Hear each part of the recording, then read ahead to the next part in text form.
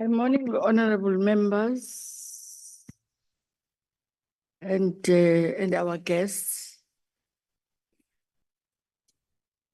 I'm seated in a very high, so that's how the speaker and them, they see us. Oh, okay. All right. But good morning, everybody. We are then going to start, and I know that we have we sent honorable members a program for today, saying that we are going to start with NYDA because they had a meeting with the speaker this afternoon, and I'm told that that meeting has then been cancelled. So my apologies. We're going to go back to our initial agenda, which then that agenda is that we are going to start with CGE. But I'm told again, we've got a problem. A person that was going, is it CGE or NYDA? Is it NYDA?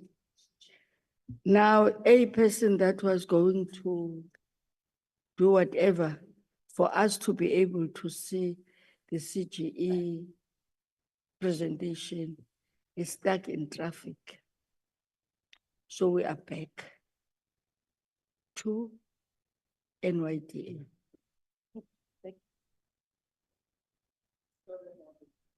Fine. But NYDA must, I know that they are going to be here. Doesn't mean that when they have presented and asked questions, they are to leave. So, welcome everybody. We are here today to receive the presentations from two entities of our committee, youth persons, women, youth, and persons with disability. Before we start anything, house rules. Our phones are to be on silent. If our phones are to be on silent, if then you are then going to be forced to answer your call, slowly, quietly, you go outside. From those that are not coming from the two entities and the Office of the Auditor General, who are our guests, they are to know that when the time for introduction is open, they will have to introduce themselves and tell us from which either media house or whatever institution that is interested to come and listen. Committees are open for everybody, but what is important is you are to tell us who are you and where you are coming from. Questions are only asked by members. I'm raising that for guests. Questions are asked by members. If then you want to ask whatever, you'll do that during our break. But here it's a process, members and the entities of the department. We will then now start with the introduction. Members are going to introduce themselves. The leaders of the delegations will introduce their members. The office of the AG, because is to be here, will also indicate. And then after that, we are going to carry on with our presentation. It's our whole day. I'm not expecting any apology that that says our flights, blah, blah, blah. That is not going to accept, because it's our whole day today. Gigi, I hope so. That we're not going to have that. Advocate, I hope we're not going to have that. Executive chair, we're not going to be told that there are people that are to leave at 2 o'clock because they are to catch their flight. They knew that they are coming here. I'm raising that because at times it comes across as if departments and officials of entities are not taking Parliament serious.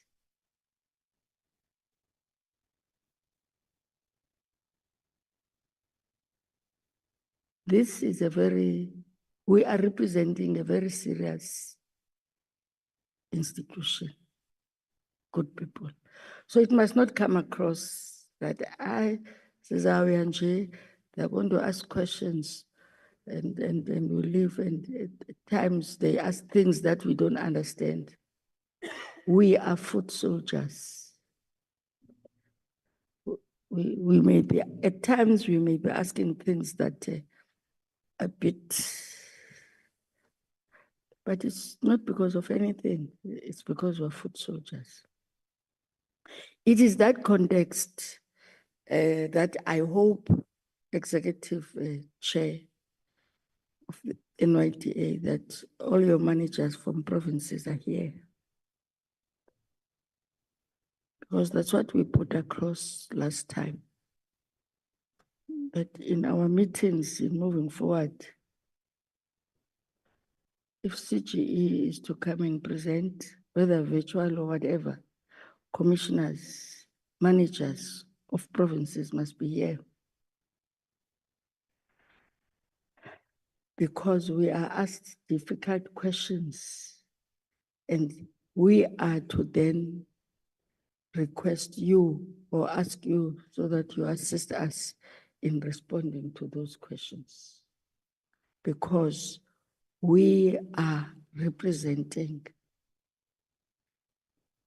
the citizenry of South Africa, irrespective of political affiliation.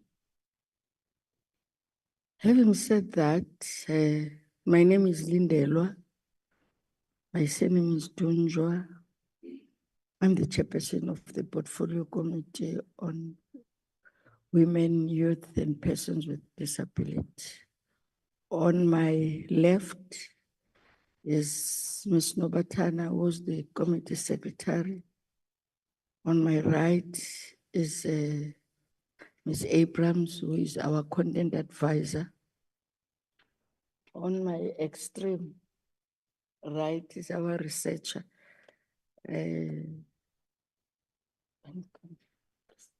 Christelle. My apologies. And Kathleen, sorry I didn't see you. Then I will then allow honorable members to introduce themselves. Over to you, honorable members. Whoever want to start.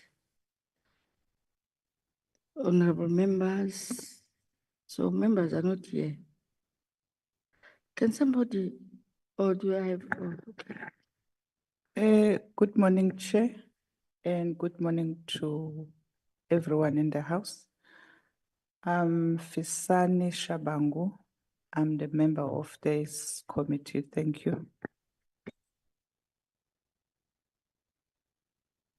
I'm Mbusi or good morning, Chairperson. I'm Musi Machi. I'm an alternative member. Thank you. Good morning, everyone. I'm Liesel van der Merwe, and I'm a member of this portfolio committee. Good morning. I'm Khosi Letlape, alternate member of the committee. Good morning. My name is Tegofatso Megan Chauke Adonis. I'm a member of this portfolio committee. Good morning. My name is Eleanor Spies, and I'm a member of this committee. Thank you.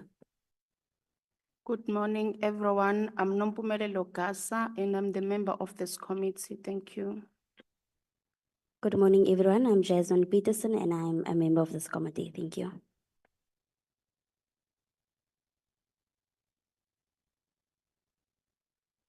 Did you?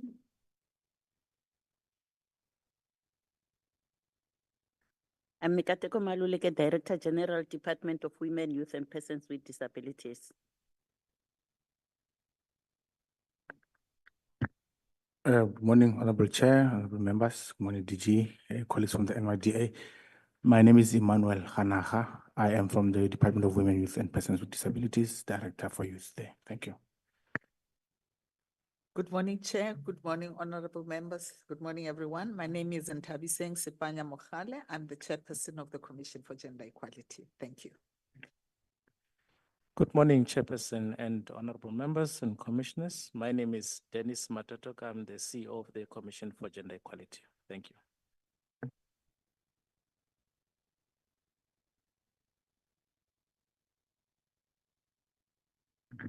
Good morning, Chair. Good morning, members. My name is Wasim Karam. I'm the Chief Executive at the National Youth Development Agency. Good morning, Chairperson. Morning, honorable members. My name is Asanda Luata. I'm the Executive Chairperson of the National Youth Development Agency. Good morning, Chair and honorable members and colleagues. My name is Karabo Mahale, the Executive Deputy Chairperson of the NYDA Board. Thank you.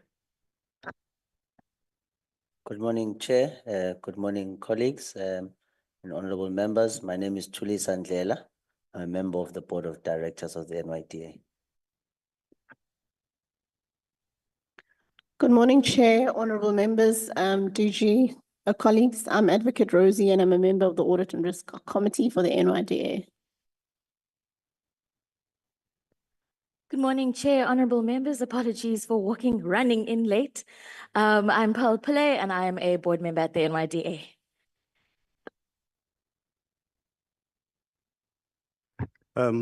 Good morning, Chair. My name is Walter Bango. I'm the Senior Manager for Monitoring and Evaluation and Strategy in NYDA. Good morning, Chair and members. My name is Kalita Mhlongo, and I am the acting CFO at NYDA.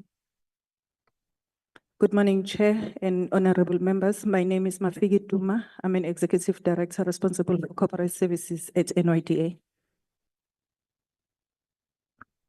Good morning, Chair and colleagues. My name is Dimakazo Masiteng, and I'm the Chief Information Officer from NYDA. Good morning, Chair and members. I am Pamela Satire, the Board Administrator at the NYDA. Good morning, Chair. My name is Mfundo Nomvungu. I'm the Commissioner at the Commission for Gender Equality. Good morning, Chair. Good morning, everyone. I'm a commissioner at the CGE, Dr. Naidu.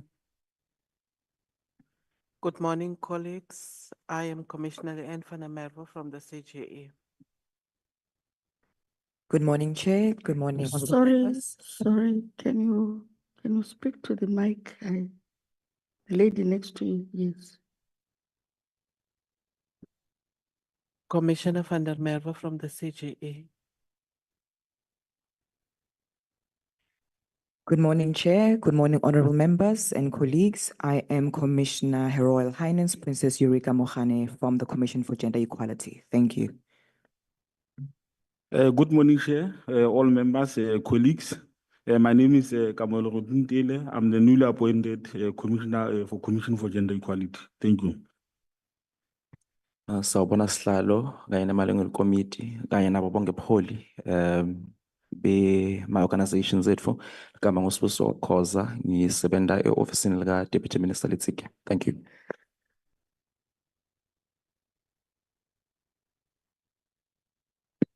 Good morning, Chair. Good morning, colleagues. My name is Thandiwe Mpondo. I'm a parliamentary liaison officer in the Office of the Minister. Good morning, Chair. Good morning, members and colleagues. My name is Nompendulo Mkadra, spokesperson to Minister Chikung.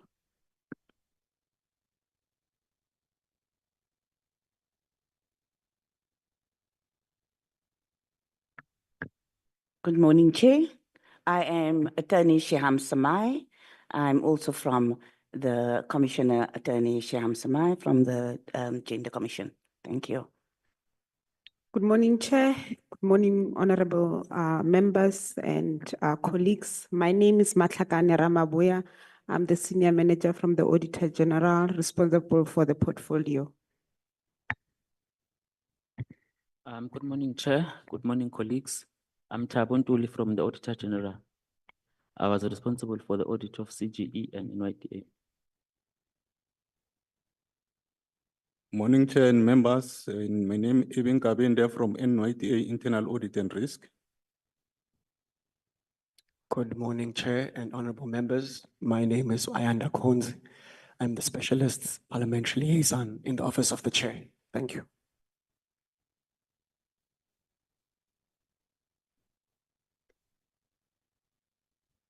Good morning, Chair. I'm Ashley Roberts. I'm from PMG. Good morning, Chair. I'm Zintle Khalek, Party Support Staff Researcher for the IFP.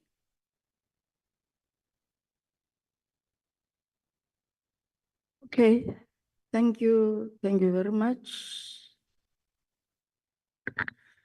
Good morning, Chair and honorable members. My name is Veronica Mkize. I'm the Company Secretary at NYDA. Thank you. Good morning, Chairperson. My name is Moses Wanwobo. I'm the Independent Chairperson of the Audit and Risk Committee of the NYDA. Good morning, honorable members as well. Thank you.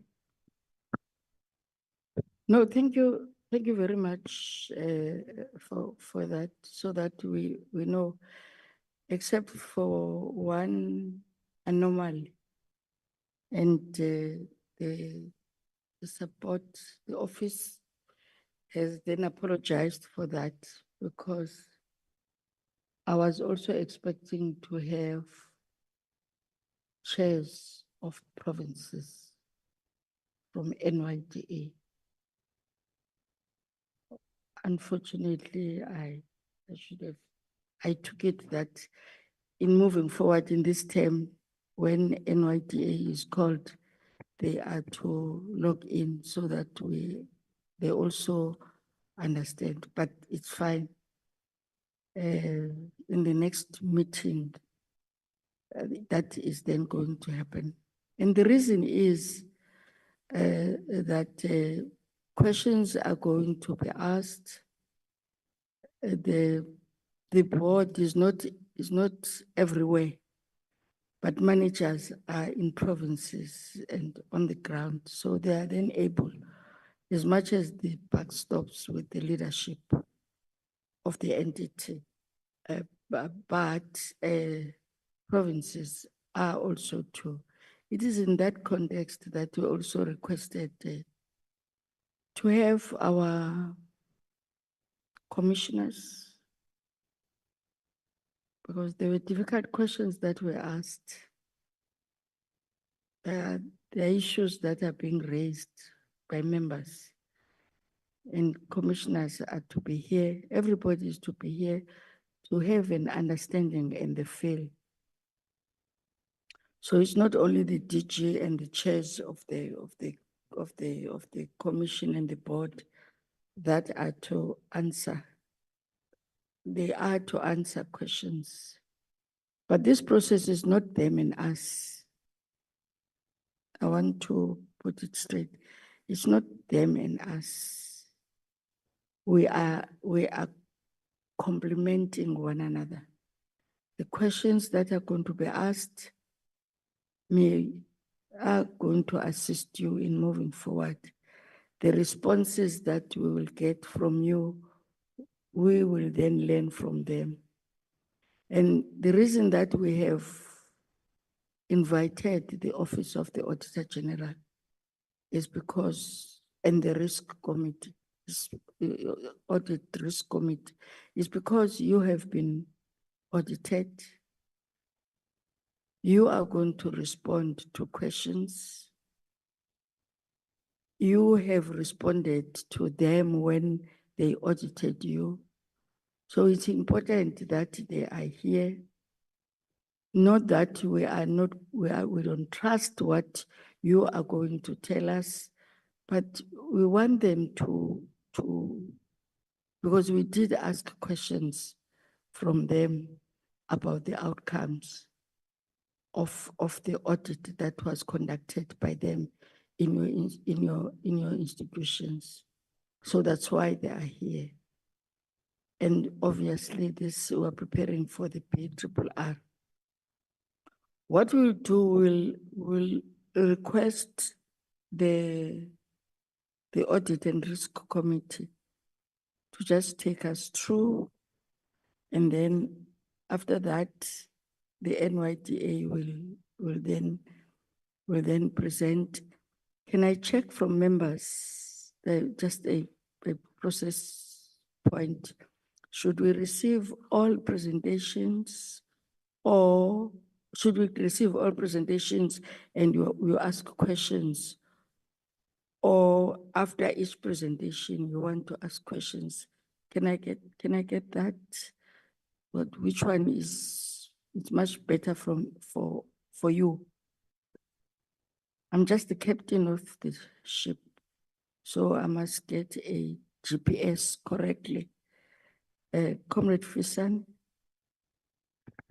Oh, I'm sorry, Honorable Fisan. Okay, it's understandable. Thank you, Honorable Chair. I think it will be best to get this report, the audit, then the NYDA presented, then we then engage in discussion or questions. Thanks.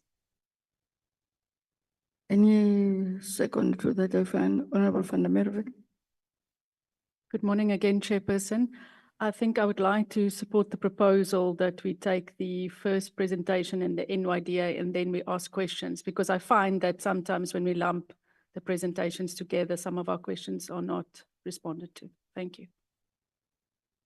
We are all, I don't think we have a problem with that. All of us. Over to you, sir.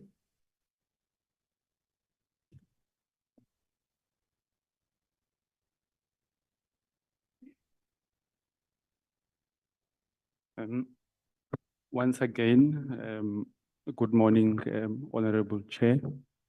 Good morning to honorable members, the Portfolio Committee. Chair, we had sent through the presentation, trusting that it has been read in terms of our activities.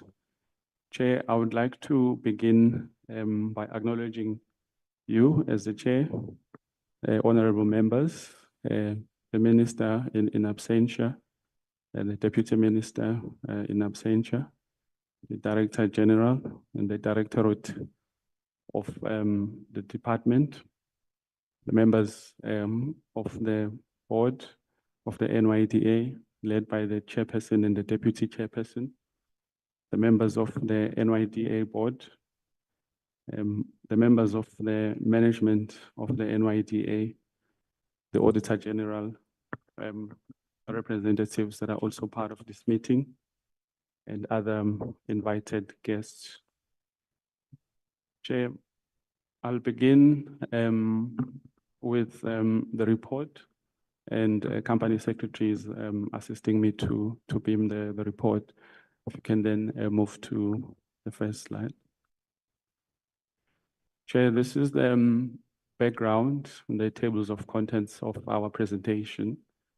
We give a summary of the meetings of the Audit and Risk Committee in relation to the annual report that has been sent through to the Portfolio Committee.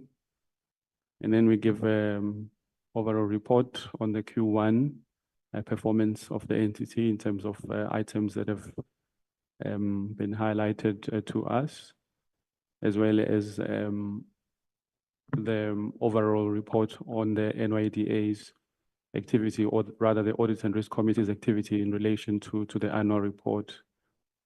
So it's important for me to highlight at this stage that as the ARC, ours is really to exercise oversight and to monitor the effectiveness of the internal control within the entity, and to ensure that the information that is presented to those charged with governance is reliable information.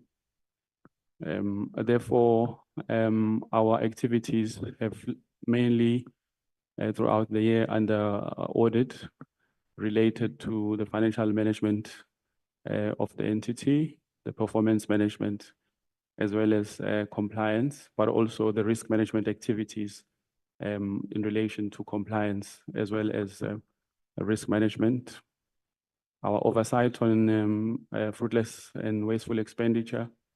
And Chair, notably, when we appeared before this Portfolio Committee in the previous year, in relation to the entity's performance on Black economic empowerment, which is a significant improvement from the previous report. And again, to thank guidance from this committee. Chair, I add that it was related to the 6th administration, and we are in the 7th administration, but the report and the improvements were indicated in the previous in the 6th administration's Portfolio Committee. Then, Chair, I'll then add on the overall conclusion in terms of our comfortability with the reports, as also audited by the Auditor General. Chair, the background is really the summary of the meetings in terms of the meetings that the Audit and Risk Committee of the NYDA held, as well as the meetings that have taken place in the current financial year in relation to Q1 of the report, and any additional meetings that have had to take place in relation to finalizing any matters. Slide.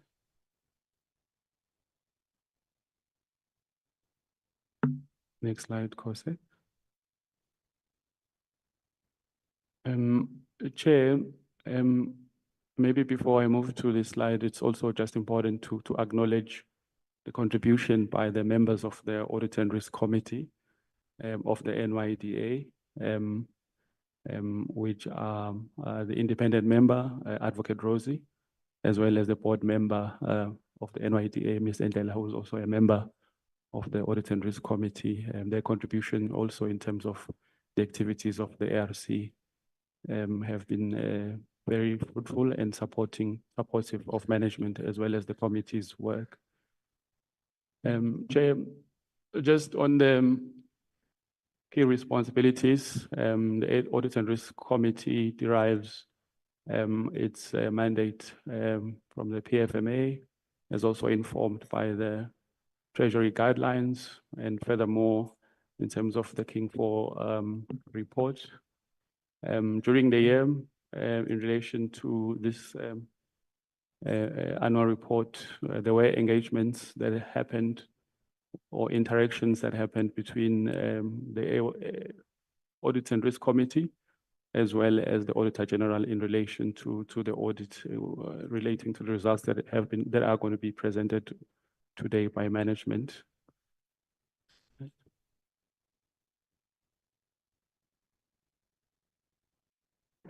So just to give a highlight, and perhaps it's not necessarily an emphasis, but an indication of oversight activities by the Audit and Risk Committee in relation to one target for Q1, which we are comfortable that management is attending to, and this should be met, this KPI should be met by Q2 results. It relates to the target on financial interventions in terms of youth that are being supported with financial and non-financial interventions.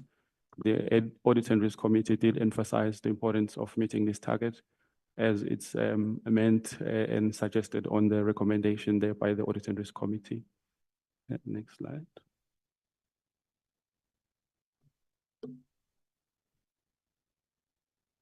On the Q1 management accounts, still on Q1. Chair, I think the presentation is self-explanatory. The Audit and Risk Committee did receive the report, interacted with the report and raised questions to management, and comfortable that the budgeted revenue as well as the expenditure for Q1 is although not 100% in terms of spend, but there's adequate planning to achieve the planned expenditure, and Audit and Risk Committee is comfortable of management actions to make sure that there is adequate measures to make sure that the budget is spent accordingly. Notably, for the quarter, no fruitless or irregular expenditure, as well as no deviations that have had to come through to the Audit and Risk Committee, or any variations through to the ARC that would need to go to board for ratifications or approvals. Next slide, thank you. Chair, on the effectiveness of internal control within the entity, the ARC is comfortable with the overall environment, except to highlight the item that has led to the qualification in relation to the ERP modules for payables, whereby the Auditor General also raised concerns in terms of the schedules, and we are adequately satisfied that this issue is receiving management attention. It would have emanated from the prior year activities which have then not been resolved, but we have received adequate representations from management that there is progress in relation to the RP system, to make sure that all the audit queries are resolved and that the finding is then resolved. Furthermore, Chair, in terms of risk management activities that I can just highlight here, is the improving of the delegations of authority, which were also subject to the ARC's recommendations to board. Again, just to highlight that issue in terms of improving the effectiveness of the internal control environment. Next slide. Chair, I've spoken in great detail in the previous slide in terms of financial management, performance management. Notably, Chair, the entity continues to meet 100% of its targets, its planned targets, and the Audit and Risk Committee is comfortable that there is no regression in relation to this aspect. And Chair, in terms of financial management as well, no regression noted except for the improvement in the record keeping system, which is the ERP system, which we are comfortable that is receiving adequate management attention, and the RC will have sight of the Q2 report from management on the status of clearing and resolving that query. On compliance, no major compliance issues that have been identified or flagged, and as indicated in terms of risk management, just updating the internal delegations to make sure that there's tighter control in the overall processing environment within the entity. On fruitless and wasteful expenditure, none noted in the current financial year.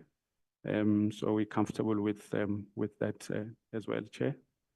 Next slide. Chair, on the limitation of scope that was raised by the Auditor General, which led to the qualification on the accounts payable balance. Suffice to say that we have had internal consultations with management, including the oversight mechanism, which is internal audit. Whilst we are a little bit disappointed on this aspect, we're quite comfortable that there is management action to resolve this. And we are looking forward to receiving the next management report that will then indicate that this issue has been resolved. The commitment that we have received is that once it has been resolved, the Auditor General will also be brought in to assist in providing an independent opinion or assurance to the Audit and Risk Committee that the issue has been cleared and that there will be an improvement on the outcomes of the audit report for the current financial year under audit. There has certainly been some lessons in relation to this area, Chairperson, in terms of intensifying monitoring of systems change processes. And I'd like to believe both from those charged with governance within the entity as well as management, as the interactions have improved on the update in relation to this issue, to clear the finding that it is receiving adequate attention due to the experiences both at an ARC level as well as at a management level. And we are looking forward to this issue being resolved between October and November. Next slide. Once again, Chair has indicated this is a significant improvement on the BBBE score of the NYDA, and I'd like to also recognize the members of the ARC for emphasizing the importance of this area of performance within the entity, and why it is important, Chair, as well as the board and management in terms of this area.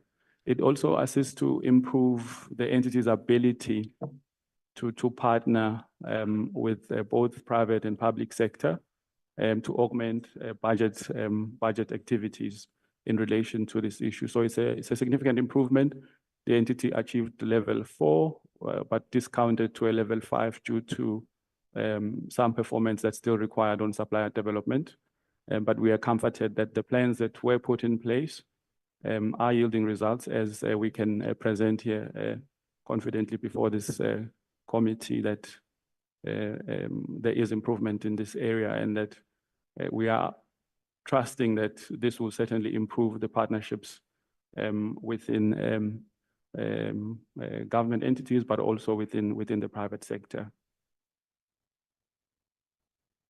Chair, on the overall conclusion, what we did indicate in our last report during the sixth administration was that the defunding of the NYDA through cutting off the program's budgets remains a risk for the entity to fulfill its mandate, but we're comforted that continued interactions within the Treasury, within the Presidency, do assist, and there's been recommendations internally that have been made in terms of interacting with other departments to augment the effect of budget cuts for the entity to meet its mandate. I'm just highlighting it on the overall conclusion, as we had tabled it last year when there were budget cuts, which did have an effect on the entity, but once again to thank management that those budget cuts didn't have any impact on the entity meeting its target.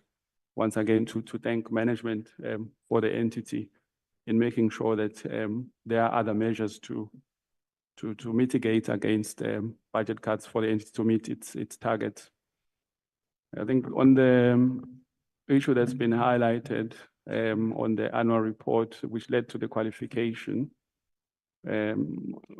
we are disappointed, but we have concurred with the Auditor General's finding on the accounts payable program and has reiterated the management commitment to address the issue within this current financial year.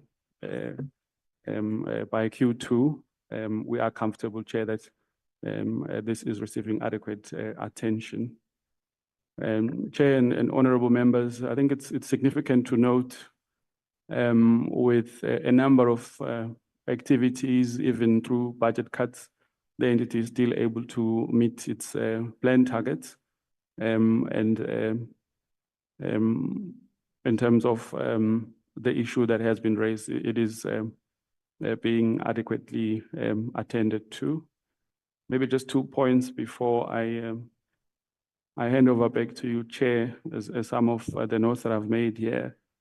Just on the envisaged improvements on the grant after care program, there has been some oversight activities in relation to the ARC's role there and recommendations that will certainly feature in the upcoming reports on the improvements on the aftercare program, which will then follow a process internally and through the governance structures for improvement in that area. Chair, I'd like to once again just end on a high note on the improvement on the BBBE score of the entity. I think if I don't thank my colleagues at the ARC for really supporting management to review its internal policies, to review its programs, so that there's improvement in that area, I'd be doing a disservice. So I must really thank the colleagues at the Audit and Risk Committee, to also thank the chairperson and the board members, and to thank management for really taking this issue quite seriously. I hand over back to you, Chair. Thank you. No, thank you. Thank you very much. We are going to hand over to the NYDA, but we have been joined by a number of persons that I think, Advocate, do you want to speak on that?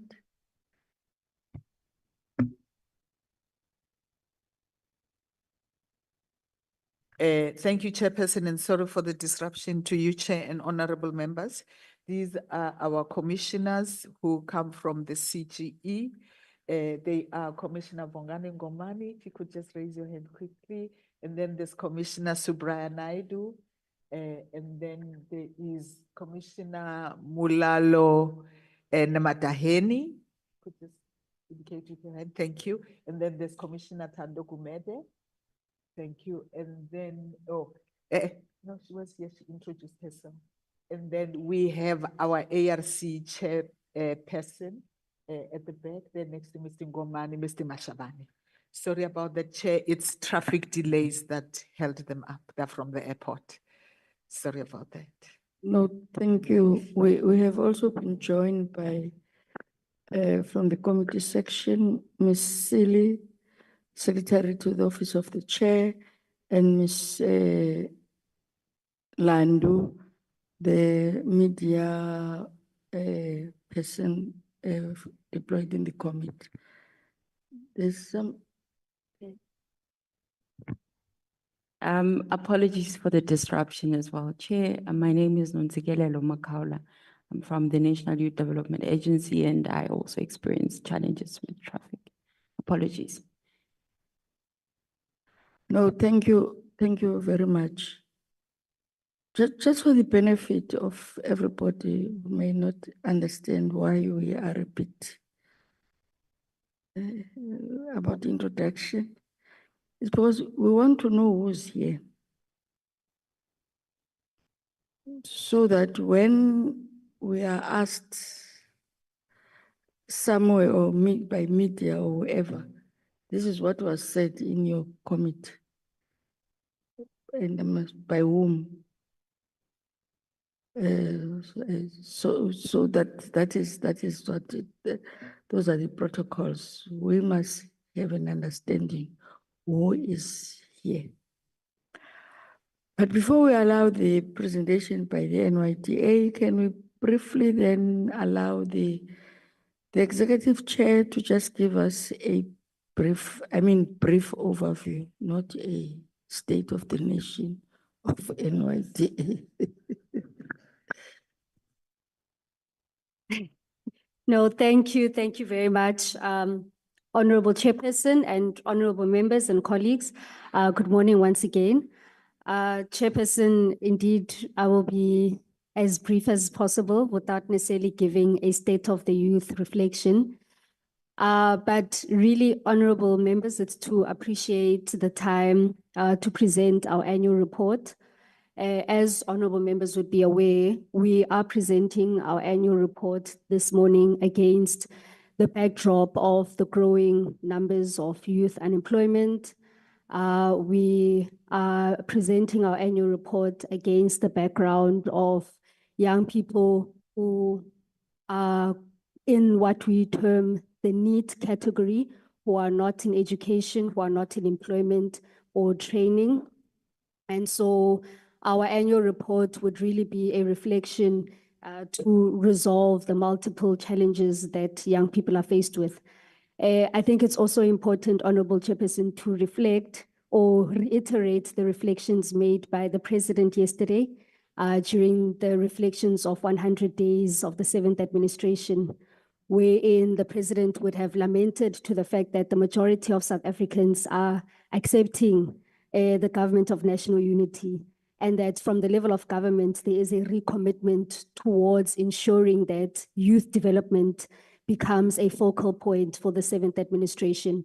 We would have seen, Honorable Chairperson, in the statement of intent that was signed by the respective political organizations, that there is a huge emphasis on ensuring that we upscale our employment programs. And so the interventions that we have as an agency would really be towards directly responding to the call or the clarion call that has been made by the 7th administration. The second priority of the statement of intent focuses on ensuring that we build a capable and developmental state.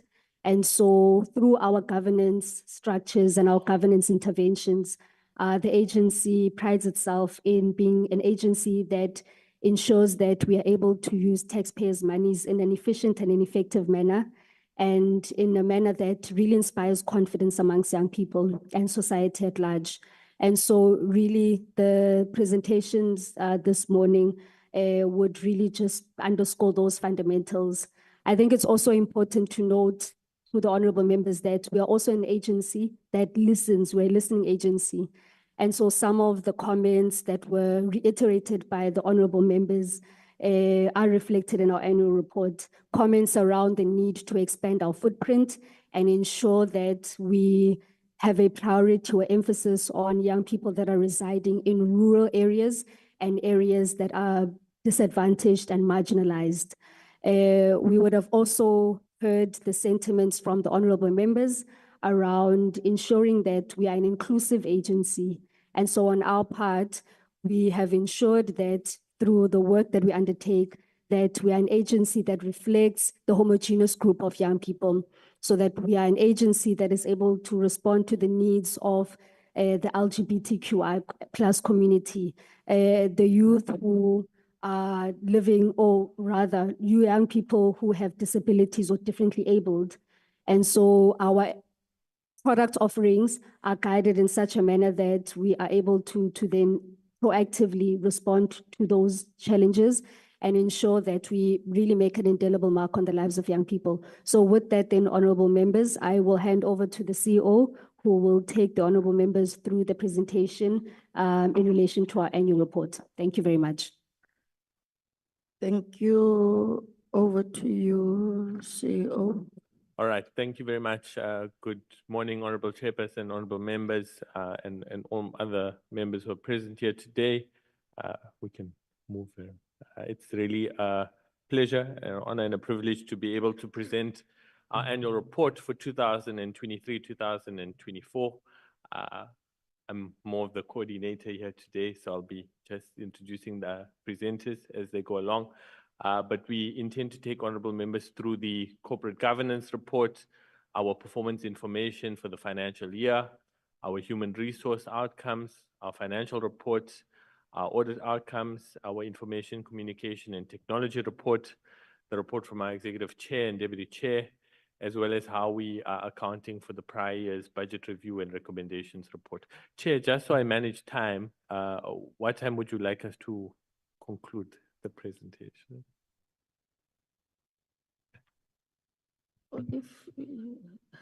If I say 10 minutes, why do you ask me? I'll give you a, but as long as you are not going to be fine, we need the whole presentation. But yes, okay. try I have said to colleagues, we're giving overviews, not details, Chair. But yes. All right, Chair, with that, I'd like to hand over to Ms. Mkhize, the Company Secretary, to take us through the corporate governance report.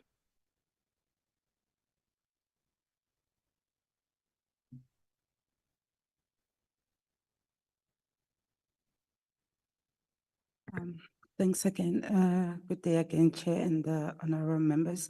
I will just do an overview of the work that was audited by the Auditor General when it comes to the role of the board. So when will be the corporate governance section, which was on page 226 in the annual report itself. So the role of the board in this regard is in relation to how they conduct and do an oversight on the corporate governance within the organization. So as the day-to-day activities are happening, they are expected to ensure that the relevant legislations are in place, the regulations that govern the environment that they work in are in place, and any other policies that are required to be done are in place. So we can assure the members that that work was conducted, all the policies were reviewed at the time that they were supposed to be reviewed. The conduct of the board in terms of corporate governance, in terms of their transparency, their ability to avoid conflict of interest in conducting their duties was also done in expected manner. And there was engagement with the executive authority as well, Chair. So as the board was doing its oversight work, it was engaging with the executive authority, and we also have two representatives from the executive authority sitting in our audit and risk committees to ensure that as we conduct oversight and assurance, they are also able to provide guidance and to assist the board in that aspect. And we also, Chair, ensured that the required reports in terms of the mandate of the board and according to the NYDA Act, where we are supposed to report on a quarterly basis, that those reports were submitted on time, that those reports were accurate and they were a true reflection of what was occurring within the organization. And we also ensured that the annual performance plan was drafted in a manner that it is firstly manageable and measurable, and the outcomes are impactful to young people. And we also ensure that the annual budget of the organization it's utilized in a manner that it will be effective and have an impact to the overall people, especially young people on the ground. Because at the end of the day, Chair, it doesn't matter whether the organization spends its money correctly. If the impact is not felt by the young people on the ground, then it becomes baseless to young people when you tell them that all your things are done correctly, but they are not feeling it. So we ensure that the board does communicate to young people in regard to that. And lastly, Chair, the board participated throughout the amendment of the NYDA Act to ensure that it does reflect the work that they are supposed to be doing, and it does speak to the needs of the young people on the ground. Then in terms of the board composition, Chair, I will not go over it. I think we have deliberated a lot on it, but it is required to be reflected on the annual report. I will just focus on the last part where it speaks about the committees. So the role of the board is to ensure that they have effective committees, and those committees are able to execute their duties and they're able to utilize the delegated powers from the board in a manner that will ensure that the board's work is effective. So, Chair, we can assure that the boards and the committees of the board were very functional. Even on the annual report, Chair, you will see that we had almost 100% attendance from our board and our board committees. We always had a quorum. There were no meetings that were ever deferred. So we like to acknowledge that from the board and the committees that they have. And they ensured that they operated within the charters and the annual work plan and as it is required in the NYDA Act, Chair. Then on the roles and responsibilities, I just highlighted only a few, Chair, so that we don't spend the whole time, because the roles and responsibilities are like the whole NYDA Act. So the first one is that the board ensured that they implement the ethics governance within the structure, because it is the mandate of the board to ensure that ethical governance is within the organization. And they also included the ethical, or as part of the ethical culture, Chair, they also adopted the Code of Ethics and the Code of Conduct, which regulates the conduct of the board, the staff, and the stakeholders that we engage with, so that whatever that we do, we don't only do it in a correct way, but we also do it in an ethical way, because whatever that you achieve must also reflect the moral fiber of the country as well. We also, Chair, adopted a culture change when we receive feedback from young people that they are not receiving the type of service that they had requested, that they will require from the customer service side of things. The board sat down and said, let us look at the type of culture that we have in the organization and give a direction of the type of culture that we want the organization to have, so that when young people come through to our centers, they are able to experience that Batupili principle, where they are not just only assisted, but they are heard and they are also understood with the challenges that they encounter, taking into consideration that the people that are engaging with our branches are those that mostly are disenfranchised and are some of them come from the poorest of communities. So it is important that as they engage with our branches, they have people who are able to understand where they come from and what they are going through. Chair. So I also highlighted just a few of the achievements that the governance that the board members did reflected, Chair, with avoiding to repeat some of the things, because they will pull through to the report that the members and my colleagues will be presenting. So one of the groundbreaking achievement, Chair, is the board taking a resolution to write off the historical debts that young people have.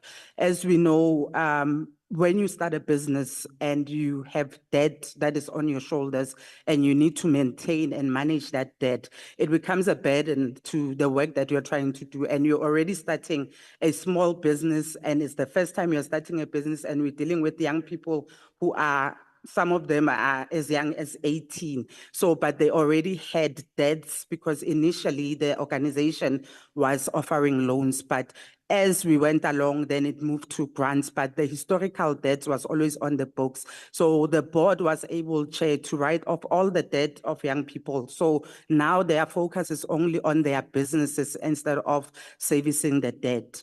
The second one, Chair, will be in terms of the annual performance for FY 23 and 24, which they will be tabled after me. We can confirm, Chair, that when it comes to our APP targets, they were achieved and exceeded. And all of them, we actually are on 100% achievement when it comes to our performance, Chair, which is something that is worth celebrating.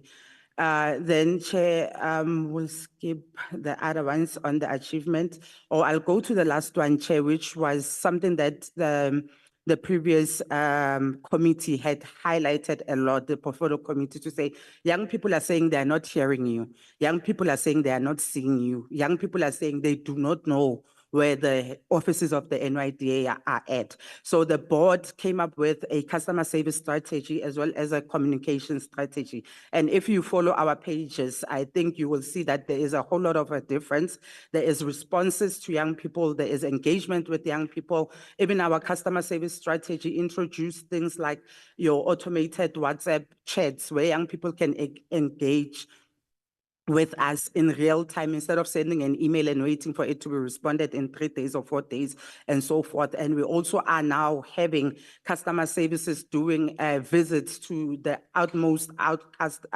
outside areas or rural areas as they engage with young people, trying to get them to know the products that we have within the organization. And in addition to that, we also did an automated customer survey so that they can rate the agents so that we can know where we need to improve. So those are some of the achievements, Chair, which that we wanted to highlight from the side of the board. And the last slide, Chair, was just the summary of the work that has been done within Q1.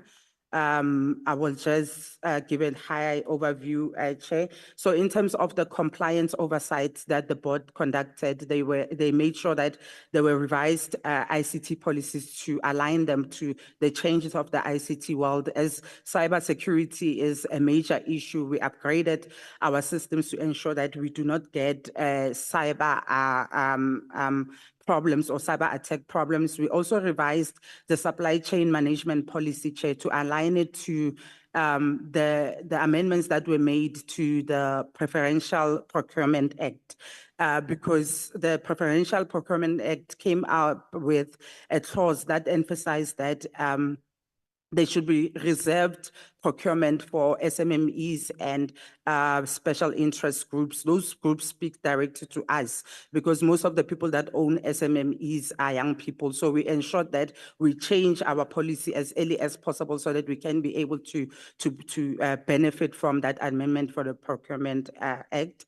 And the board continued, Chair, with its engagement on the back to school programs. So in this quarter, they went back to the schools that they assisted at the beginning of the year to ensure that whatever that they promised to come back and respond to, they are able to do that. They also engaged in voter education and voter registrations, Chair. They were crisscrossing around the country, Chair, doing so much work. And we also conducted the Youth Month mobilization as well as engaging in the Youth Day program, Chair. I will end there, Chair, so that we do not repeat some of the things because they'll be sufficiently presented. Thank you, Chair. All right, thanks, Vero. If we move into our performance report, you can move to the next slide. I thought we should start with the reflection of where do we find young people in South Africa? Yeah. If we look at where we are today, we have about 21.6 million young people in South Africa, and I'm sure each of them is different, and each of them has their own hopes and aspirations for the future. But when we group them and we kind of try and look at it as a picture, if you look at the left-hand side, we have about 8.5 million young people who are actively in employment. Some of that employment is supported by the state through public employment programs. Some of it is supported through incentives to the private sector. And some young people are out there, about at least 10% of those are young people who are running their own enterprises, yeah? If you look at the right-hand side of that chart, we see for young people above the ages of 14 till about the ages of 20, about 5 million of them are in the basic education system, right? Another 1.2 million of them are in the higher education system, which is primarily supported by the National Student Financial Aid Scheme, the TVET college sector, universities, as well as sector education training authorities. And that's where we want them. We want young people in schools. We want them in our higher learning institutions. The problem starts to come about somewhere there in the middle, right? Where you've got collectively between those young people who are working and between those young people who are learning, you have about 8 million young people who are unemployed. About 70 to 80% of them are accessing the SRD, which, as we know, is very small. It assists us in managing poverty, but it doesn't do much beyond that, right? And we've got another about 2 million young people who are unemployed, but because of the criteria associated with SRD, they're not receiving the grant. So if we're to paint a picture of where about 21.6 million young people in our country are today, that kind of tells us where we are, right? And I think the goal of the NYDA and the vision of this government is, how do we get young people moving towards the right-hand side and towards the left-hand side? How do we get them from being unemployed back into skills, back into learning, and ultimately back into employment and enterprise? Because that's what we want, right? We want a country where young people are active, where they're contributing, where they wake up in the morning and they feel like they have some place to go. We can move to the next slide, Vero. So in doing this, government in the sixth administration introduced the Presidential Youth Employment Intervention. And this gives a more consolidated view of what has been the achievements through the Presidential Youth Employment Intervention. So about 4.5 million young people have been registered on the National Pathway Management Network, sayouth.mobi. About 537 organizations are now providing opportunities through the National Pathway Management Network. So every day they list their opportunities on the data-free platform. They list those opportunities, making it available to young people, making the search for work a little bit easier. And what our statistics tell us that about 1.4 million young people have actually accessed earning and learning opportunities through the platform. So understanding this picture of young people who are distributed throughout the country, we're trying as much as possible to consolidate opportunities in one place to make it easier for young people, understanding that the search for work, the search for opportunities can be complex in nature. About 70% of those young people accessing opportunities are young women who we know are much more vulnerable in the labor market. And then we've got about 126,000 young people who accessed demand-led skilling opportunities, another 165,000 who were supported through enterprise support, and about 69,000 young people who were supported through the revitalized National Youth Service. Now that bottom part starts to tell you a little bit of a story about what the problem is that we're facing. When we looked at the previous graph, we're talking about 6 million, 7 million young people who are unemployed. But if we look at the numbers of the intervention, they're far smaller than that here. Yeah? And that's really the challenge that is in front of us right now. We don't necessarily think that government has the wrong programs or the wrong policies. Throughout the presentation, we'll talk about the interventions that we think are making a tangible difference in the lives of young people. The challenge one seems to have is the scalability of these programs here. These numbers in the seventh administration need to start going upwards so that they start to feel the real impact on the ground. And we really start to see the movement in the quarterly labor force survey. And I think that is the role of the board and the management in the engagements with policymakers over the next few months as we implement our plans for the seventh administration. These numbers need to be able to fundamentally increase in the future. So, Chair, I wanted us to just have an overview of performance as it relates to youth development and in particular youth unemployment. I want to then hand over to Mr. Bango, who will take us through more of the detailed NYDA's performance report for the financial year. You can sit there, Walter.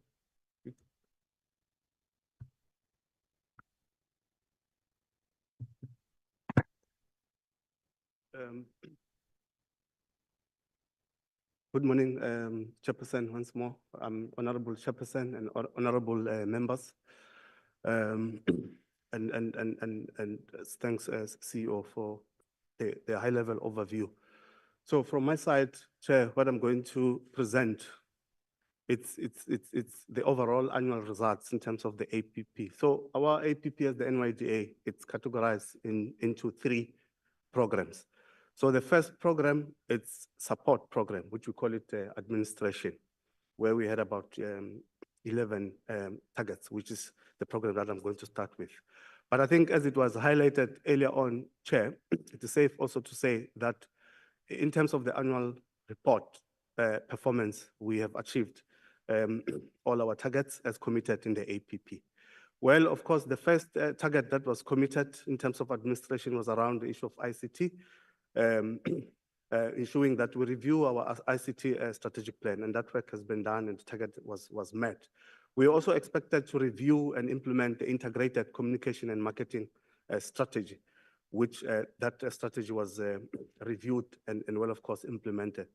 Produced and approved the NYDA Strategic Risk Register, which, well, of course, is an expectation that every year you need to review your strategic risk register, which should be aligned to your APP. We also expected, Chair, to forge partnerships with various entities out there. Could be partnerships with the JSC, could be partnerships with the CITAS. We had committed about 10 partnerships which we had to establish with the JSC. And I think there's a commitment from JSC to really come forward and work with the NYDA in terms of availing support towards young people. We've also developed and implemented a customer service plan where we have committed a 50% achievement, and that target was also met. I think moving to program 2, Chair, which is the program design and development delivery. This is basically the core of our APP. The first KPI there was around number of youth and youth-owned enterprises supported in terms of financial intervention. So this is our flagship program, which is the grant program. So we had committed a target of 2.2, and that target was met, Chair. Number of youth supported with non-financial business development interventions. This is where we equip, train young people before they can even gain access to the grant program. They need to go through some kind of skilling so that when they start up those businesses, they're able to sustain those businesses. We had committed 28,000, and we had about 43,000 young people that approached the NYDA, and those young people were assisted. We had also committed a target of 7,000 around jobs to be created and sustained through supporting entrepreneurs and enterprises. We had a target of 7,000, we achieved 7.3, Chair. Number of beneficiaries supported with business development support services offered to young people. This is basically the voucher program that we support young people, to have that kind of a startup program. Because whenever young people want to start a business, you need some kind of a voucher, to give him that boost to get together, could be a business plan, so that that business can be supported via NYDA platforms. So I won't go through in terms of the graphical illustrations in terms of the grant program, but it shows a picture there that in terms of the target that was committed, which I think I've already indicated up there, that we had a target of 2.2, and that target was achieved. Then again, Chair, still under program design and development, we also committed number of young people capacitated with skills to enter the job market, because we've realized that there's quite a number of young people that do not know even how to prepare, a simple CV. So, so the NYDA assists them in terms of those skills for them to be able to can present themselves whenever opportunities are availed. We had a target of 30,000 and 50,000. Over 55,000 approached the NYDA, and we're able to support them. And well, of course, we also work with, collaborate with municipalities, where our offices are based in all the provinces. We also had a committed target in terms of jobs, number of young people placed in job opportunities. I think this is also one of the areas that the CEO alluded to earlier on. But in terms of the APP, we had committed about 20,000, and we've achieved about 24,000. And this target was met because, there was that intensive focus on partnership. There's quite a number of partners that really are coming forward, to partner with the NYDA, because the issue of jobs for young people is quite critical, and we also take it very serious. Moving to the next slide, still within PDDD, we also, but this is mainly around the National Youth Service Program, which is about volunteerism. We had committed a number of organizations and departments that we had to lobby to assist work together with the NYDA to implement NYS. We had committed about 70, and majority of them, it's your government departments, and well, of course, we also work with the private sector. And we had a target of 70, and that target was achieved. Number of young people participating in the NYS expanded volunteer projects. We had a target of 15,000. We achieved over 16,000. Number of young people securing paid service opportunities. We had a target of 20,000, and we achieved over, which is 22,000. And this target, well, of course, it was exceeded because, you know, that dire unemployment state of young people. So there's quite a number of young people, could be graduates that are approaching NYDA on a regular basis, that are seeking assistance, and then we make sure that we assist them. Number of young people who have completed planned service activities. So here, for a young for a young person to join the program, you are also expected to complete in that National Youth Service Program. And once you have completed, a young person is also expected to transition into other opportunities, because it doesn't help for a young person to come participate or volunteer into a program and receive stipend. But at the end of the day, those young people are not able to transition into other opportunities that are available. But we assist them through Chair as we implement the program. The last program within the APP is the Integrated Youth Development. So here, Chair, we had also committed a number of program evaluations. Of course, it's very important for us to always conduct those evaluations as to how are we doing in terms of the work that we're doing as the NYDA. We've committed about 5 evaluations, and we had exceeded that target. We did about 13. We also expected to develop a youth research report in the country, and that report has been developed, but however, we are also going to share it within the youth sector so that they understand what's going on within the youth sector. We also expected to produce an annual report on the Integrated Youth Development Strategy, the National Youth Service, and the Disability Strategy. Because this is also one of the commitments that we've made at the NYDA, that, you know, the issue of disability, we have taken it very seriously at the NYDA, that in any program that we develop, persons with disability should be included, because they've been excluded for quite some time. And there are targets that have been set in all our programs, especially the core, so that we follow them through, we monitor them, and ensure that they're being implemented. We also expected to develop a number of youth status outlook reports, which we produce on a monthly basis, Chair. And those outlook reports, which also we share with the youth sector and all the staff within the organization, so that they could also understand where we are in terms of how we interrogate with young people and our stakeholders. I think the next slide, in terms of the integrated youth development, but from an M&E perspective, whereby we had to do an internal monitoring and evaluation, which will, of course, had to produce some kind of credible numbers and a dashboard of results that management and the board should make use of. The NYDA conducted those number of evaluations, which then the board, on a monthly basis, they interrogate those evaluations so that they can, you know, make some kind of input as to how we can improve, where we are falling short, so that we can continue, you know, to provide support to young people and make some kind of improvement where it's needed. In terms of the youth with disability, I think this chair we also shared with this committee when we came here for a briefing. The NYDA also developed a disability strategy where there are set aside targets, where each and every program is expected to implement. Like, for example, we have set aside a budget to implement this strategy. We have dedicated branch training officers in each branch. There's inclusion of youth with disabilities on expanded volunteer projects within the NYS program. Conduct social campaigns on GBV for youth with disability. Make NYDA online services available to persons with disability.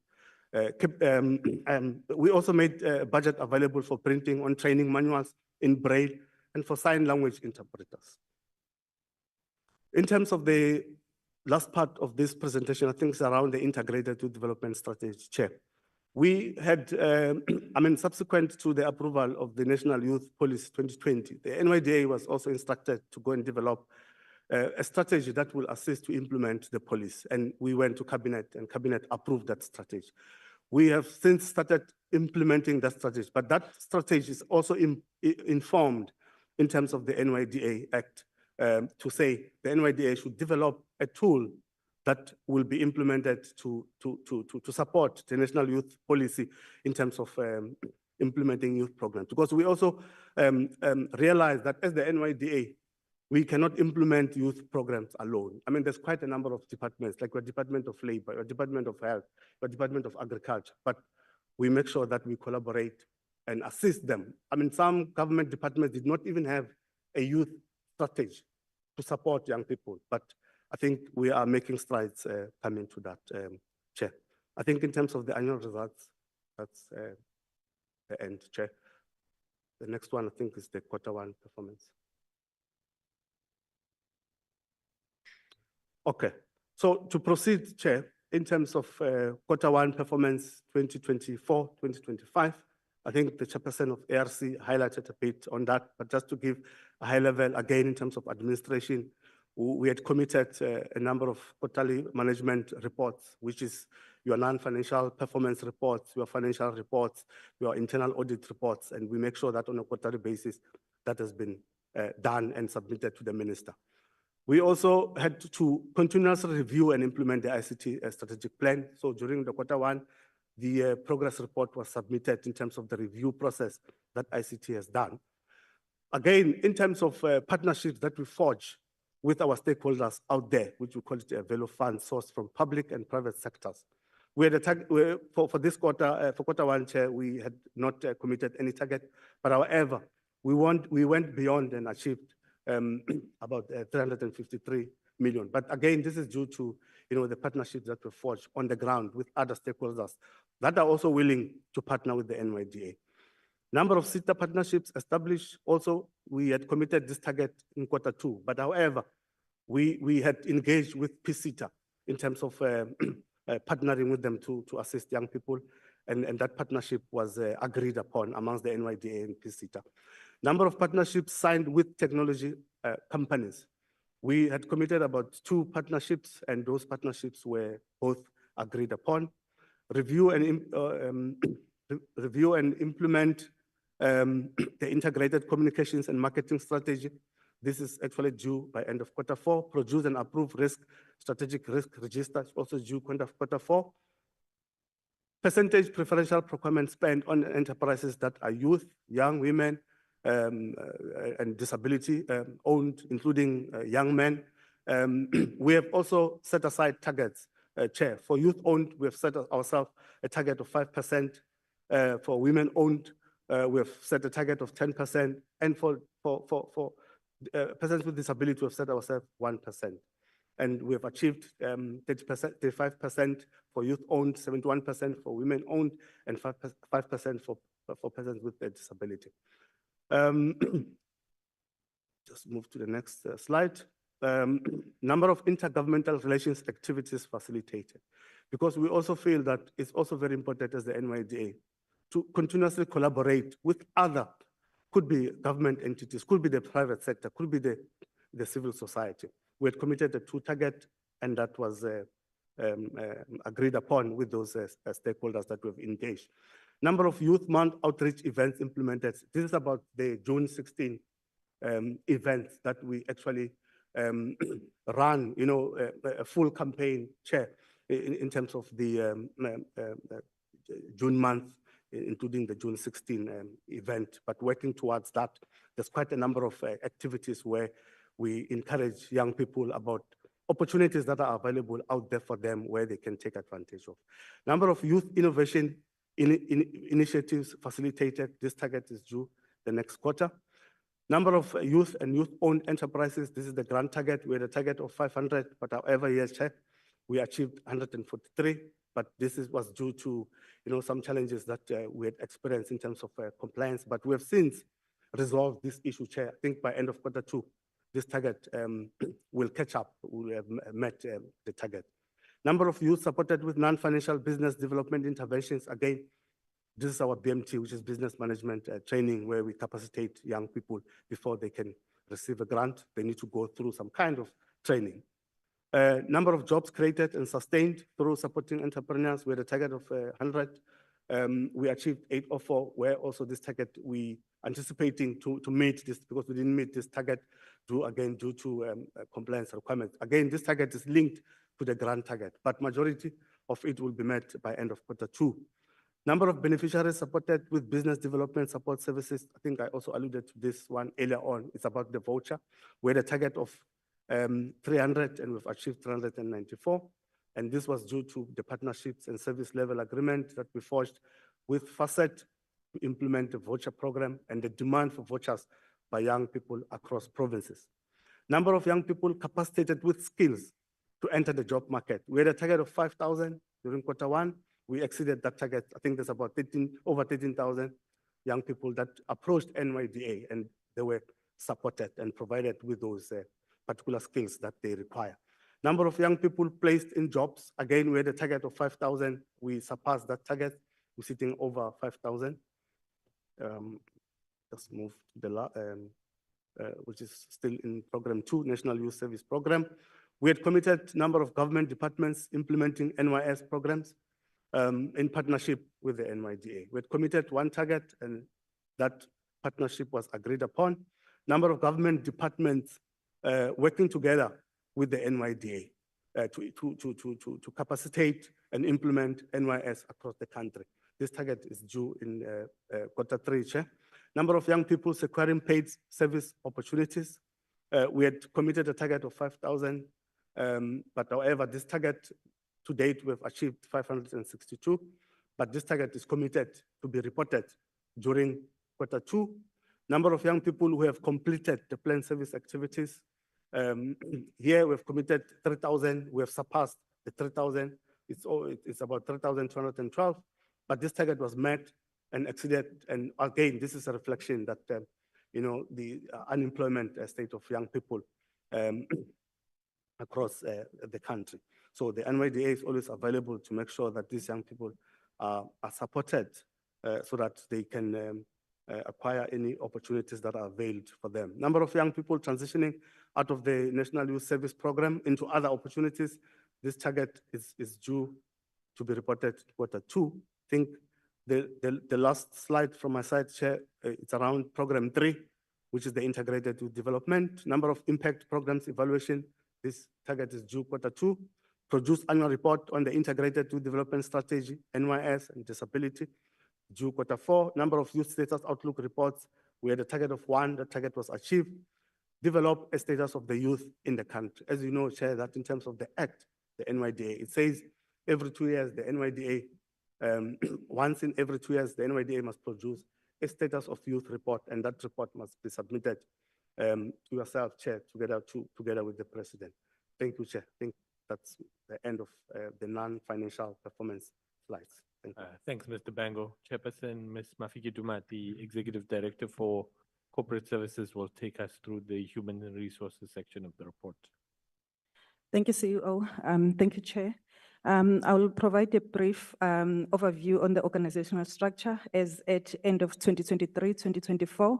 The total number of positions that were filled is 483, with a breakdown of 172 occupied by male and 311 occupied by female. We also had temporary employees. We also have a jobs fund project employees that are employed on a fixed term contract. The total number there was 67, and the interns that we have placed within the organization are 78. So the total overall of placement was 628 as at end of the financial year.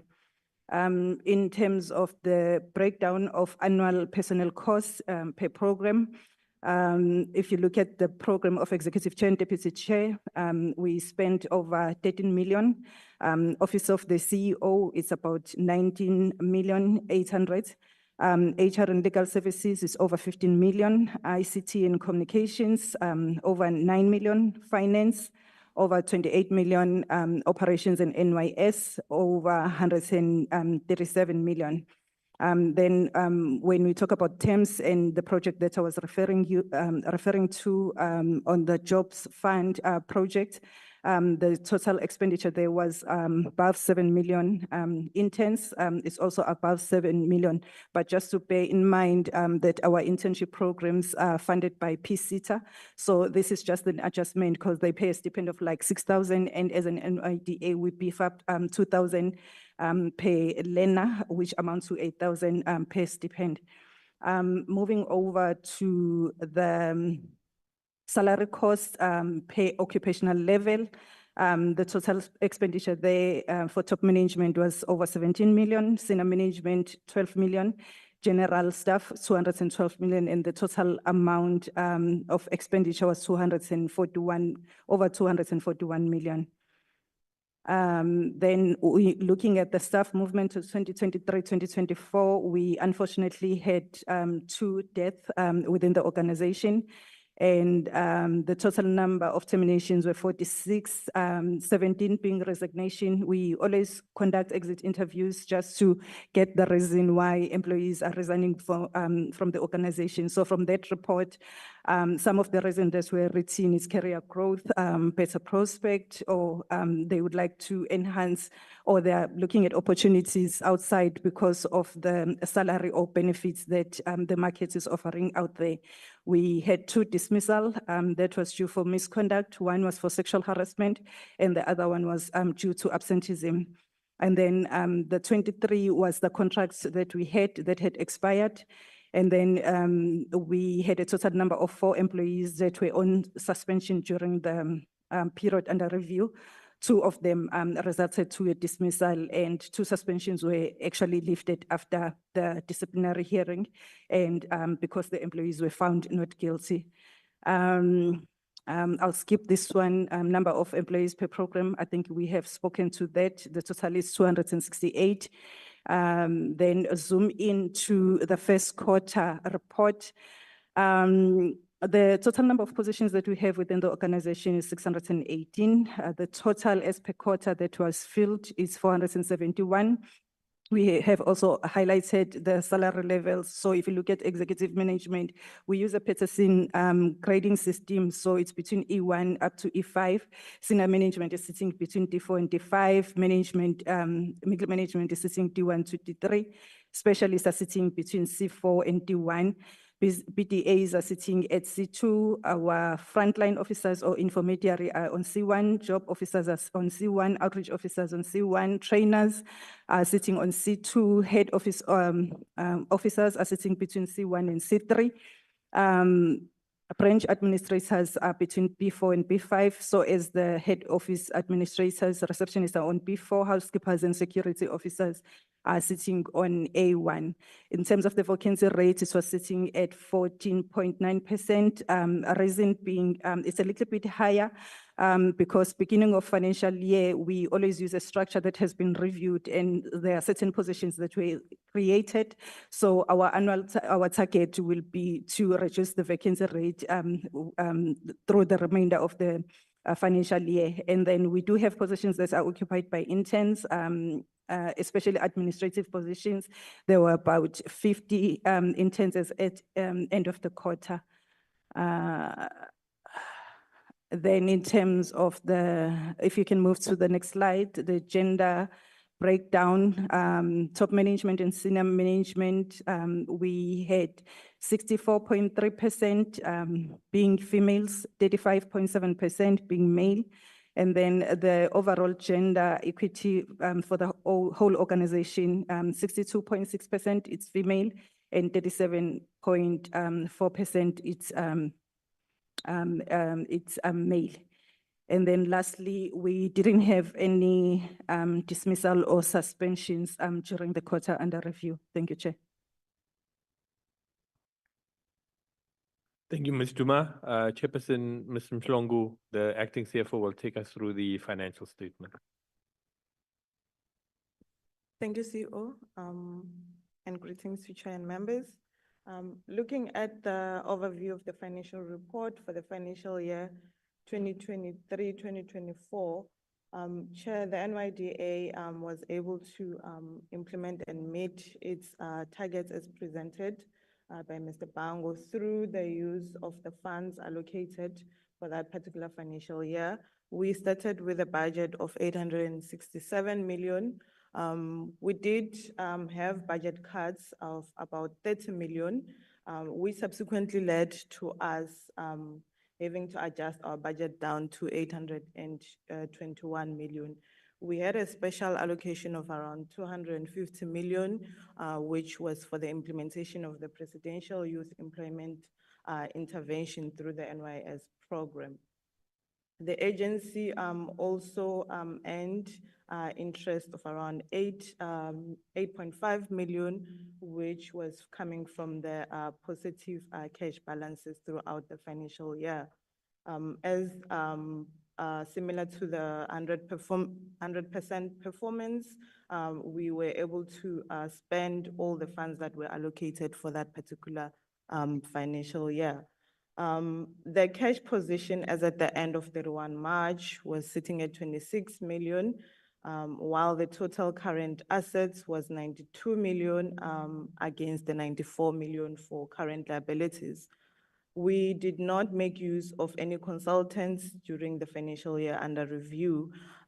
Chair, key to note here, it's also that the agency did not incur any irregular nor fruitless and wasteful expenditure. The financial statements or the summary of the financial statements that we are presenting were also audited, but they were presented in terms of GRAP and on an accrual basis of accounting, and also on the assumption that the agency will continue as a going concern. Chair, I'll then highlight on the statement of financial position as at 31 March 2024.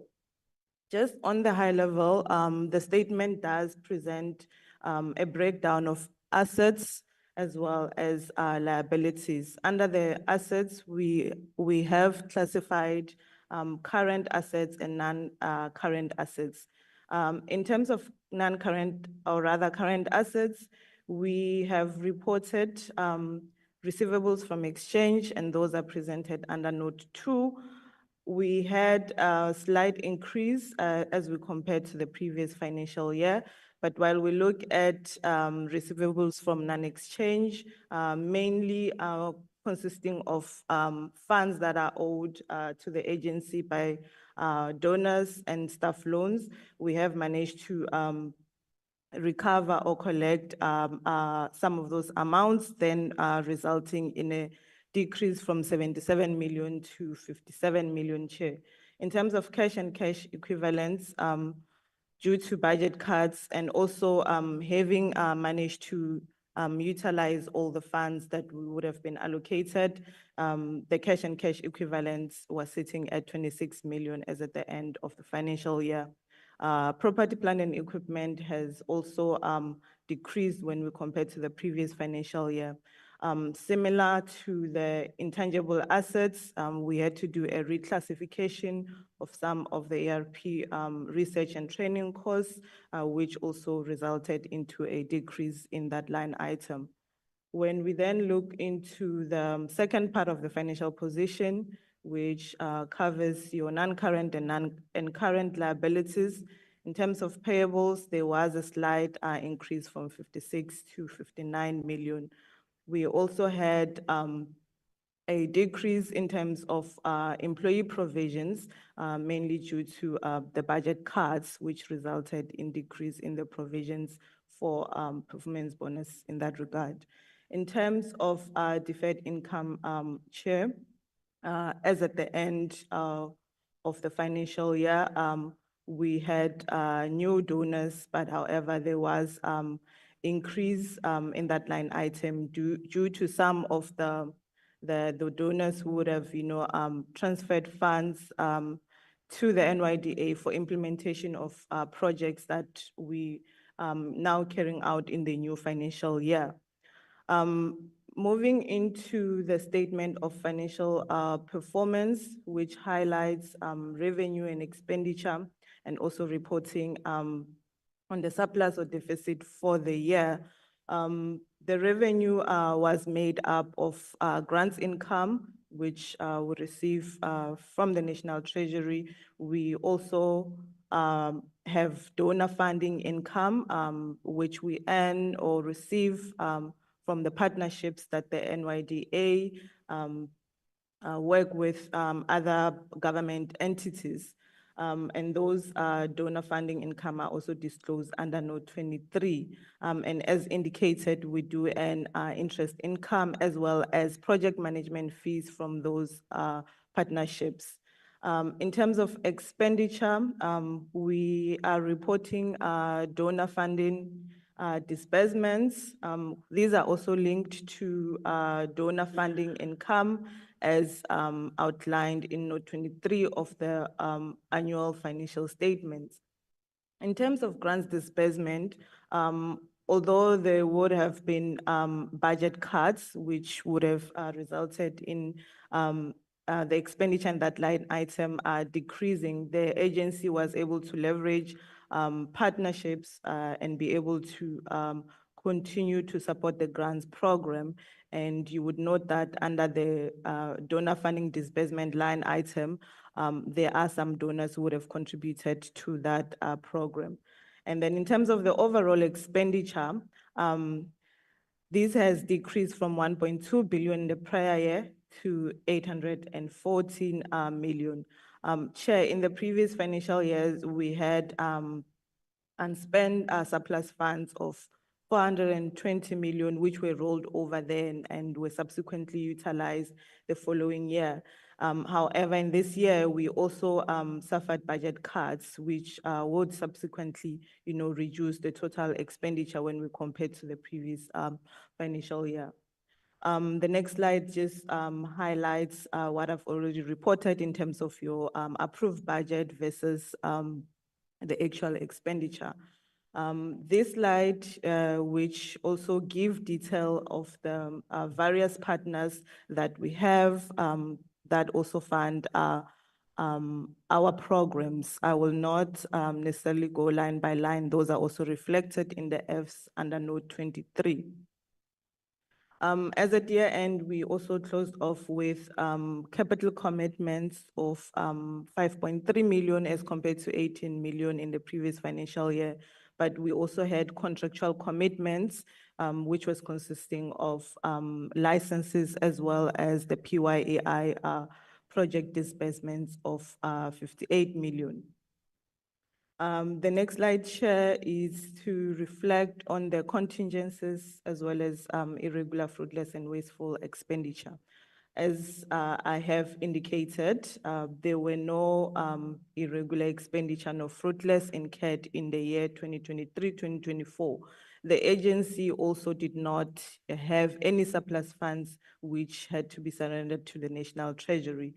There were no related party transactions between the NYDA and the department other than those that we have highlighted under Note 16, which is the transfer that they are done from the National Treasury through the department, and those they were at arm's length. I would then go straight, Chair, to the financial report for Q1. When the financial year 2024-25 started, Chair, we started with an approved budget of 886 million. By end of Q1, we had received 317 from the department, which we had managed to spend 144 of that, which amounts to 16% of the annual allocation. But when we compare that to the year-to-date or Q1 year-to-date spend, we're sitting at 64%.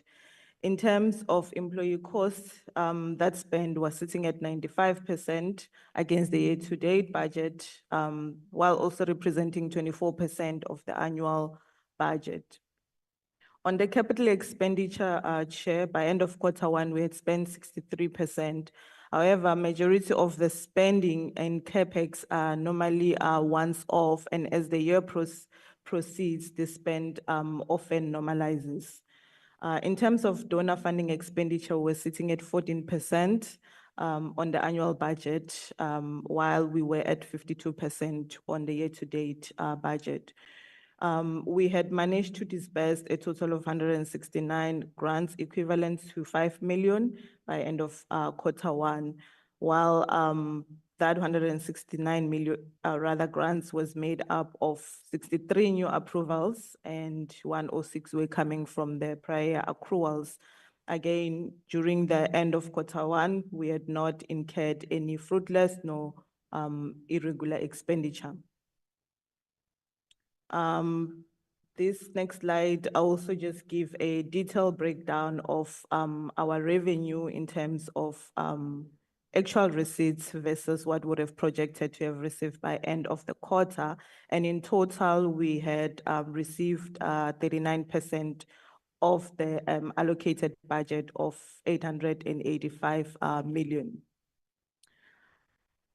This slide, next slide, Chair, it highlights the expenditure by program broken down in terms of administration, economic participation, jobs, integrated youth development, the NYS program. We also highlight the employee costs as well as the CAPEX. And again, the spend for Q1 was sitting at 16%, while the spend against the Q1 budget was sitting at 65%.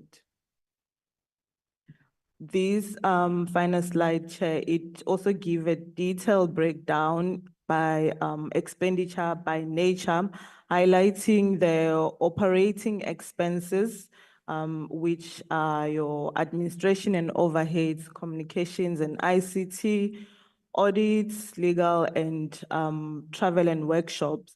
But it also reports or outline core projects that we fund in terms of project disbursements, capacity building, sponsorships, donor funding expenditure.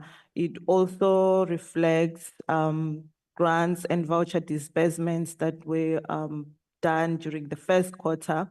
And the overall spend again, in terms of the annual budget, the total was at 16%, while the Q1 budget spend was at 65%.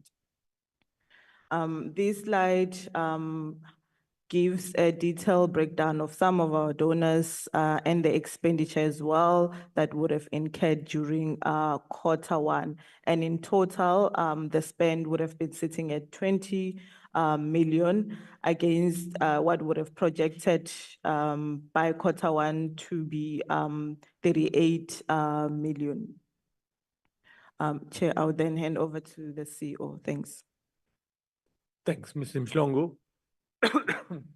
Chairperson, we would like to take the members through the audit outcome process. So, of course, the Auditor General would have presented to the committee last week, and today is our opportunity to respond. The NYDA has, of course, had a very proud record of 9 consecutive clean outcomes between 2014 and 2023. Unfortunately, this year we did experience a regression in the audit outcome. If we look at that table, the regression is focused on one area, which is our annual financial statements, which we believe it's important that we provide context and an explanation to, as well as a way forward. Yeah. Now, if we look at our audit outcome in its entirety, the AG looks at multiple dimensions on the audit. We had an unqualified audit outcome on our performance information. We had an unqualified audit outcome on our asset management. We had an unqualified outcome on procurement and contract management. We had an unqualified audit outcomes on compliance with laws and regulations. Unfortunately, the qualification was on our accounts payable line item on our financial statements. We also had no material irregularities, which in terms of the amended Public Audit Act is indicators of fraud or corruption or maladministration in an organization. We did not have any material irregularities, and the CFO has also indicated no irregular or fruitless and wasteful expenditure. So what would have transpired? We have introduced one integrated system solution in the NYDA, which sought to merge our historical legacy systems. So during the merger of the NYDA of Umsobomfo and the Youth Commission, we had multiple different systems with different functionalities that were all tried to be integrated into one another. We were spending a lot of money on different license fees for all of these products. And we had taken the decision that it would make sense for the organization to have a single integrated and functional system. It is never easy to transition in ICT systems environment. And we understood the risk of this transition. What we had done was we put in place a steering committee of our finance team, our ICT team, and our CEO's office, which tracked the transition on a weekly basis. We checked the data that was being migrated from our old system to our new system. Managers had to confirm accuracy. We brought on board data experts to check for any data anomalies in the final data sets that we'd put together. And we did have some experience because we did a phased-in approach. So we first brought on our HR modules, then our performance modules, then our finance modules. In the previous financial year, we had transitioned our performance modules, and our audit process was difficult, but thankfully it did not result in any audit issues. When the CFO was taking members through the organization's finances, we have about 15 line items on our balance sheet and about 10 items on our income statement. So about 25 financial statement line items in total. And what really the AG's report is saying is that one of those items is materially affected. And the issue that the AG had expressed was how our new system was generating our accounts payable schedule, particularly how it was utilizing clearing accounts to match data, as well as its inability to generate a supplier aging listing. I want to also say, Chairperson, that we have enjoyed throughout the years a very positive working relationship with the Auditor General. The one matter that we did raise with them was the fact that we felt that the matter was brought to particularly the accounting officer's attention quite late in the audit. Generally, if these matters are brought to knowledge earlier in the audit, you can try and work them out before the audit process concludes. But I also want to say that the AG's finding is not without merit, and that it was important that they did raise the issue with us. And at no point would we ever dispute the audit outcome that's been presented. Rather, what we prefer to do is work with the AG in resolving the issues that they have identified so that in future, this matter does not reoccur and that we can return the entity to a clean audit status. So we have indicated that we introduced a single ERP system. The system works in the way that it allows young people to access our products and services online and also to be able to track the process of their applications. So at no point do we have manual systems. If you walk into the office of NYDA, previously you'd see reams and reams of paper lying around. We have entirely integrated the front and back office systems of our organization into one system. We completed our systems development on time, within budget, and the development of the system will save the NYDA significant amounts in license fees in future financial years. Of course, whenever one implements a new system, data migration is a risk, and also your team having to adjust to utilizing a new system can sometimes cause some degree of issues. As we reflect, we did think about what we could have done better in this process, and we came across two particular learnings that we can take into future processes. One was that given the size and the scale of the transition that we were going through, the organization was going through a major transition. And what we could have done is to apply to National Treasury for an extension in submitting our annual financial statements to make sure that we were 100% ready rather than rushing ourselves. And that additional time could have possibly prevented the outcome that we were faced with. We also could have considered perhaps running our old system and our new system concurrently with one another, so that if we had any challenges, we could have easily been able to revert back to the old system and present the data in the format that the AG would have wanted that. Of course, retrospect is always a wonderful thing. Everything can seem perfect in a retrospect, but we did take the learnings that we realized from that and will apply those in future processes that we have to face. Now, where do we go from here? I think the one item is that when you face an issue like this, it's easy to bury your head in the ground and to keep digging yourself into a hole, right? What we wanted to do is take a step back and say, what is the process that we need to go through to correct what happened? And more importantly, that we don't want to wait right until next year's audit to be able to fix what happened. So the team has already gone back and is reconciling the entire accounts payable schedule, both from a manual perspective as well as on the system, and is checking the efficacy of our data migration process. We've then had an engagement with the Auditor General to say to request them to come and do a re-audit of the section that they expressed challenges with. In audit language, we refer to that as an agreed upon procedures report. And really that is in the interest of full disclosure and transparency, so that both the board and Parliament can then receive a report from the AG to say whether this matter has been adequately resolved or whether it remains a significant issue in the organization, so that we can get on to the business of delivering services to young people on a day-to-day basis. Chairperson, in conclusion on this item here, I just want to also express our sincere apologies as the organization. When we are appointed in government, we are appointed with an expectation of delivery. And where we are seated, we deem it unacceptable that there is a regression in audit outcome. We also want to say that we are doing everything that is practically possible to be able to resolve this item, and we are open to being held accountable for what must transpire into the future. You can move to the next slide. I then want to hand over to Ms. Masiteng to take us through the ICT report. Thanks, Chair.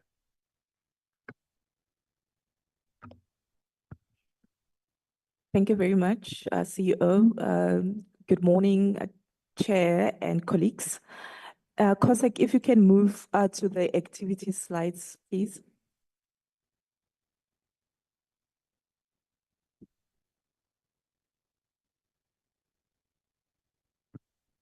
The next one, CEO. Thank you very much. So as the ICT department, we are actually the enablers and the support department within the organization.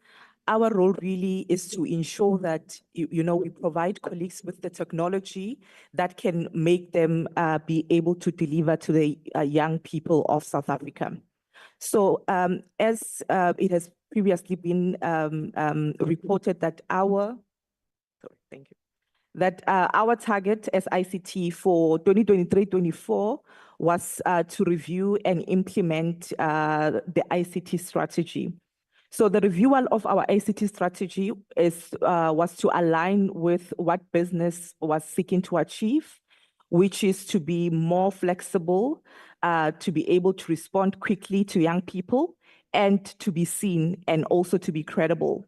So with that, the reason why I want the colleagues and the chairperson to zoom into the activity slide. These activities are the targets that we had set for ourselves from the previous financial year after the reviewal of our ICT strategy. One was to ensure that we deploy the adequate infrastructure across all our 43 branches.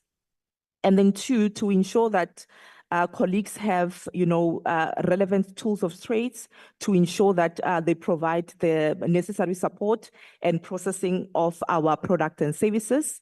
This, of course, includes, your internet cafes within branches. This is to help service young people that do not have the resources to then access our services offline. The ones that would then walk into the branches, they are then able to self-service themselves through the internet cafes that we have deployed. And then, of course, as I think our colleagues has elaborated on our IT strategy and some technologies that we have deployed, which I will not necessarily repeat. So, for example, we have ensured that we have some elements of AI, automation, and also end-to-end application processing and monitoring.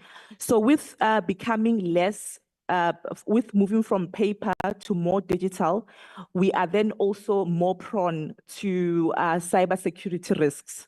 So one of our biggest mission was to make sure that our governance and security is tight by ensuring that, we have relevant policies that guide us. And then over and above the policies, we deploy necessary tools that can also help us to track any cyber threats that might come in place, things like your firewall. And then over and above that as well, we have also implemented security training and online security training within our organization, which really has helped us to ensure that, as ICT, we do not conduct those manual trainings. And the aim of the trainings is to help, educate our colleagues on how to conduct themselves, as we are now living in this digital space, because statistics have shown that majority of the cyber attacks within the organization, they take place due to human errors most of the time. Over and above that, we have made sure that all our systems, this would be our ERP system as well as the website, we have implemented testing environments just to ensure that, before we deploy or improve certain processes, we can then do the necessary testing in that particular environment. We have also decommissioned absolute assets within our organization. And we continue to do other related, trainings and workshops in order to capacitate our colleagues on how to, use the systems within our organization. And as part and parcel of that, to close out the rollout of the ERP system, which consists of over 35 modules within it. The last leg was then to roll out the last 5 remaining modules of the finance unit, of which we did. And then ultimately also looking at the final leg of data migration. And Chair, in terms of our Q1 performance as well, I think cybersecurity continues to be very important. So in every quarter, we ensure that we check, and then our training tool helps us to monitor even our colleagues' I would say aptitude towards cybersecurity and how they conduct themselves. In our colleagues whereby we see a significant risk in how they would, for example, respond to the surveys after the training, we then organize an independent and isolated training, which is then intervened by the ICT unit. As part of our Q1 performance, I think one of our biggest achievements was to integrate our ERP system, the jobs and opportunity side of things, with the SA.mobi. So the integration, what it means is that if a young person anywhere in South Africa logs in on our ERP system and goes to the opportunity side, they are able to access the NYDA opportunities and as well as access the opportunities which are posted on SA.mobi. Vice versa, if a young person is logged in through the SA.mobi system, they are then able to leverage opportunities which are posted on the NYDA ERP system. This technology partnership was quite important and significant to us because, often young people will get confused that which one is which, is it, South African youth or is it the NYDA ERP? So with this partnership for us was just to make sure that, we enable young people to be able to get opportunities from whichever platform. And one thing to note from a reporting perspective on this platform is that from the back end, we have created unique tokens so that NYDA can be able to trace and track and report on their original opportunities, even though they are consumed on the other platform from SA.mobi. That will be all from my side. Thank you. Thanks, Ms. Masiteng. We'll move to the Office of the Chairperson's report.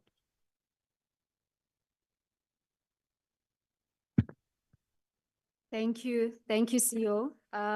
Honorable members, the next part of the presentations will be quite brief. I think part of the projects would have already been captured during the members' induction.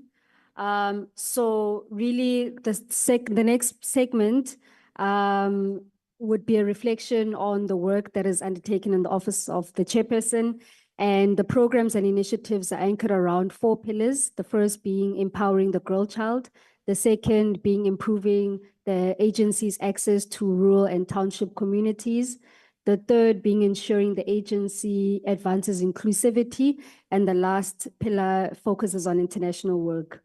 So as part of empowering the girl child, some of the programs that have been undertaken are reflected as follows. Firstly, would have been the Women in Sports Netball Tournament that was held in partnership with Honorable Nompendulo Mkhatshwa, who was a member of parliament during her Sophia constituency in Sophia town.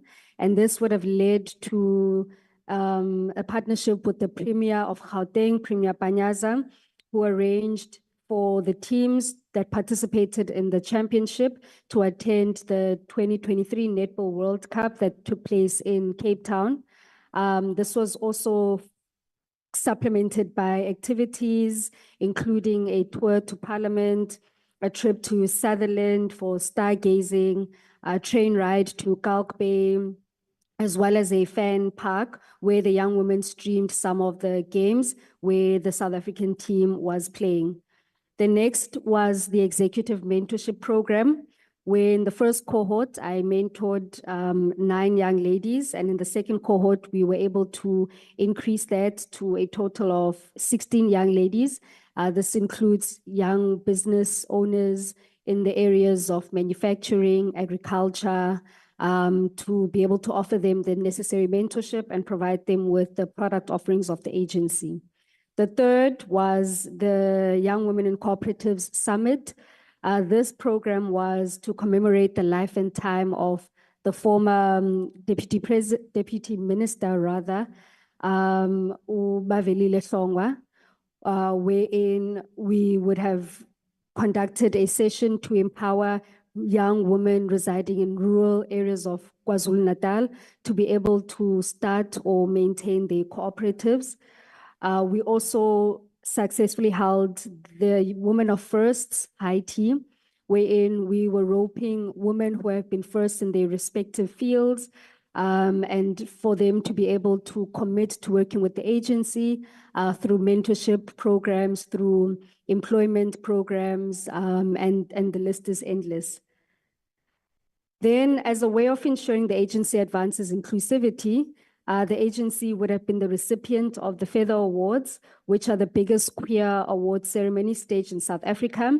The NYDA would have been the recipient of the Best LGBTQIA+ Initiative in the public sector category.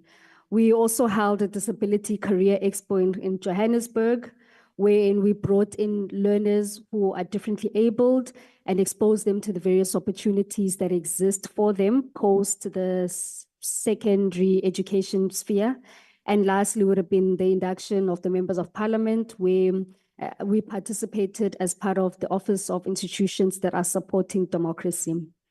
Equally, as part of the agency's, increasing the agency's footprint in the rural areas, we would have held numerous outreach programs. We hosted a creative arts sector program that took place in Mabana Arts Center in the Northwest, wherein we were exposing young people to the various opportunities in the creative arts sector.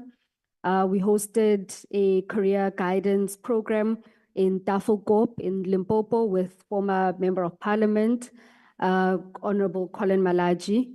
We also would have collaborated with the Minister of Small Business Development to launch an incubation hub rather in Guatemala, which is a township area in Gauteng in Ekurhuleni.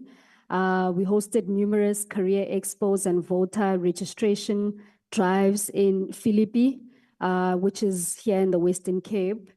We also had agriculture and necessary skills career expo in Everton, which is in the southwest of Gauteng, and build a program to the June 16 in the form of a career expo in the creative industries that took place in the University of Limpopo. And lastly was the launch of the Barberton ECD Center that took place in Mpumalanga, wherein we launched the ECD Center in an area that is predominantly has a population of young people and of those of ECD age. Then the last pillar, honorable members, is the pillar on international work. And we would have participated in various initiatives. I won't go into the details. Honorable members, we would have made a call for the establishment of a BRICS Youth Council, wherein we presented to the BRICS heads of states, and that particular call was endorsed by the BRICS heads of states during the BRICS summit that took place in Johannesburg last year. But following that, we would have made calls for nominations for young people in South Africa to serve on the BRICS Youth Council, the South African Working Group. And to date, we currently have a working group that is able to participate and feed into the general work of the BRICS Youth Council. We participated in the World Youth Development Forum in Beijing, in China, wherein this particular initiative was celebrated under the theme Youth Strength for Solidarity and Innovation, striving together for sustainable development. We would have deposited views as the agency and increased our collaboration with our Chinese counterparts.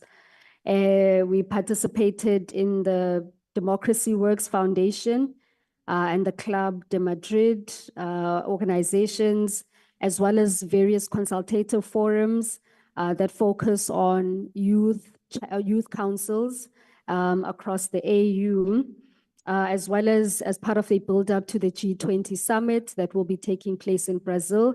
On the sidelines, we would have participated in the Y20 meeting, which is the Youth 20, which brings in young people across the G20 countries to be able to deliberate on some of the initiatives that ought to feed into the G20 meeting that's scheduled to take place later in the year.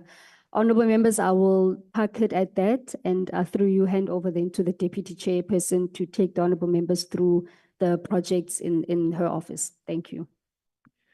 Thank you very much, Chair and honorable members. The Office of the Executive Deputy Chairperson of the NYDA Board focuses on predominantly two pillars, and that is number one, driving investments within the institution, and of course, introducing special projects that can be able to enhance the service offerings of the National Youth Development Agency.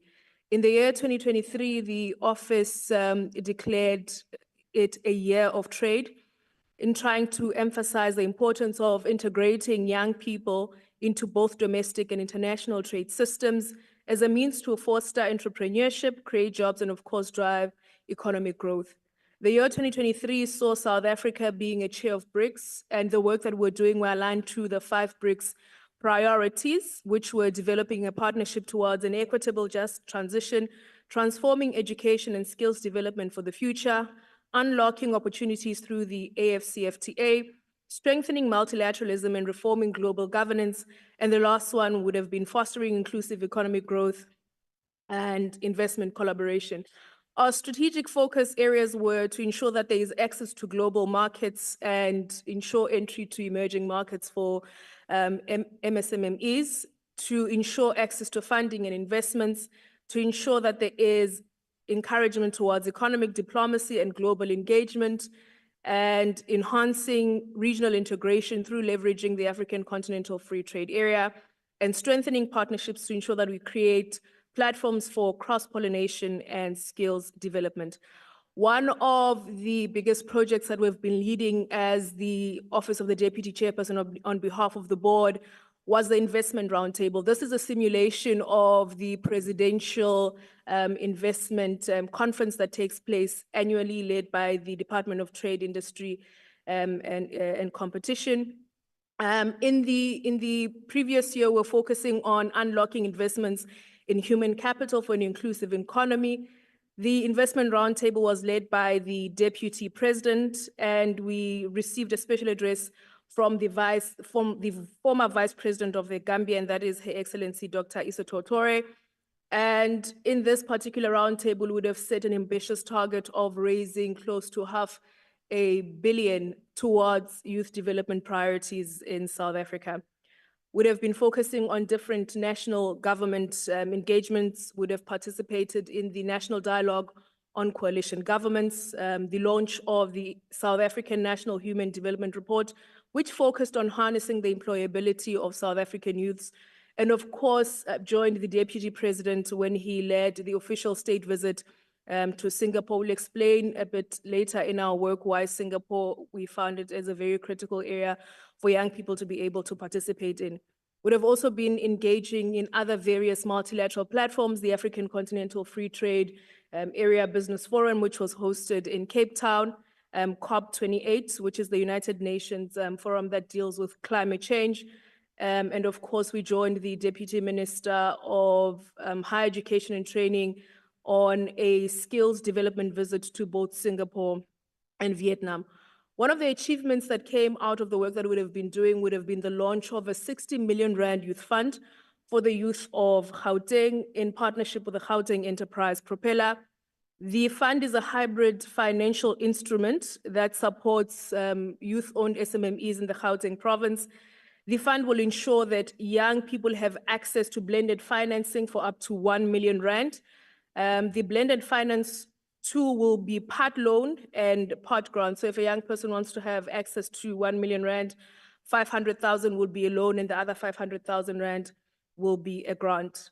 Our work would have been mainly focused on BRICS priorities. Would have hosted the BRICS Youth Trade Convention, which spoke to making trade accessible to young people in South Africa, together with their counterparts in the different BRICS countries. Would have co-hosted a BRICS Youth Innovation Summit, the Africa BRICS Youth Forum, as well as a BRICS summer school. The special projects that would have been leading, one would have been what we termed Arrying Singapore. Singapore imports over 90% of their food, as they do not have enough land to produce their own food. So we found it quite strategic for young people who could be in farming to go into Singapore and see if there could potentially be a market for them to be able to export some of their produce from South Africa to Singapore. One of the areas that we also looked into is our collaboration with Shein. And one of the recommendations would have made was for Shein to consider expanding its footprint in SA, which would have seen some of the fruits as Shein hosted its first pop-up store at the Mall of Africa in Midrand, and also would have been proposing that they consider having young fashion designers from South Africa hosting some of their lines on Shein. Aryan Singapore would have also been one of the strategic focus areas that would have had. This is for young people who are in agriculture in the main. It focuses on tropical bio-based production systems. On an annual basis, we take 4 young people to Brazil to participate in the program. It focuses on agricultural forestry and livestock farming. To date, we have taken 13 young people to participate in the program in Brazil. The program is fully funded by the NYDA. We also hosted a book drive to try and encourage reading amongst young people.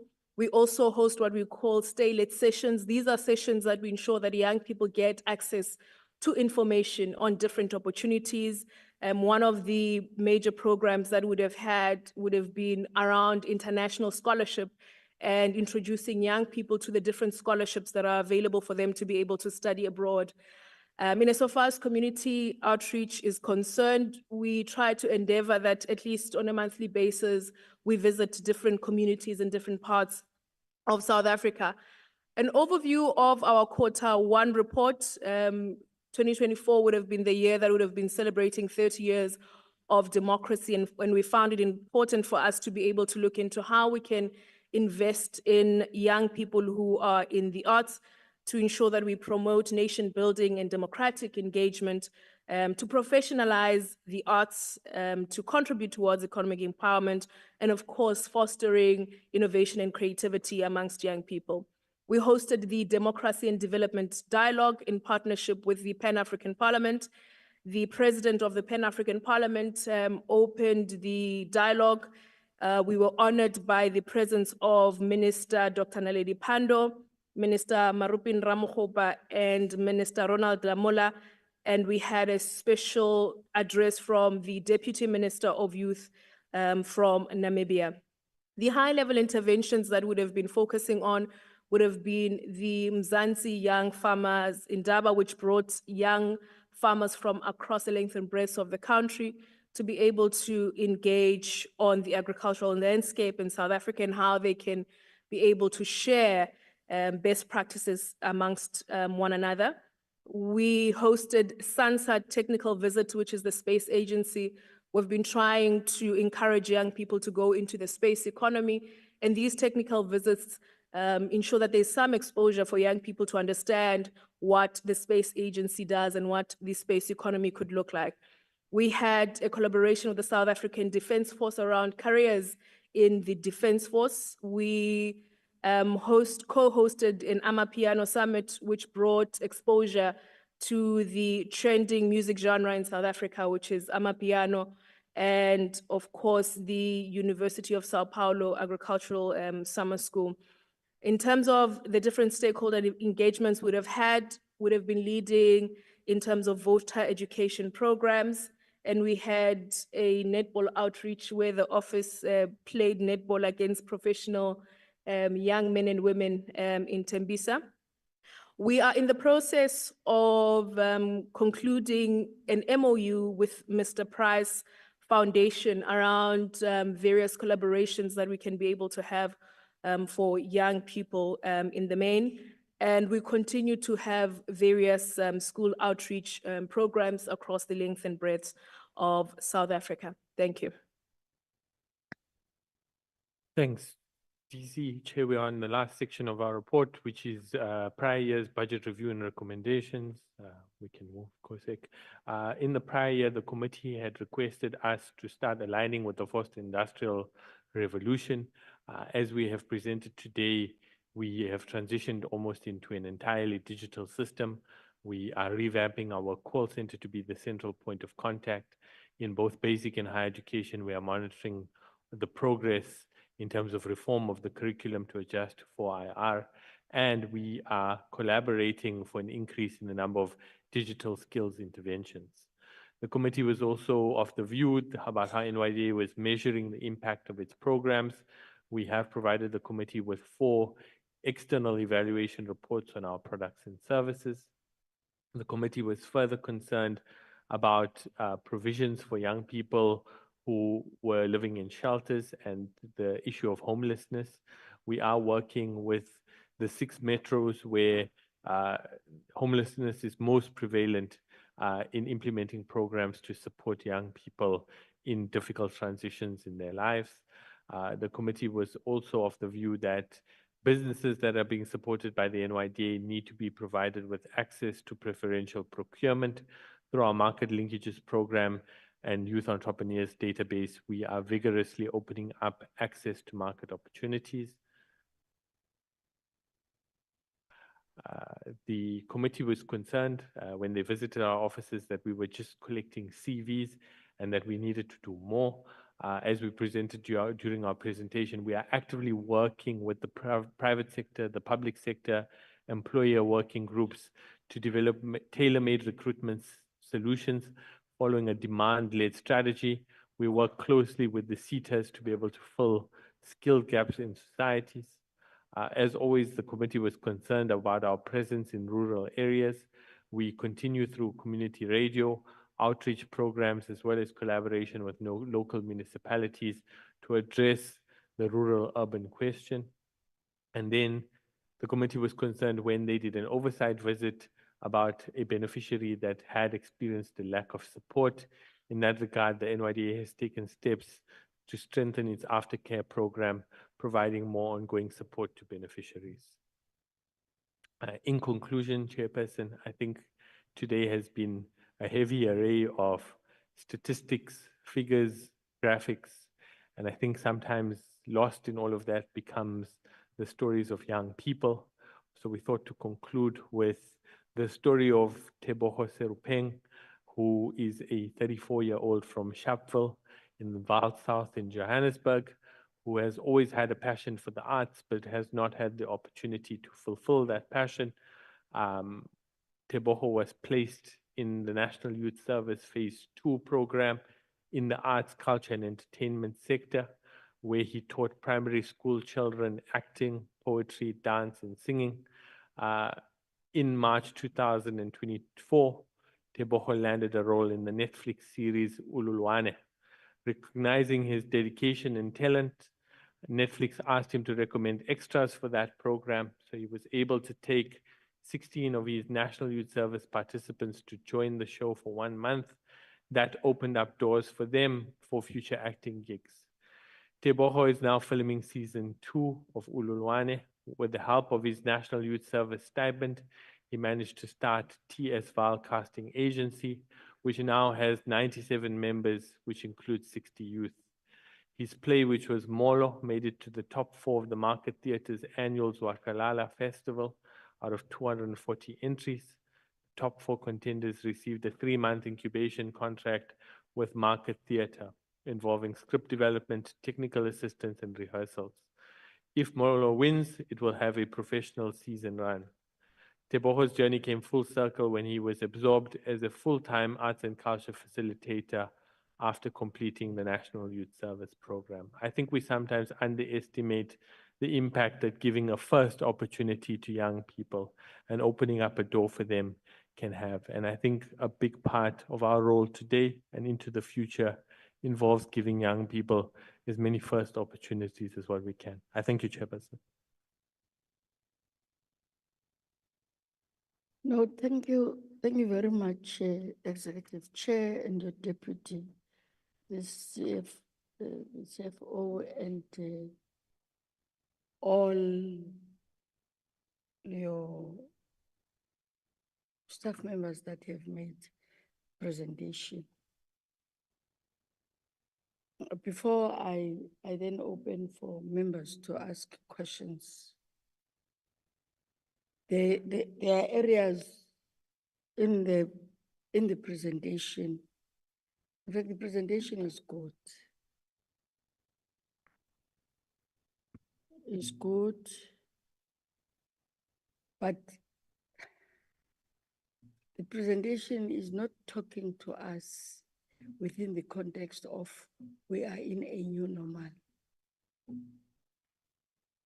My approach is welcome, DM. And I forgot the item on approaches. We got your apology.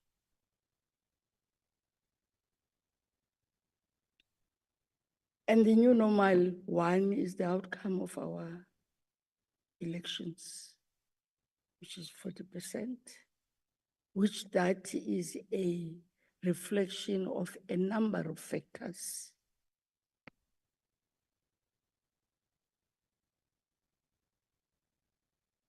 And our concern, DM and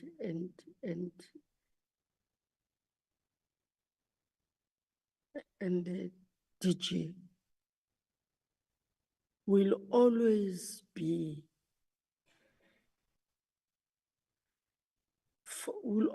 focusing and be concerned on the most marginalized.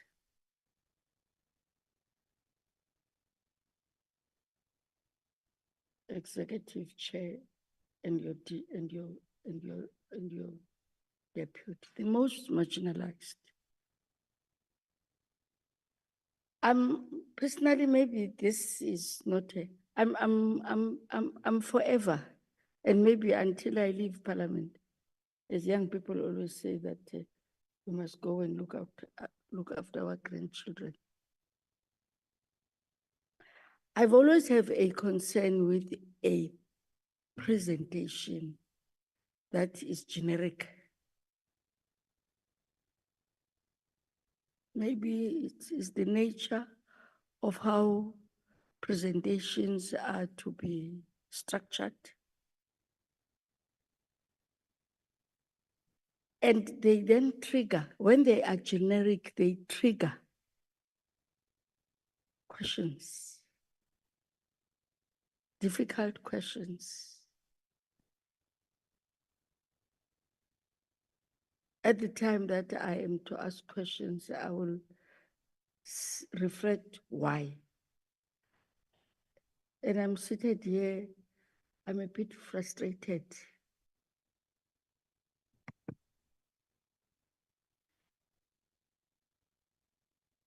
A high number of percentage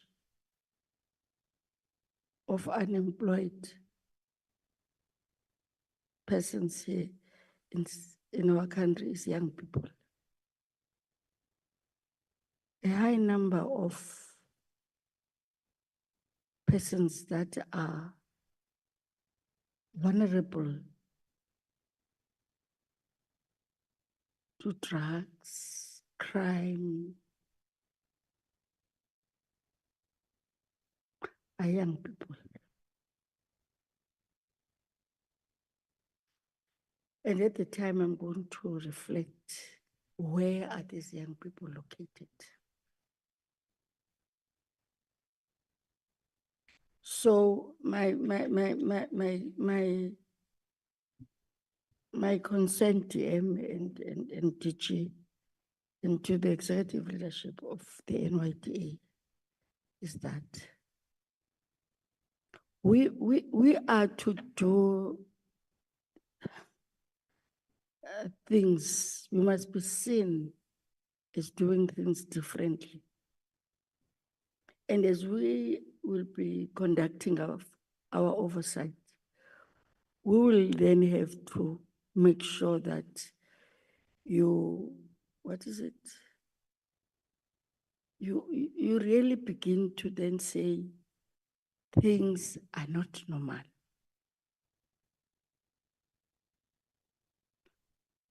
And we are one of the institutions that are to assist. Let me say this before I forget. I don't understand why you are so soft on the private sector. Why are we allowing private sector to run away with murder? I used to reflect this even when I was on chairing employment and labor. The focus, unfortunately, there's no translation here. Niza kulo mzungu ngenanja ngurhulumente. Those who can translate you, the soft target is government. I'm not saying we must not be doing things, but what is the contribution of private sector? I'm not talking about agriculture side. So members are going to ask questions. I thought I must reflect on this because it's really, as I was listening to this presentation, good as it is, but it has got a serious, I don't want to say, I'm trying to get a serious weakness, if that is it. And we are the people that are going to shake you up. We may be blunt, we will be blunt, not for the benefit of me or benefit of members or any political party, but for the benefit of the people that are walking up and down in Cape Town. Some of them, we pass them, you see them, that they are victims of Nyaupe.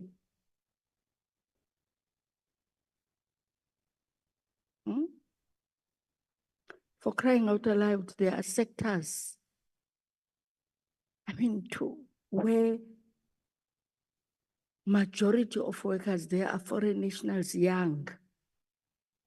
I mean, to make up a bed, to serve to clean a room in a hotel, does it really? And one would have expected that this institution, maybe as you will be answering questions that are to be asked by members, you will then have to reflect. We are in, it can't be, and it is not going to be business as usual. We're only left with 30 minutes before we break for lunch. I want to just check from you. Should we take questions or should we have a comfort break or what is it? I see two hands, Honorable van der Merwe, Honorable in the order, Honorable van der Merwe, Dr. Leklape, Honorable Spies, and my baby girl, Honorable Adonis, and the Honorable Shabangu, in that order. And Gasa, Honorable Gasa, and then the baby. She's the last born. She doesn't like it, but all right. Or why don't I do it in this way? Honorable Shibambo, Honorable Shabangu, Honorable van der Merwe, Dr. Litlape, Honorable Adonis, Honorable Spies, Honorable Gasa, then Honorable Peterson. In that order. Okay? Yes. Do you want to ask questions? And then we break for lunch. And then they come back and get responses. Okay. Can I, because we have got the whole day, we will have maybe a couple of one or two rounds, in fact. Please try to be pointed and be specific so that at least they don't lose the gist of the question. Over to you. Like they did to us, Chair. We lost the track. Thank you, Chair. I must say that in the middle of the presentation, I felt that we disadvantaged ourselves to say all the reports must come. At some stage, I was losing track, but thank you for all these reports that were presented. I'm not going to mention them one by one because also I will also miss some names. Reports were comprehensive, but at some stage, like I've said, I mean this honestly, that at some stage you have to go back and check. Let me, some of my take are clarity seeking questions and some, yeah, but Honorable Chair, one realized that a lot has been done or achieved and a lot needs to be done. Forgive my critique because maybe it's how I wanted to see the presentation. The first report that was presented, the audit risk, it took on the 100% achievement for Q1. And against the backdrop of there's a set goal of this, I'm losing my things now, I thought we were breaking. against the set goal or target of 500 youth-owned enterprise supported by NYDA. Only 143 was achieved. And then if you look at the recommendation, because I believe that this report was discussed at the recommendation, or what led to this 143 against 500, that was the target. It talks on the lack of capacity or a need to inject capacity on the regional offices. But then the NYDA report, when it talks to this, it's just a simple thing, not achieve, will achieve in Q2. These reports, just that part, it doesn't talk to, they don't talk to each other. And also, if you did not achieve your target in Q1, the NYDA report talks to, it was due to late weather release of finances. That is how it's presented. It doesn't talk to the lack of capacity, which is suggested by the audit risk report. I hope I'm clear, and I hope I'm not confusing myself or anyone.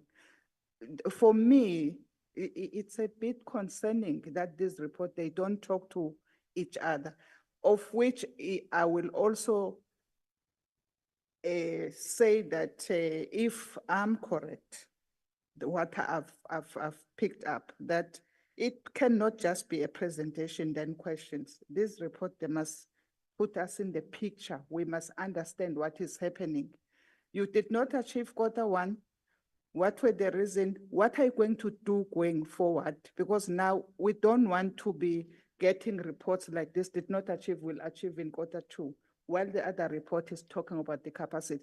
Hence, when you go through all this report that was presented, there's nothing said about the strategy to capacitate the regional offices or regional managers. There's nothing said because, I mean, it's not what was captured from the report presented by Audit Risk to say there is a challenge here, we need to do something. So will be your last point. Oh, okay, Chair, what I'm explaining, I'm sorry. Then, okay, then I have to be quicker. There is something that was presented about capital budget to upgrade facilities for youth with disability. Where are these facilities identified? Is it across the country? Is it public departments? That is also not placed correctly because it's just the upgrade.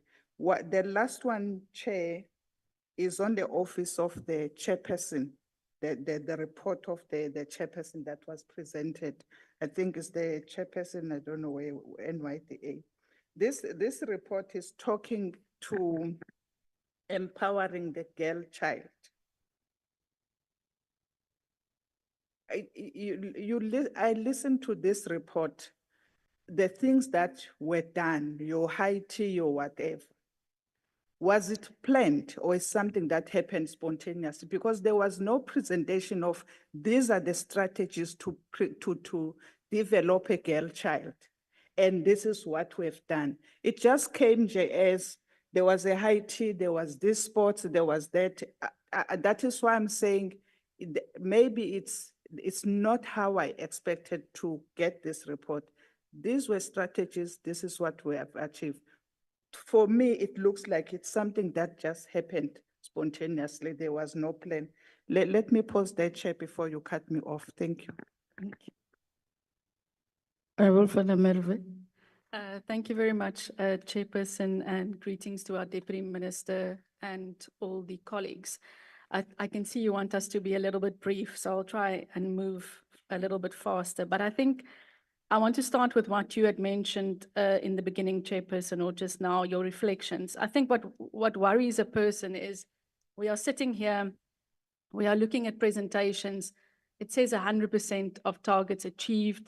But really the question then becomes, of course, there's a lot that we can thank you for. You have not incurred wasteful or irregular expenditure. You've got a high level of female representation in your organization.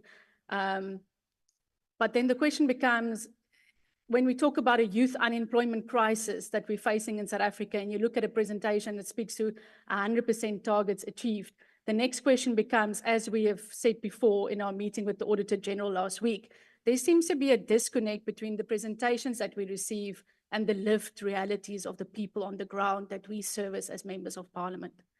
And it becomes very worrying because, you know, in one hand, we've got to applaud you for the work done. But the next question is, are the interventions impactful?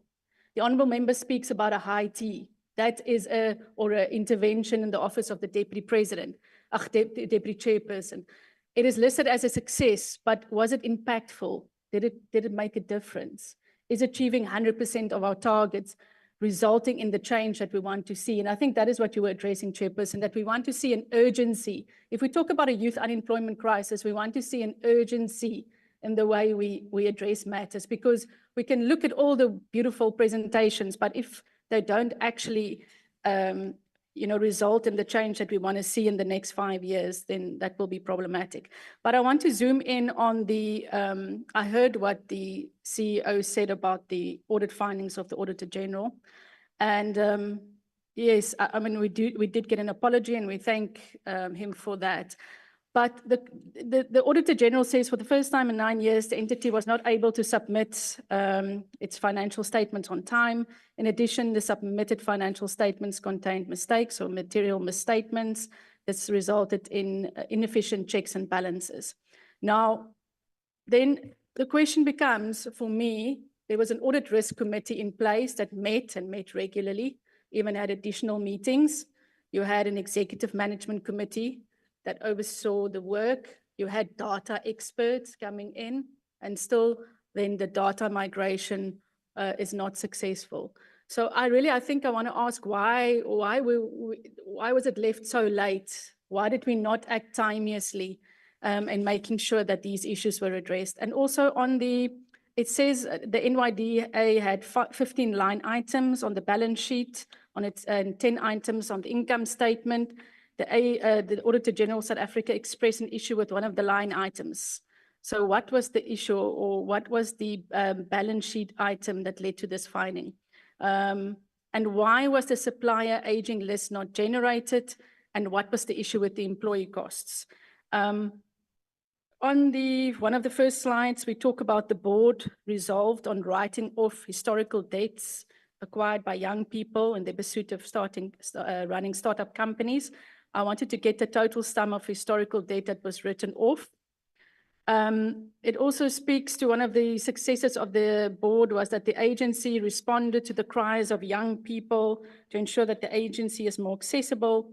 And the board approved the customer service strategy and communication strategy. I wanted to get more details on this and how effective it is, because I think the concern remains that the NYDA is not as accessible as we want it to be. And especially in rural areas, when you do your oversight in rural areas, many young people cannot travel to offices in towns. I think this is the first time we've interacted with the company secretary, and I just wanted to get more information on when the company secretary started. I've asked this question before, but how do board members, how do you split your time between your personal endeavors and the time that you devote to the work of the board? And how are you assessed on a quarterly or yearly basis in terms of your contribution? We did see the slides on the human resources slides. I just didn't get whether we're meeting the 2% target of people with disabilities.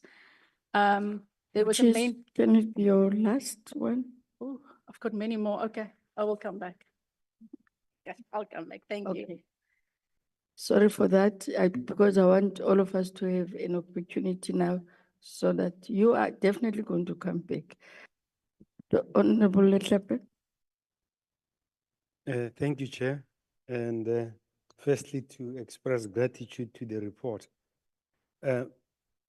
My questions are just general questions, whether there's a correlation between what the agency does and the challenges that youth face in terms of unemployment, drug abuse, so that we see more of programs where this is the plan, this is what we plan to achieve, this is how we should be assessed.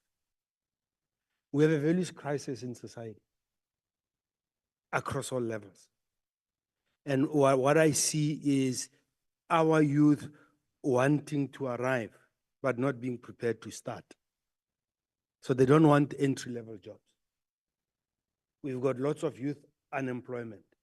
But where I live, I see foreign youth on scooters delivering food to my gate when South Africans are on drugs. When you go into restaurants in Johannesburg, you see foreigners, foreign youth working there while ours idle. Is there something in there that could be done? And just an explanation I had, the Vice Chair talk about grant loan program. Once you start giving loans, are you compliant with the laws of the country? Have you got a lending license? Are you a financial institution? Are you assessing the recipient's ability to pay back? Are you taking surety? Those are issues that begin to concern me. And just a general question, where do you see yourself? Are you an oversight body that makes grants to organizations on the ground level, or are you both? And I'm not trying to dish what people do, but if you take 4 people to Brazil, you could have taken 1,000 to a local farm in South Africa or to a local agricultural university. And we sometimes undermine ourselves. I know international travel costs too much. Was that part of a strategic objective and a strategic plan that the board has approved as to how it's going to be assessed, who's doing what, are we getting back a return for the buck? Because you don't want novelty programs that have no impact on society. And when we elect you as board members, are you a governing structure or are you an executing structure? Because a lot of things on strategic plans, strategic alignment, and how we assess you as a 7th parliament for the next 5 years will depend on the answers to those questions so that we can set proper objectives for the 900 million rands, near 900 million rands that is devoted to you. I'll have many more questions, but that will just be a start because of time issues. Thank you, Doc. Honorable Chauke. Thank you so much, Chairperson, and good afternoon, honorable members and colleagues as well. I'm going to keep mine as short as possible. The first one, it would be to speak about accessibility and inclusion. And I know a lot of the time we do present and say that in terms of the demographic groups, they are represented. Perhaps if we can get a clear indication of the segregated data of how many young women have been empowered through the programs implemented by NYDA, how many young people with disabilities have been empowered, also looking at the different age groups and also the racial groups. I think it's very important for us to look at the national interest groups and ensure that they are also gaining access to the opportunities offered by NYDA. And we can only assess that in terms of NYDA's performance through ensuring that we've got the segregated data. Number 2, in terms of now collaborative efforts, perhaps the NYDA CEO, if you're able to tell us what are some of the steps that you have taken to collaborate with different entities and departments to support your efforts in implementing the programs of the NYDA, but also your agenda and overall, and where have you faced challenges? And perhaps which legislative frameworks and policies do you think are the ones that need to be perhaps revisited or relooked so that they are able to contribute towards the work that you're supposed to be doing as an agency. Another one, it would be in terms of the report that says that you have met 100% of your targets. One would want to find out, how do you measure this? How do you measure this to know how much of an impact you have made through your programs? Also, with the different programs that are going through the different channels, like the chairperson's office, the deputy chairperson's office, how do you measure the success and the impact of those particular programs? Is there an after, what do you call it, survey that takes place? Is there a program where you go back into the communities and you re-engage to see if the opportunities or the services that you brought closer to them actually made an impact? So that's very important for us to analyze whether the programs that are being rolled out by NYDA, if they are making an impact, or are we then utilizing this to actually just gather youth together who then walk away without having access to further opportunities? Lastly, in terms of the migration process, now one would want to find out what was the risk analysis that took place before the migration took place. Because I think, you know, from the IT space, one would think there must have been some sort of strategy that speaks to risk mitigation. And could this have not been avoided? And how far in was it picked up that it would then cause a delay? Thank you very much, Chairperson.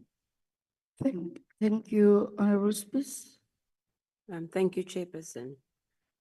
Chair, I'm a bit hampered because I left my device in the plane last night, so I had to. Now I have to improvise, but that's fine, Chair. I think a lot has been said, and I need not to repeat that. But just as an example, about say 345 kilometers from here, you'll go into an area and you'll see a lot of young people standing around on the corners, absolutely doing nothing, having no hope. That is the situation on the ground. When the chair said we are soldiers, that is exactly what we do. When we go in our constituencies, we walked. I walked the streets 2 weeks ago, and I engaged with groups of young people with no purpose, with no hope. And so when we hear and we listen to all the presentations made, for me, it says nothing, because we are struggling. We are sitting with young people that are out there that are not doing anything. And then based on that, I want to ask the following to the NYDA. Have you considered leveraging young people, local young people within communities to champion the mission and the vision of the NYDA? Empower them to be the ones that actually engages with the target audience. It will immediately eliminate the whole digital divide, because they are there. They are working with the young people. It will be community-led projects run by these young people, because they do not have access to offices. Your offices doesn't have the capacity to reach out to them, and therefore, why do you not do that? I cannot understand why not. And you don't have to pay these young people. I think just to keep them busy, to empower them with the tools to be able to work within their own communities, will already be a means of compensation, but of another kind, not within rands and cents. And that could lead to them going into other industries or channels, wherever, because they are now empowered. My other question is the issue of empowering a girl child. It is fantastic and great to hear about the netball, about the high tea. I want to ask, how do you track what impact empowering a girl child has? How do you track that program? How do you track that the actual young ladies that were part of that program are actually having a ripple effect in empowering other young ladies? How do you measure that what you have done are actually expanding your reach in terms of inquiring the girl child? Because when you hear statistics like you took 10 people to Brazil, but you look at 8 million young people, it is but nothing. It is but not even a drop in the bucket. And that is the realities that we as public representatives face out there. And it's not because we are criticizing you, it's that we want together with you see that there are really tangible changes happening in these statistics that always gets mentioned, and it gets worse every year. And young people become hopeless. They kill themselves. They get involved in all sorts of things because we are too concerned about when you come here and you believe you have to brag and tell us the things. And to me, all of it was just going over me. I was just thinking of these young people I engage on a daily basis. And I was thinking, if they were to sit here, they would actually feel that no one actually really cares about them because they are still in the same situation they were last year and probably the year that follows. Thank you. Oh, thank you. for I'll this see. round. I'll leave my other questions till later. Thank you for the opportunity, Chair. Thank you, Chairperson, and greetings to everyone once again. I think we have exhausted the issue of youth unemployment because everyone is worried about the high rates of youth unemployment. Our youth is hooked in drugs.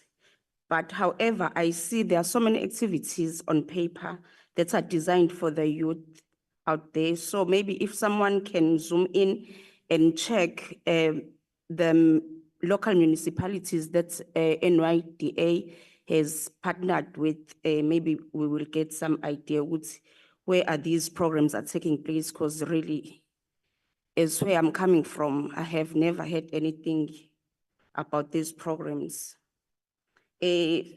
Secondly, under achievements, you mentioned clearing deaths of young people. So here, I just want to understand or to get some clarity of the assessment process followed to clear this debt.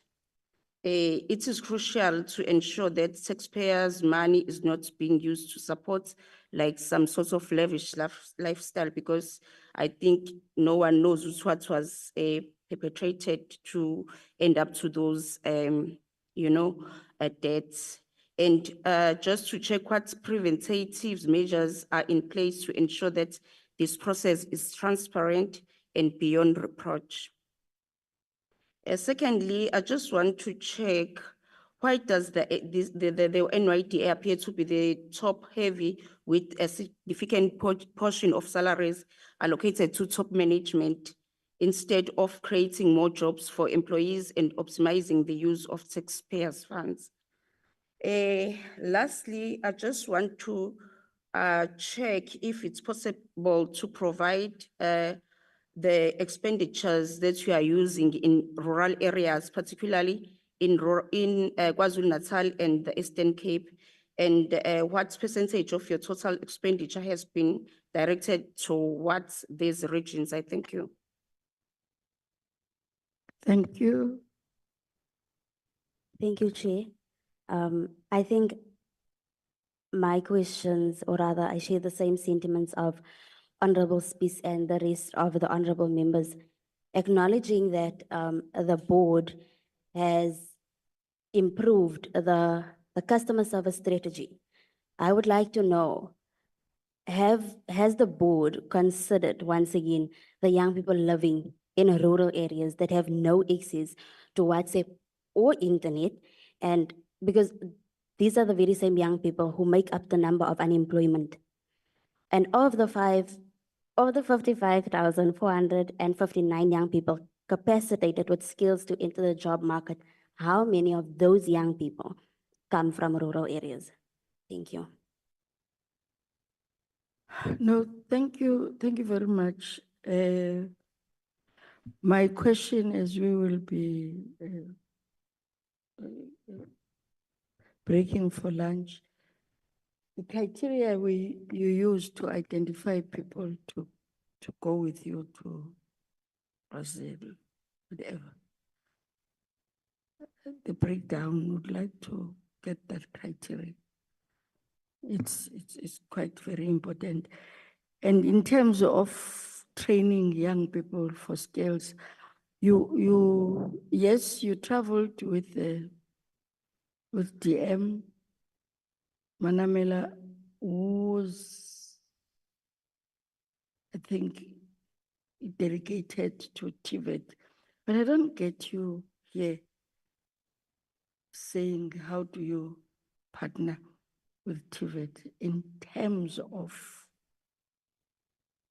skills.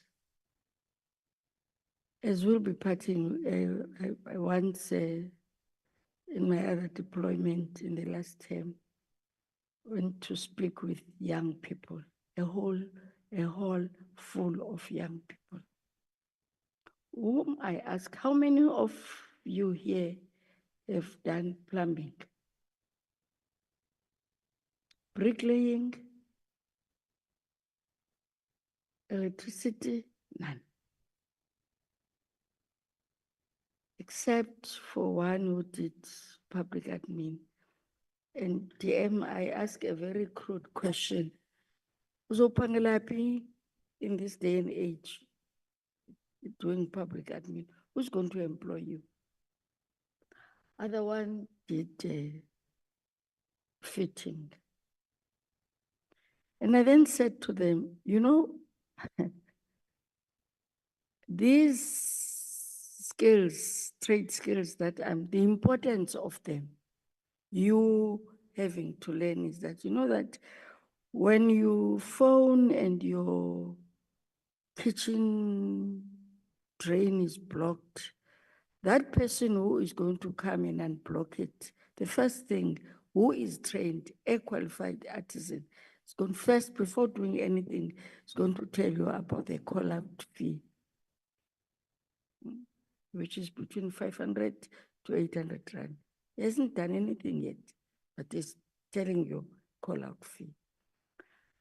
But I then asked them, I'm sure you look down on these people. And a response, executive chair, was honest. Yes, we look down on them. And I said, I don't blame you. I blame us as your parents. It was my child to be educated. That was instilled in us, Doc, that my child to be educated must go to university. Yes, we do want people to go to university, to be doctors, to be accountants, to be lawyers.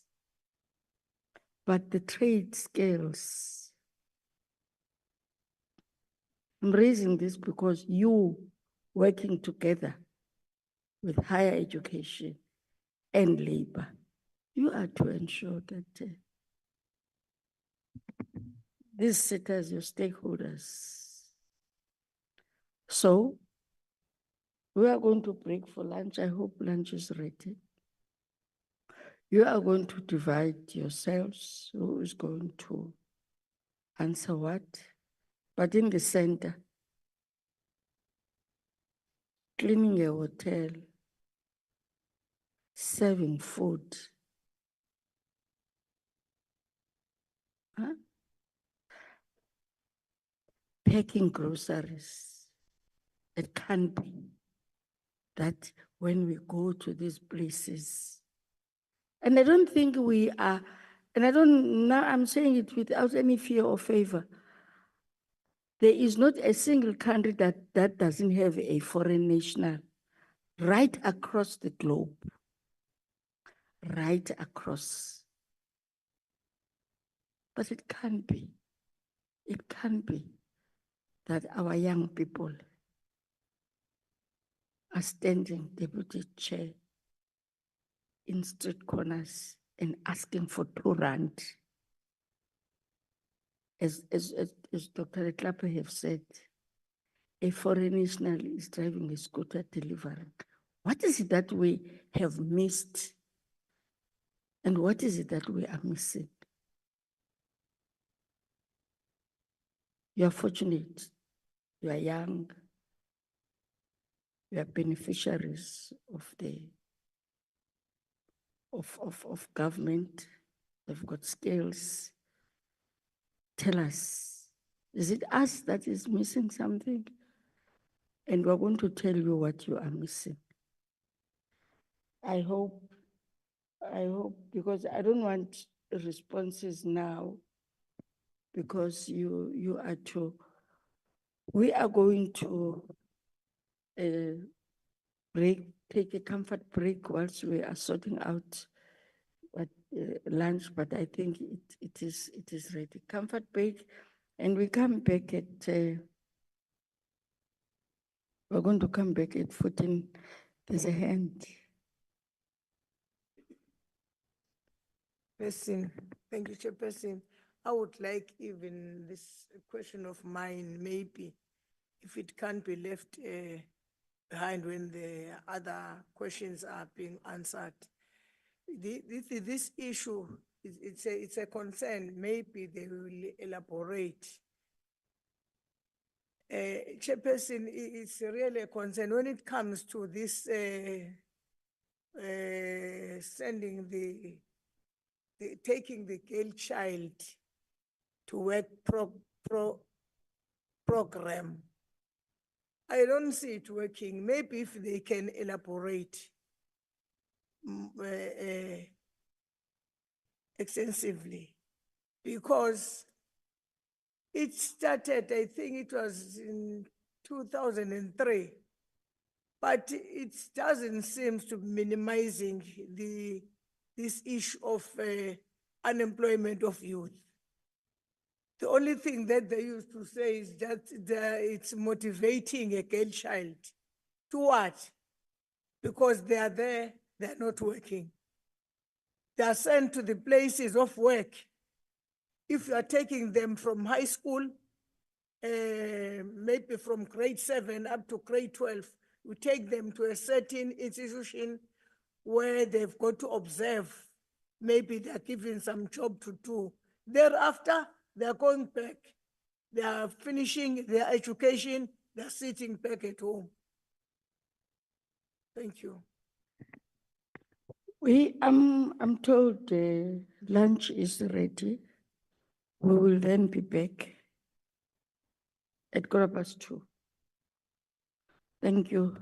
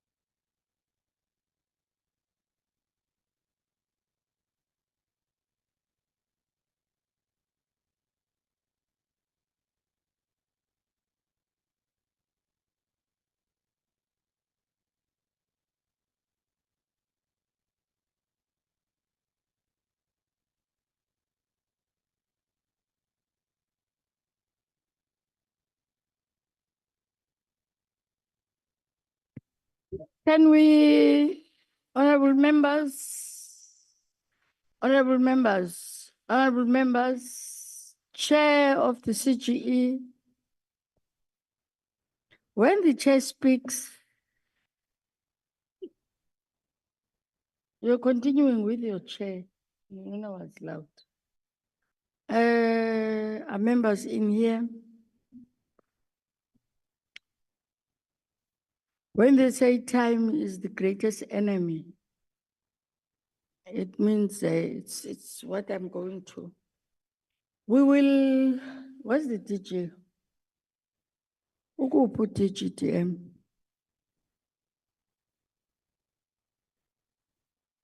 Who could put DG? We will request the NYDA to respond. Now, should I say upfront, don't represent, please. Don't represent. If you think that some of the questions you are not ready for them now, say it, so that we then give you a clear mandate that, I'm making an example. Today is Wednesday. By Thursday, we want those responses. So don't, I'm open and frank with you. Don't try to respond for the sake of responding on questions that is not allowed to be done, my dear friend. You're not allowed to take photos in the committee. Shoo. Is that from NYDA?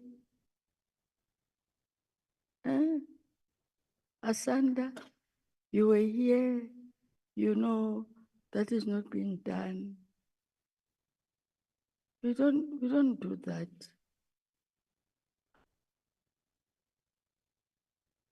It's only that we are live on TV. I would ask you to stand up. On a serious note, take that thing serious. That No, is not being done. Absolutely, Chairperson, I was not aware. And I didn't point you to respond. Those are the protocols of a sitting of Parliament. You allow the chair to speak, and if you want to respond, you raise up your hand. I'm empowering you about this August House in future. Please, photos, only people that are designated to do that are those that are dealing with media. Outside that, no. Because now I'm going to go on Facebook. And I'm going to be lambasted. Yeah? Look, this old woman who's chairing women youth. What does she know about young people? That's what you people say on Facebook.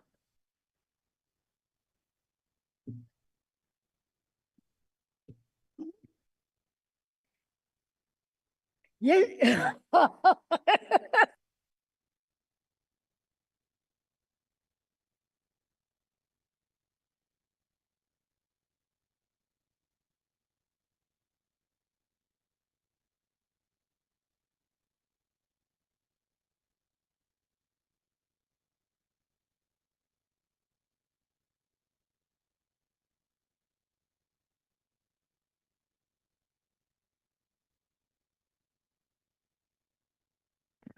So, please, because because your institution is drawing too much interest to us and we have taken too much time. But where is the DG of this department? Okay, we don't know who's going to respond first on what, but I'll reflect on on the report when you people are done. I will forward you my questions in writing. Who is going to respond first? I don't know. You know better. Okay. Thank you very much, Chairperson. I'll respond to the majority of the questions. However, I'd first please request that the Audit Committee Chairperson just takes the question that was allocated to the ARC. Yeah. Thank you. Thank you again, Honorable Chair. Well, I've moved from that area, seated here. Greetings to the DM and greetings again to honorable members. Chair, I think it's important to just prelude the response to the question related to the APP performance in terms of targets with reflecting on your intimations on the problem and can't be business as usual. From the commentary, it sounds like there's a huge focus on employability of the youth. But what I didn't get, and I'm not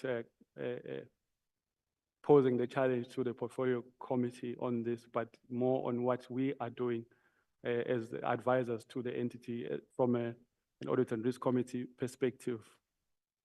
The social challenge on youth entrepreneurship is a serious issue.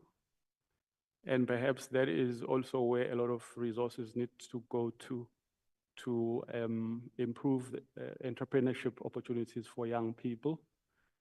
So there has been advice through the Audit and Risk Committee, which I did allude to on my presentation, Chair, during my presentation, that the aftercare program enhancements, we are expecting that the commentary is going to reflect when management presents the updates on the grant aftercare program.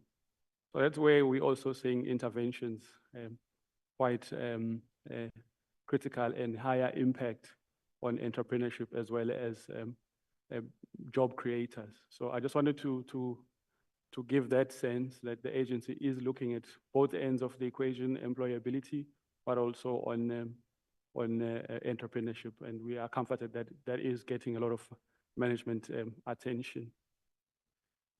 Chair, in relation to the question on the targets, well, with Q1 target not being met, I think the 100% relates to the current, well, not the current, the previous year financial statements, which is the report that we are tabling today.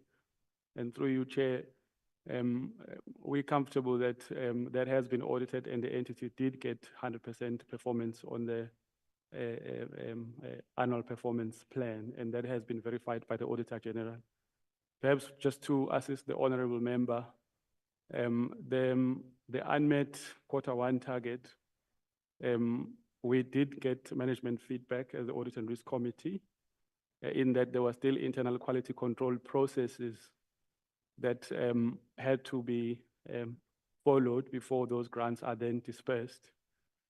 That management response was accepted. However, there was an escalation to board to say this is a highlight in terms, well, to management rather, to say this needs to be prioritized. It's acceptable, Chairperson. Sometimes not all targets are met at the same time, although it's not something that we're comfortable with, but we will be monitoring it in terms of Q2 targets.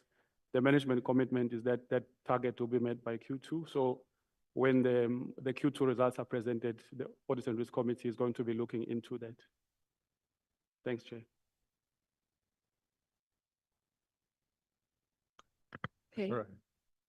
Thanks, Mr. Ngobo. And then I'd just like Ms. Duma to respond to the number of persons with disabilities employed in the NYDA, and then I'll take the remainder of the question. Thank you, Chair. So we unfortunately haven't met the national target of 2%.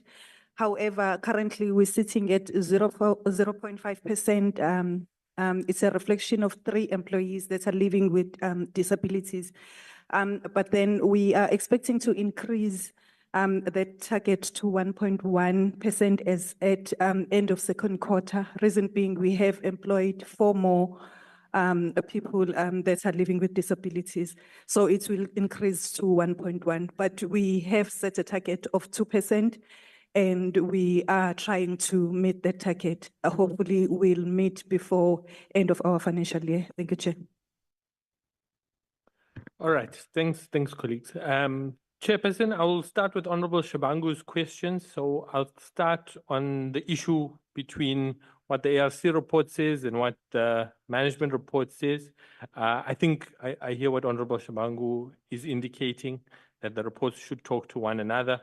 We'll make sure to correct that and to ensure that in future that reports correlate with one another, particularly in the reasons for non-achievement. Honorable Shabangu asks an important question around us upgrading office facilities, particularly for disability access. So many of the NYDA centers are provided rent-free by municipalities. Sometimes we do not receive the offices in the ideal condition that we would want them to be in. The relationship with municipalities is important. When we don't have to pay rental for offices, it significantly increases the funds that we can provide to young people.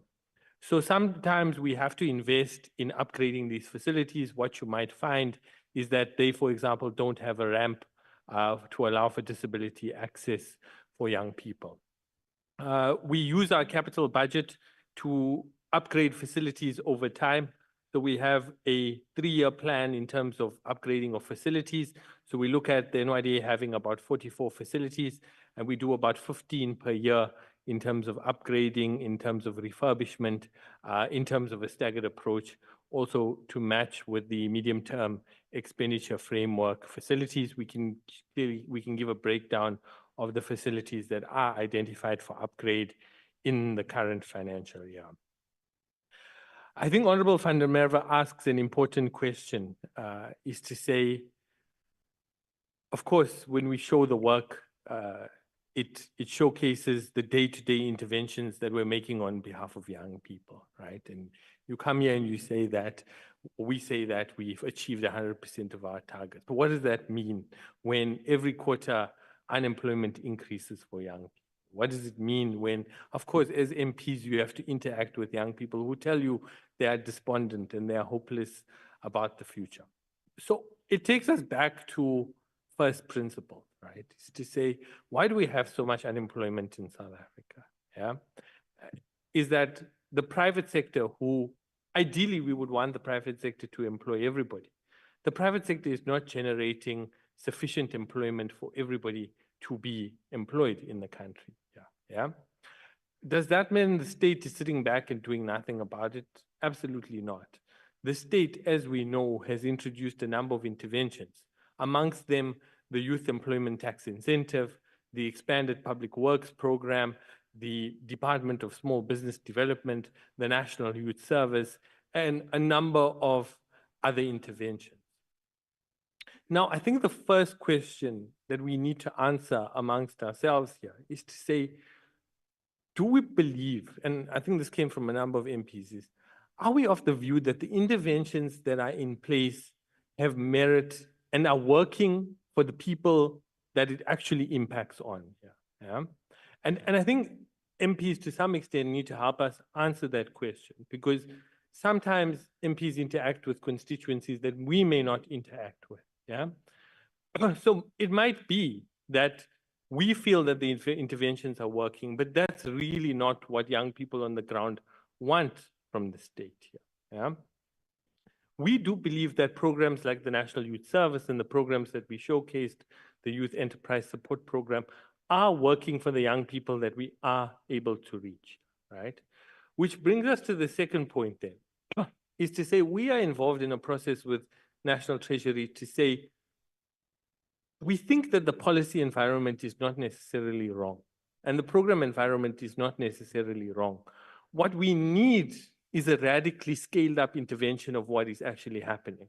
So if at the moment we're taking 20,000 young people through the National Youth Service, actually that number needs to be 200,000.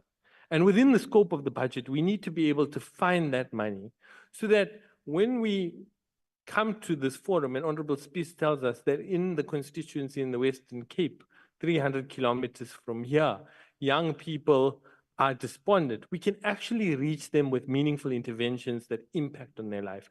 And that's the process that we're busy with the National Treasury at the moment, to be able to find those resources in the budget, because we all recognize that this is a crisis that can't continue unabated into the future. But I do think we need some help in answering the first part of that question, is to say, in terms of the people we are reaching, are they satisfied with the programs that are actually out there? Because if they're not, then it requires a different conversation. Then we need to go back to the drawing board and identify what actually we need to be doing to be able to actually have the impact. So we need to go into a redesign process. Sorry, my laptop seems to have locked. So I think that was the response to Honorable van der Merwe's first question. In terms of the findings of the Auditor General and of course submitting financial statements late, I think we tried to unpack during the presentation that we went through a transitional year at NYDA. Switching over your systems is not an easy process. And let me take NYDA out of it for 1 second, right? In the National Treasury, for example, we have had a program to develop an integrated financial management system. That program is sitting 10 years behind schedule, over budget. So the process of switching over systems is not easy, even in the private sector. For example, the SPAR Group reported last year that it had some challenges with ICT systems. Did we know this was a difficult process and do nothing? We didn't. We tried to build in as much risk mitigation as possible, right? But in my experience as an executive, there will never be a process in work or in life that is perfect in nature. One must always expect that mistakes will happen, right? And I think where we are, particularly as young people in leadership positions, it's about when you make a mistake, do you sit and wallow in the error that you made, or do you kind of look at what the future is and try and fix what happened and come back next year or even earlier than next year and say, you know what, here things did not work out as expected, but we have gone and determined what the fix needs to be. And we've worked as hard and fast as possible to be able to do that. In terms of the question in regards to the write-off of loans in the agency, right? So between the period 2001 to 2015, the NYDA followed a loan-based method of financing, right? So young people, instead of grant-based financing, they received loans. The former Umsobomfu Youth Fund, which eventually merged into the NYDA, disbursed in total about 384 million rand in loan funding. Of that, 234 million rand, which is 60%, was repaid back to the institution. That repayment rate of 60% is in line with what we expect from global standards internationally as well as locally. Yeah. You're then left with a portion of debt that is not being repaid. The PFMA says that as accounting officers and accounting authorities, you have an obligation to collect all debt due to the organization. So you pursue strategies to be able to recover that debt. Your first strategy is to negotiate with the holder of the loan and to go through a process with them to say, if your business is making money and if you have assets in your name that are worth something and you are deliberately not paying government money back, then we have a problem, right? You have to go and recover that money. You have a duty as an accounting officer to go and recover that money. Which we did. We went through that process with our different loan holders. We encouraged repayment terms. If your business is struggling, for example, and you can't pay back the full amount, you go back and you renegotiate and you say, well, actually, how much can you pay back? Yeah. And you enter into settlement agreements that bring, that create halfway space between yourself and the loan holder. Yeah. And then you get to the third level, right? Is those people whose businesses have failed or those businesses which are really struggling and are not able to repay the loans here. Yeah. And in some cases where people had assets, where they had second homes, we even repossessed those and we used it to collect outstanding money due to the organization.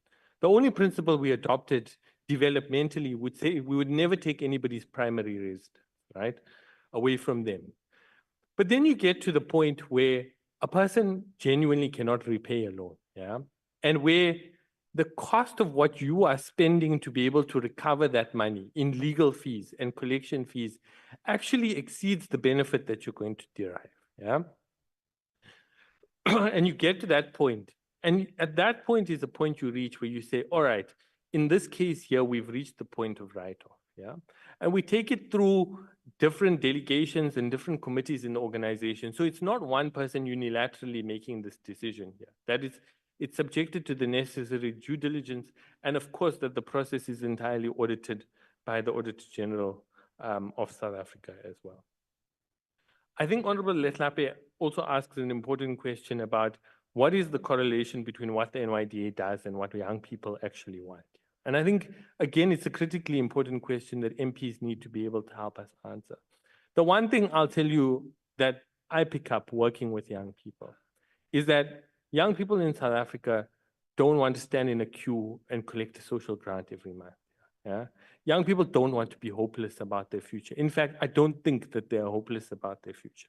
What young people want is to be able to work, to feel like they're contributing. What they want is access to opportunities. And those can be a wide variety of opportunities.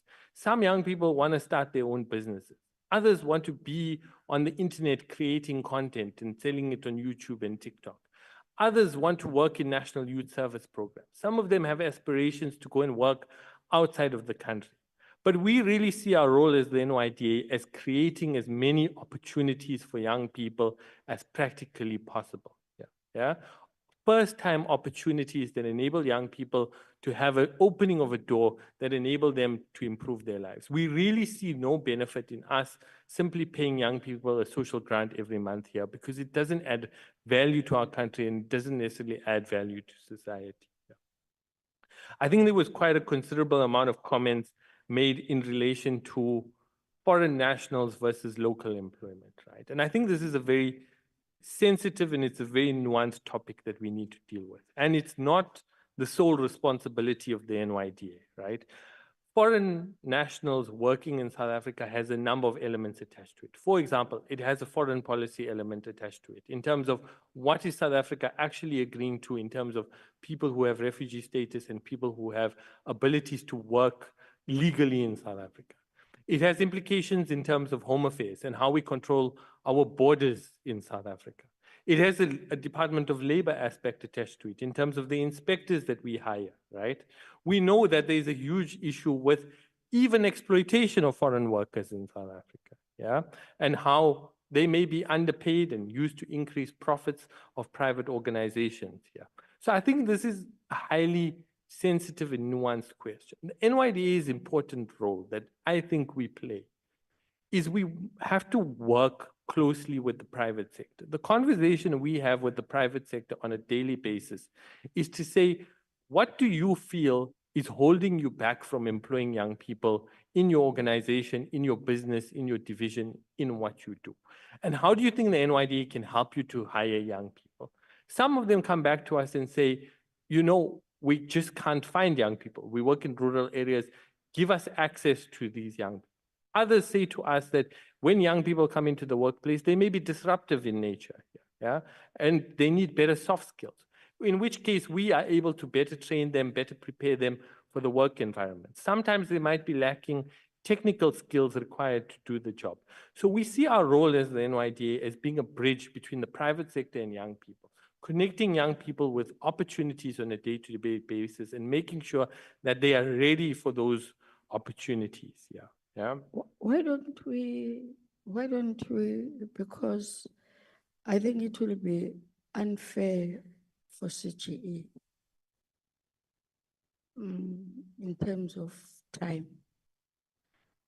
The chair, the executive chair will respond, will indicate to you the issues that you must bring back in writing.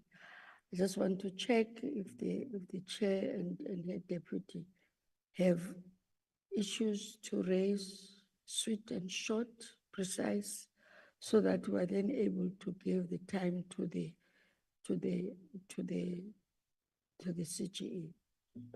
The problem was a presentation. And I am to take the blame. Your presentation was a bit long, and it has taken a lot of time attending to the time of the CGE. So the chair and the executive, and then after that, the responses that you must in writing by Thursday. I think we will need that. Okay, I'll hand over to you. Thank you, Chairperson, and thank you to the honorable members for the questions. So perhaps, Chairperson, in response, I think we have taken note of the suggestion that the more technical responses we will ensure we compile and send to the portfolio committee by Thursday. However, Chairperson, there were some questions related to some of the special projects in the respective offices. And just to briefly respond, there was a question raised by Honorable van der Merwe on the role of the company secretary.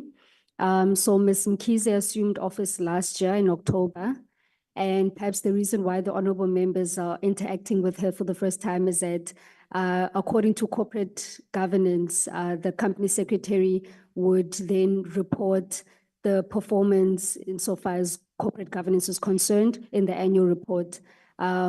She would not necessarily be reporting in the quarterly reports that we interface with the portfolio committee. So it is on an annual basis, and so that's why she is interacting with yourselves for the first time now. There was a question, also with Honorable van der Merwe, the assessment of board members. So board members play an oversight role over the entity or the agency, and the board's performance is measured by the board's evaluation. And the roles and targets of the board are stipulated both in our shareholders compact as well as our board and individual committee charters, but we can make that available to the honorable members. Honorable Lithape asked what is the impact of our international relations work? And the brief response to this, honorable members, is that international relations is utilized by the agency to form friendships, cooperations, and people-to-people exchanges. Because what we want to do is expose young people of South Africa to the various opportunities that exist on a global level. And so the international work of the agency will really be underpinned by that particular principle of exposing South African youth to the global opportunities that exist. Honorable Lithape also asked whether the board is a governance or implementing structure. And the brief response is that we are guided by certain prescripts and legislation. The recently amended NYDA Act, which really puts on a more operational aspect to the board. But in terms of the governance of the board, we are also guided by your King's 4 reports, your Companies Act, that really explain that the board has a fiduciary duty to act in the best interest of the agency. And so that will ensure that the necessary policies are in place so that ultimately we're able to see that reflecting. But from an operational side, the recently enacted NYDA Act speaks to 6 elements in relation to specifically Section 5 of the Principal Act that was amended by this particular portfolio committee, that really empowers the agency and by extension the board to establish competencies and capabilities in its operations to include the following functional areas. So we work on areas of national youth service, economic transformation, job creation and entrepreneurial support, research and development, governance, skills development and training, youth advisory and information services, and National Youth Fund.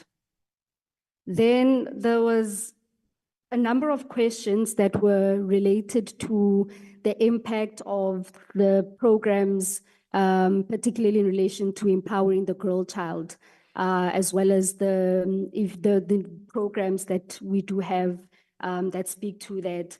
And it's to respond to the to the honorable members rather, to say that these particular programs are underscored by the idea that, as honorable members have correctly alluded, that we want to have an impact and that we do away with just being a talk show agency, but one that we can actually see the programs translating into the change of the young people, positive change rather.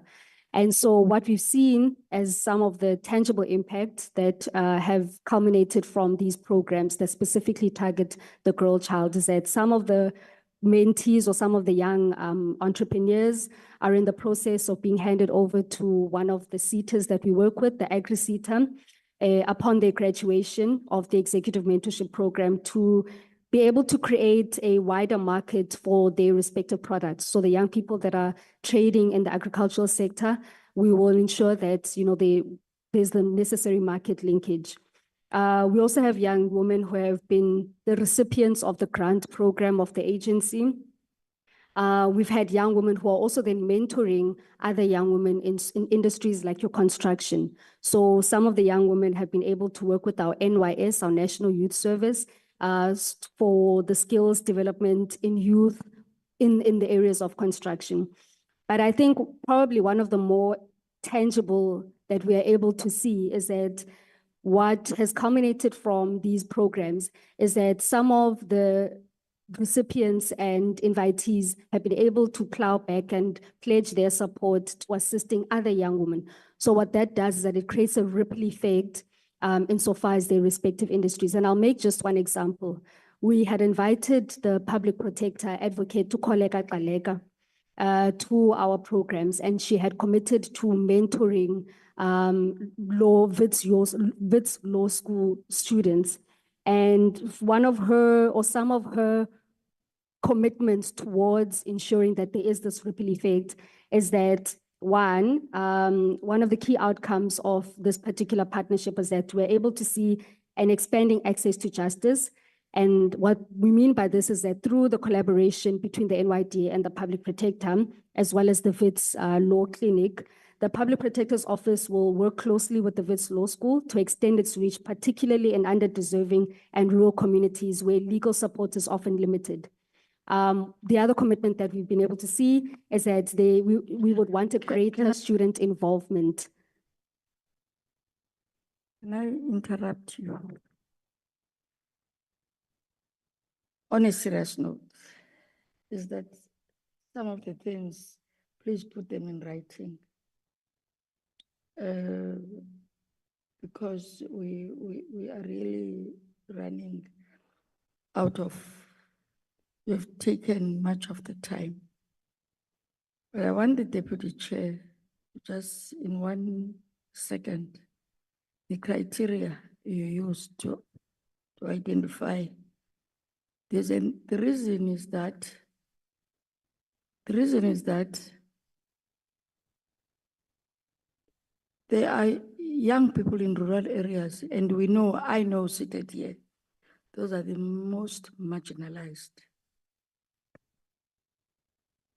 And when a young person says, "Hi, kaloku mama, uxhomekeke ukuba wazibani, ubani wazibani, ubani wazibani," that thing doesn't augur well.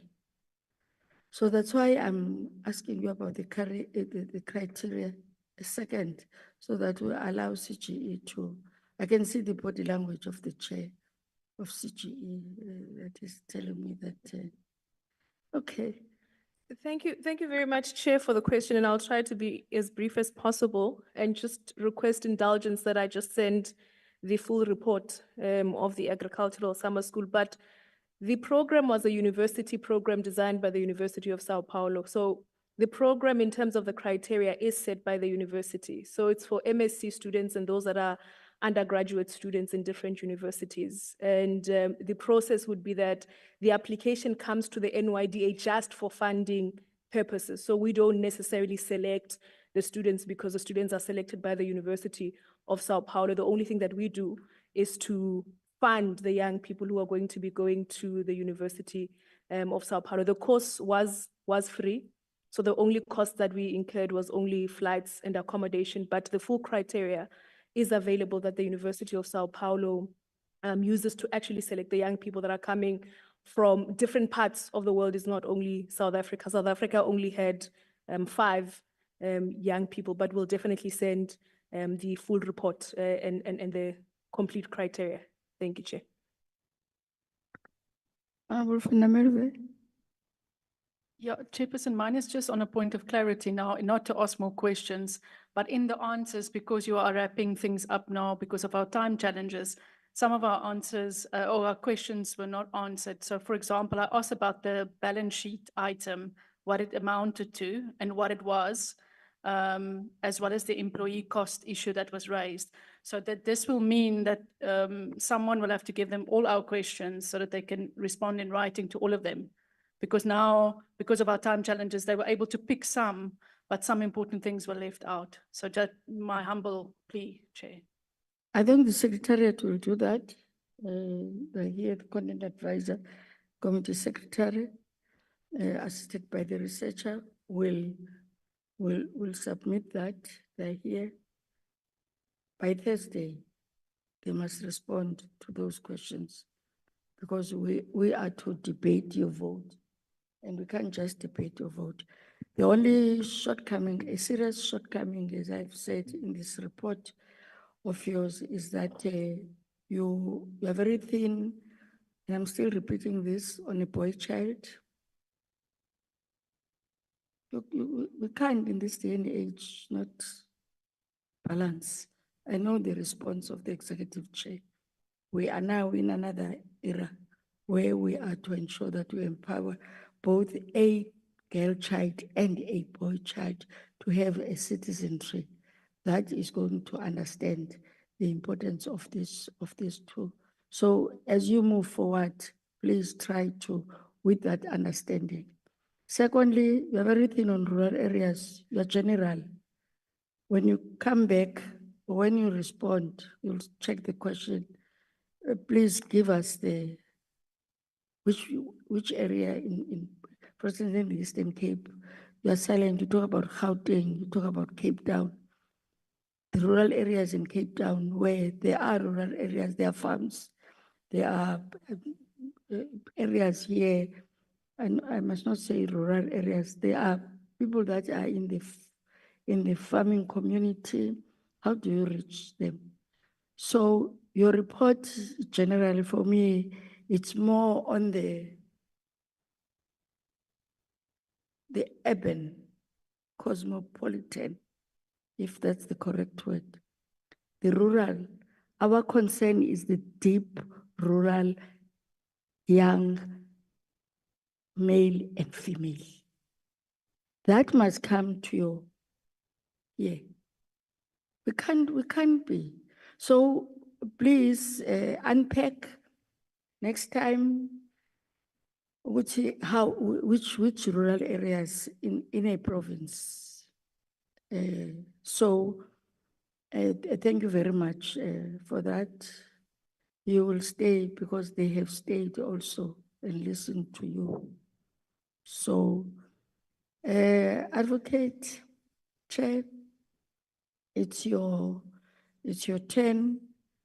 The unfortunate part is that you are reporting this time, but you'll find a way. The only thing that I would request you to do for us is that you have good commissioners here. Please, as you will be reporting, unpack Commissioner so-and-so is doing this type of work. I'm making an example so that we know as we'll be interacting with you in moving forward. So I will allow you, and I will give you what? 30 minutes? 20. 20 is fine, you are darling. 20, and then we'll ask questions, and then you know it's fine. TM, why are you looking at me? Is 20 too much? Oh, it's fine. It's not enough because I thought this excludes this CEO and the CFO. And the For me, TA it's is just from, opening there's a remarks. protest here from the deputy minister. Oh, okay. It's a very silent one, but please make your presentation. You have submitted your presentation to us. Talk to key strategic issues. Right. Thank you very much, Chairperson, for the opportunity and honorable members. Chair, before we even start, I just want to remind you that two of our commissioners, Commissioner Tele and Commissioner Naidu, will silently walk out at 3:30. And we profusely apologize, we couldn't get any alternative flights for them. The rest of us will be here with you until the end. Thank you. We are here to give two reports. It's the annual report 2023-2024 and the first quarter 2024-2025 reports. We come with a lot of excitement, and unlike in the past where it was more trepidation than anything, this time it's excitement. It's excitement because the CGE has finally settled down and stabilized. We are working as we should be working, and we are doing what we should be doing according to our mandate in the Constitution, Section 181 and 187, and the rest of the CGE Act. Chair, I'll just go straight into what you have asked, what commissioners do. Unlike in the past, where there was confusion that commissioners are actually supposed to be doing work, we as the CGE have now finally turned that corner. Commissioners are not doing work, commissioners are providing leadership and guidance. They are the ones who are actually providing strategic leadership. That cost us a lot, Chair. Not so long ago, we came here and we presented a report that spoke to only 48% of performance. And as we were grappling with that with staff, they were saying, how do you expect us to do our work when we're busy running around facilitating that you do work? So we are there, we're doing work, but that work is actually to open doors and enable provinces to function. We have then deployed commissioners to provinces. Commissioner Tele is in the Free State. Commissioner Mohane is in Limpopo. Commissioner Naidu is going to be placed somewhere because we had not placed her. I don't want to announce it now before I speak to her. And then Commissioner Samai is in the Northern Cape. Commissioner Mfundo is here in the Western Cape. And then Commissioner Mulalo is in Northwest. And then the four commissioners who are now old commissioners, your Commissioner Subraya Naidu, Commissioner Kumede, Commissioner Ngomani, and Commissioner van der Merwe are where they were. Commissioner Kumede was in Limpopo. She remains there because our main focus is a stable organization. Commissioner van der Merwe will continue in the Eastern Cape. In fact, I'm sure she will do it seriously if we can try and move her there. She's doing sterling work. Is she? Commissioner van der Merwe, please raise your hand. Oh. Oh, so you were in that meeting that I was part of virtually in the Eastern Cape. Okay, thanks. Yeah. And then Commissioner Naidu is another one who will do DOI in KZN doing a lot of good work there. And Commissioner Ngomani was in Northwest, but now we've moved Commissioner Ngomani to Gauteng. So we settled where we are. Not only did we do that, as we came back, as we came for the first time in the past, we told you about the business model. We are implementing the business model despite us not having funding. We are taking from here to there and trying to patch up. But we have also submitted a 50 million rand budget to Treasury so that we fund that. We're excited about that business model because that business model, Chair, speaks to the growth of the CGE. The CGE, people do not believe because of our high profile and the good work that we do, if I have to say so myself.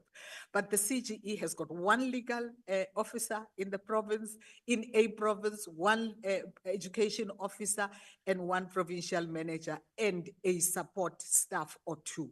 So we really are stretched. We are an organization of about 100 staff members, including commissioners. We stretch ourselves. So this business model is basically saying we need now to grow. How we are going to grow is that we are going to grow the provinces. So provinces, we are going to have a footprint in the regions of the provinces. So we will look at, for example, the Western Cape has got 6 district municipalities and 20 municipalities. Yeah, I think it's 20 municipalities, 6 districts, and 12 regions. We will be looking at what we need most where and try and raise funds to actually start or expand or extend the footprint of the CGE there. It's not going to be easy because almost every province needs us. When you look at the Northern Cape, we hardly ever scratch the surface because of its vastness. But again, Gauteng, because of its overpopulous community, we also hardly ever scratch the surface. So we're struggling in that way, but we'll get there. So Chair, without much ado, I will leave the details to the CEO, but also to say this time, we're not coming here with a 48%. We're at 90% performance, 23-24. So we are a very solid organization. We're confident with where we're going. We're clear now, people understand the mandate. We're trying to hone in that mandate and get commissioners to appreciate that mandate. So we're not going to have commissioners doing their thing. They are going to do what the mandate of the CGE is all about and provide the expertise towards achieving that mandate. Thank you, Chair. Over to you, CEO. Thank you very much, Chair. Thank you so much. Sorry, Advocate, can you switch off your mic? Oh, sorry. Thank you so much, Chairperson. Good afternoon once more to yourself and honorable members and colleagues and commissioners. My presentation would be around the annual report 2023-2024. As indicated by the Chairperson, we started the financial year as management, reflecting on our performance under 2022-2023, where we had to digest the 48% from 2022-2023 and plan how we are going to turn things around in terms of improvement. And indeed, the financial year 2023-2024 does reflect an improvement in terms of the achievements of the target, wherein we were able to move from 48% to 90%. Now, I'd like to just take you through the planned targets. So in outcome 1, we have 4 outcomes. The first outcome is enabling environment. Outcome number 2 is on the gender equality promoted through information and education to foster public and understanding, as well as outcome number 3 that deals with monitoring research, as well as outcome number 4 that is on the efficient renewed organization. Now, on outcome number 1, this is where we make legislative inputs. We had a target of about 20 legislative submissions, and we did about 21 of those. Now, this process is where we receive or we assess what is published that is open for comments, and then we assess from a gender lens, and then we make legislative inputs. But creating an enabling environment for the CGE goes over and above making legislative submissions.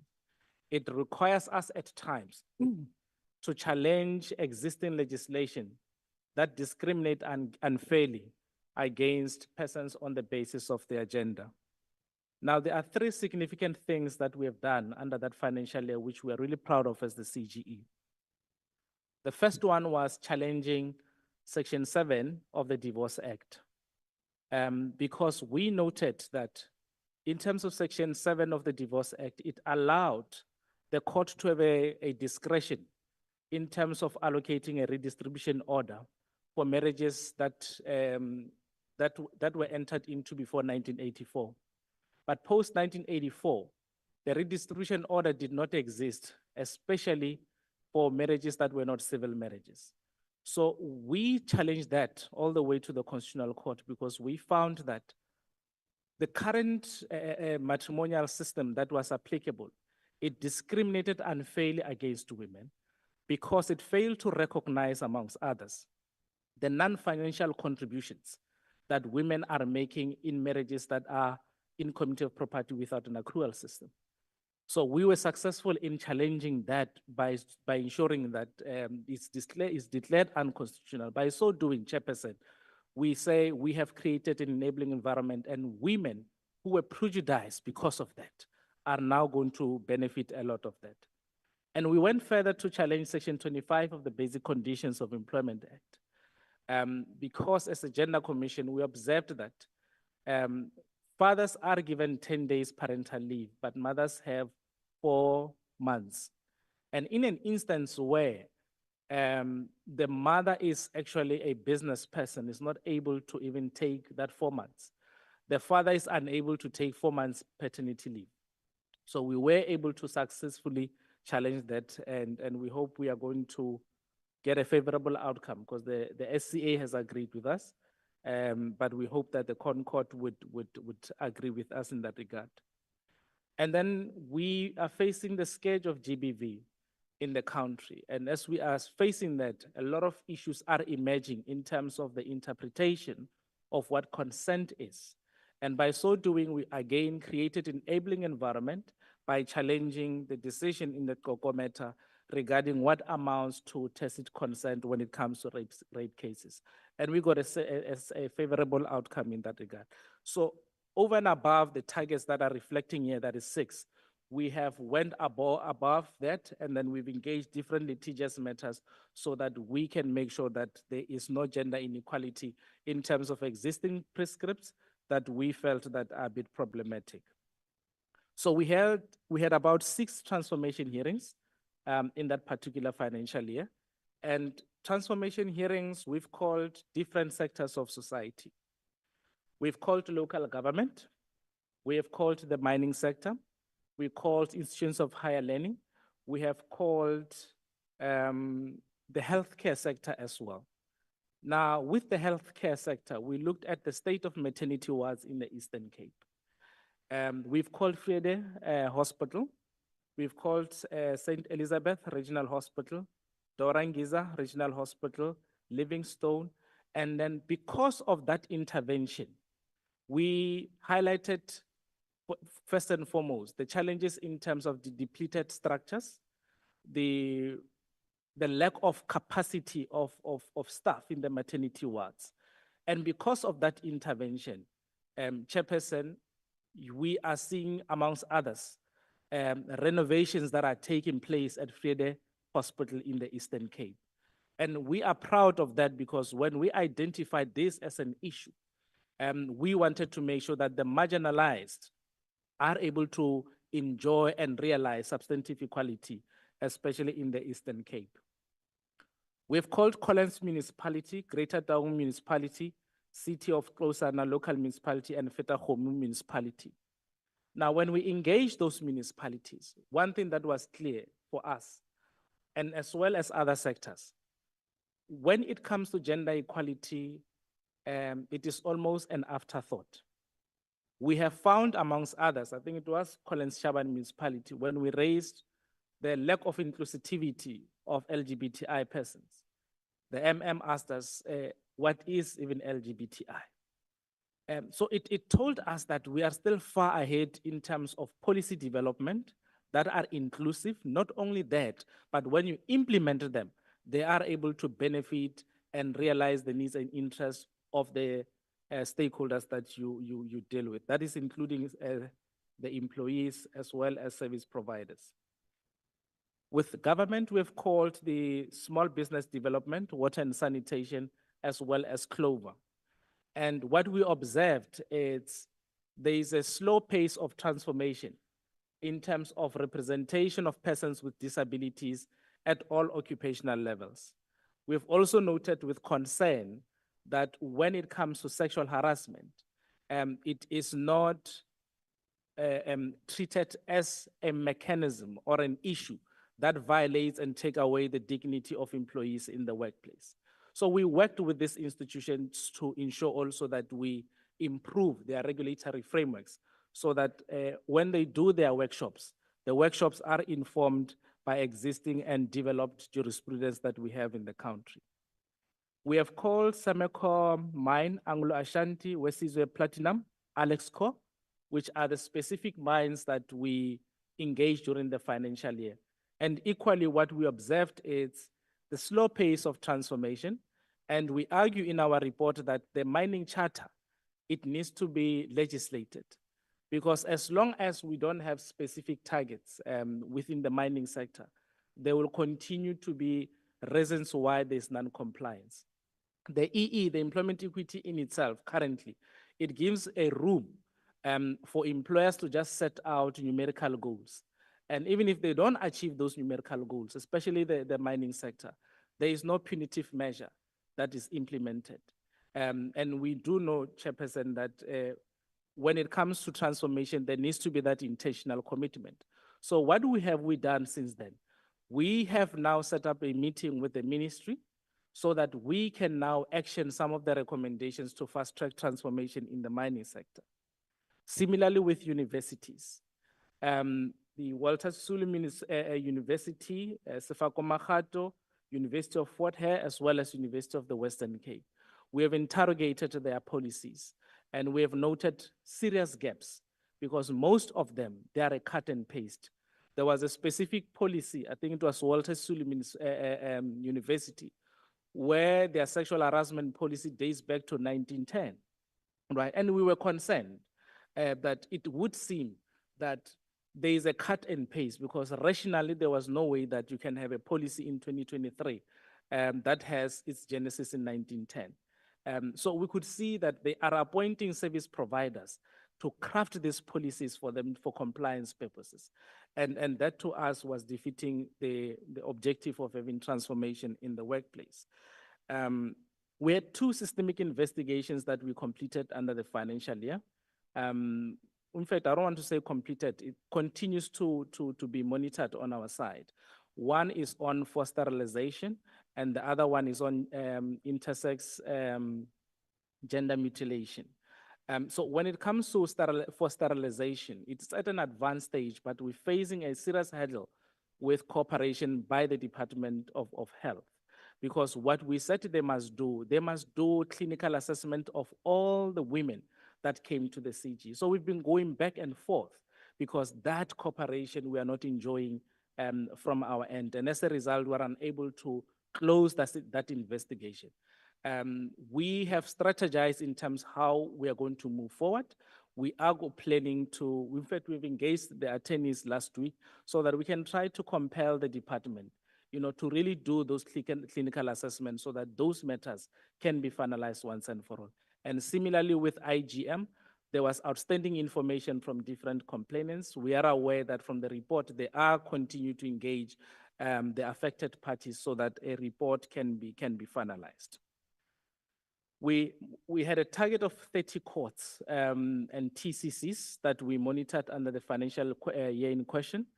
And the courts that we specifically had interest on was on sexual offenses. Now we chose sexual offenses because by their very nature, they are designed to ensure that matters around GBV are finalized expeditiously. But we know that within the context of delayed DNA results, within the context of the austerity measures, within the context of not having trained staff, the sexual offenses courts themselves are failing to do justice by those that are appearing before them. So we did a report around that clearly highlights some of the challenges that we have identified, and commissioners were working very closely with us in terms of ensuring that we do a justice behind it. And then we monitored the TCCs to determine how effective are they. What are TCCs? Somebody. To Zelakes, apologies, Chairperson. I know officials like to use applications, assuming that all of us. Of course. And the other thing is, I'm looking at time. Yes. So that there is time for questions. and for the other presentation. So if you can. Yes, Chair, I'll just wrap up on the last two. To say that we monitored the Tutuzela care centers because they are a critical structure when it comes to gender-based violence and femicide. And okay, and correctional services. But with the the Tutuzela care centers, we held a very successful engagement also in the NPA with the NPA, the Department of Health in the Eastern Cape, because in 2023, 2024, we assessed and we have a report that says things are not done properly. So we then took the step further to the Eastern Cape, wherein we called relevant duty bearers to come and explain some of the challenges that they experienced. And we saw that also, even with the role players, there was not an in-depth understanding of how critical and how to really improve and utilize the TCCs to the benefit of the survivors that we see. So we have published about 17 reports in 1 year. Those reports, amongst others, we've commenced with the launch. That includes even correctional services. Commissioners were going up and down in terms of doing inspection in locus. 17 reports were published. We continue now to escalate those discussions, those recommendations with relevant duty bearers to make sure that there is implementation in that regard. We have launched 2 of our reports thus far and subsequently held a conference recently to really reflect on the emerging issues on gender equality in South Africa. Chairperson, my slides are about 44 in total. I've tried to summarize, but I do know that you have raised issues around the SDGs, how our work features into the SDGs. We have clearly responded there that we have done a review of the Beijing Platform for Action that is linked to Goal 5 of the SDG. All that, Chairperson, are contained in that. So may I, with your permission, then pause here due to time. Thank you, Chair. Oh, thank you very much. Time for questions, or you want questions now?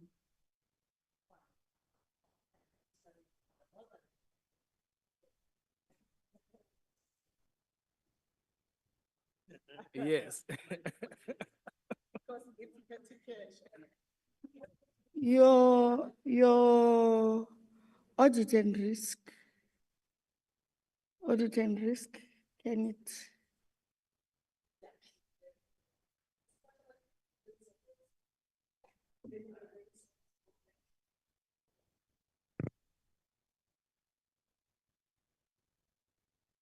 May I shoot, Chair?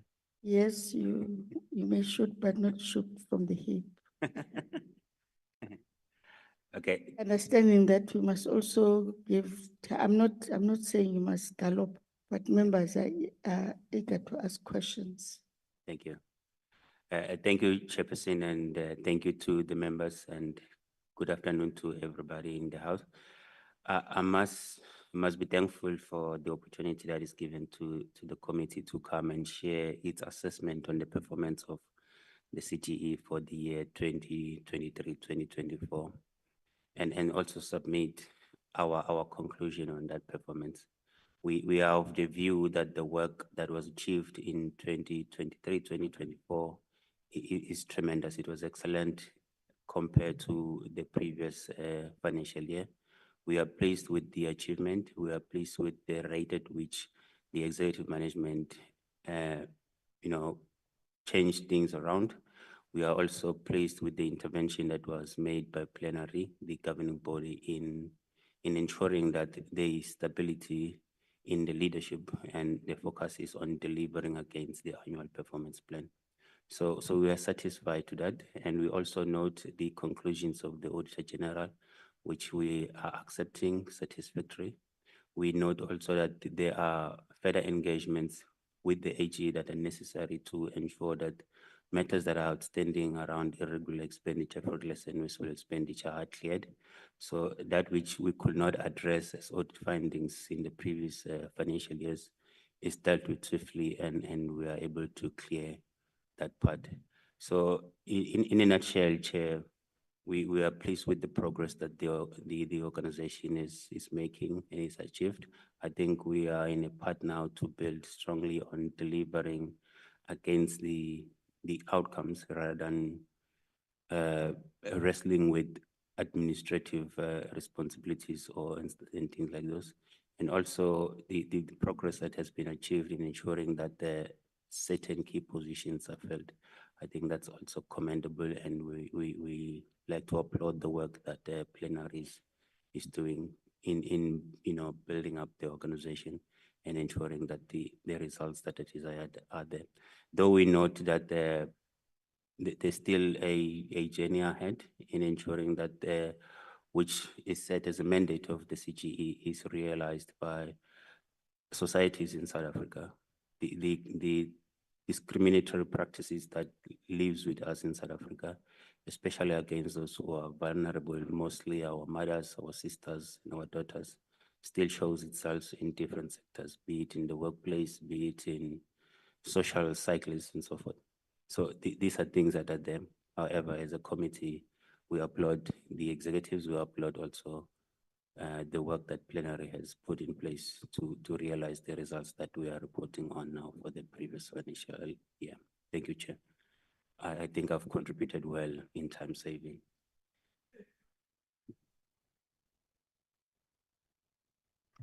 I'll reserve my comments. Can we then have a presentation for, you were audited by the AG. Can we then get that report, which is your financials? CFO? Good afternoon, Chairperson, honorable members, and colleagues. I will take you through our audited information as well as the budget for this current financial year. We followed the trend that you gave us, the questions that we need to respond to.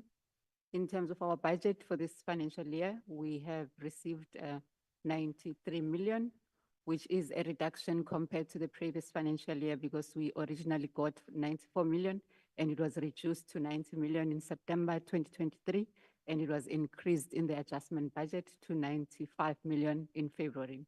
So our budget has been going up and down, but ultimately we are left with the 93 million for this financial year.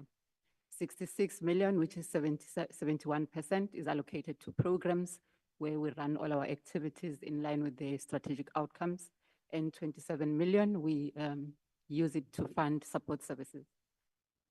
This is our budget in terms of strategic objectives. Strategic objective 1, we allocated 27.6 million, which is equivalent to 30%. Strategic outcome 2, we allocated 30.2 million, which is equivalent to 32%. Research outcome 3, we allocated 8.4 million, which is equivalent to 9%. Outcome 4, we have allocated 27.1 million, which is equivalent to 29%. In all, they add up to the allocated 93 million. This is our Q1 expenditure versus budget. Compensation of employees in terms of the annual budget is 71 million. And we have spent 16.1 million versus the Q1 budget of 17.7 million. And on the depreciation, since it's a non-cash item, we do not provide a budget for it because it's journal entries. It's 330,000 goods and services. The total budget for the whole year is 22 million. However, quarterly, it's 5.6 million, and we have spent for 4.8 million. In total, we have spent 21.3 million versus the 23 million for the quarter. However, for the year, it's 93.6 million. This is just a breakdown of expenditure analysis in terms of expenditure types. I won't take you through all of them because of time constraints. The audited information of our AFS, we're reporting on the transfers that we've received in the last financial year, which is 95 million. Unauthorized expenditure, we did not incur any unauthorized expenditure in the previous financial year. Commitments, deviations, and variances, those are as disclosed in our AFS, and we have submitted the surplus retention to Treasury of 7.7 million end of September, and it was approved on the 8th of October.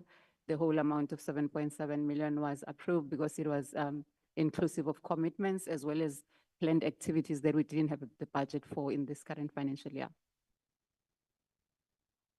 This is our irregular expenditure, mainly the 4 million in question that was spent in the current financial year. It's due to the panel of attorneys that was appointed in 2018 and it was redone in 2022.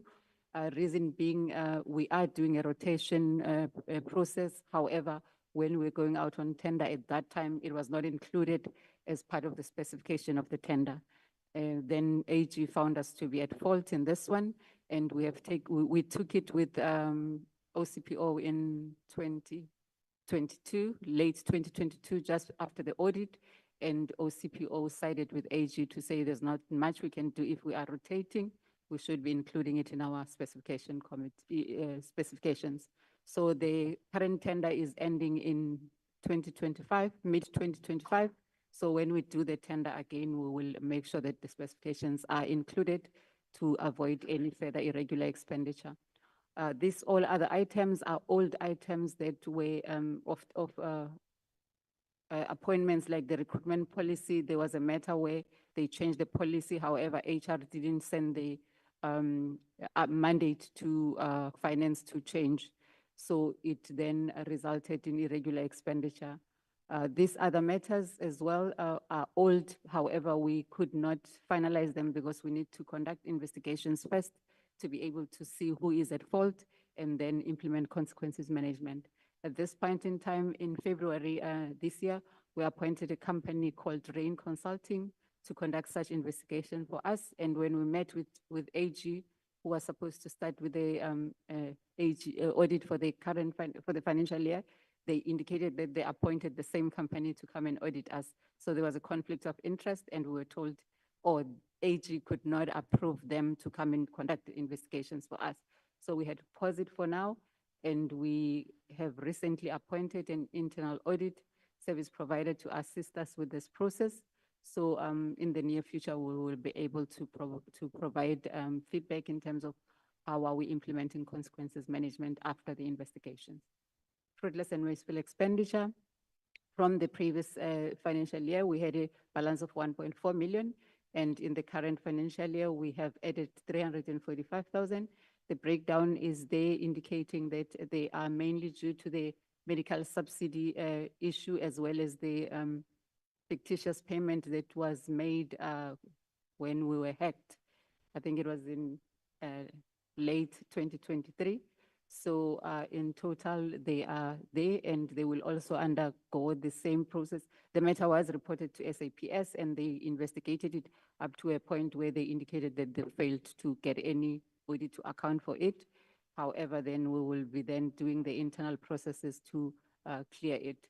And we had an issue of an employee that had an accident with a vehicle, and the matter was referred to the Loss Control Committee, where it was found that there was some negligence because the insurance repudiated the claim. So we are currently recovering the said amount of 132,000. The use of consultants, we are using consultants. It's in the range of 2.2 million for the audited financial year. Mostly it's the research reports that were drafted. The researchers will go out and collect information or collect data and come back and then say they need somebody to draft such reports. So we had to then bring in the consultants to assist. Annual report designing and printing, we don't have the internal skills to do that. So we are appointing a service provider to assist us with that up to printing. Financial misconduct, we didn't have any in this reporting period in absence of the investigation that are still coming. This is the snapshot of our audited outcome for the previous 3 financial years, including the 2023-2024. As you could see that there was a big improvement when you look at 2022-2023. We had about 4 areas that are material findings, which was AFS an annual report, expenditure management, consequences management, procurement and contracts management. However, in this audit that has just been finalized, we only had one pink issue, which is material finding, which is under consequences management. As I explained earlier on, we still getting a service provider to assist us with that one due to that AG situation that we could not implement. Audit action plan for the 2023-2024, we are working on it. In this audit period, we only got 43 findings compared to the previous financial year's audit, which were like 83. And as at end of March 2022, we managed to resolve 76%, 24% were in progress, and were mainly due to the issue of the irregular expenditure of the panel of attorneys that I explained that we will change our specifications come the next bidding process of 2025, as well as engagements with all the challenges that we have when it comes to panel of attorneys management part of it with National Treasury. We're just waiting to get an appointment on that one. The 100 hours matter of commissioners, as you recall that it happened during COVID time, it's still being processed. We had some engagements with AG during the audit. However, due to time constraints, it could not be finalized. However, it's still not closed because as CGE, we were able to provide all the reports that commissioners worked on during that period when they were paid without submitting timesheets. And it's up to AG now to pronounce themselves to say, are they comfortable that we can reach an agreement on this one? And this matter is removed from our books. HR policies that were changed but not implemented due to the HR mandate not being finalized. HR is handling that process. Lastly, the consequences management that is awaiting the investigations first. Thank you. No, thank you. Thank you very much. Members, there is the presentation from the CGE. Honorable Spitz, Honorable Van der Merwe, Honorable Shabangu, Honorable Letlapo.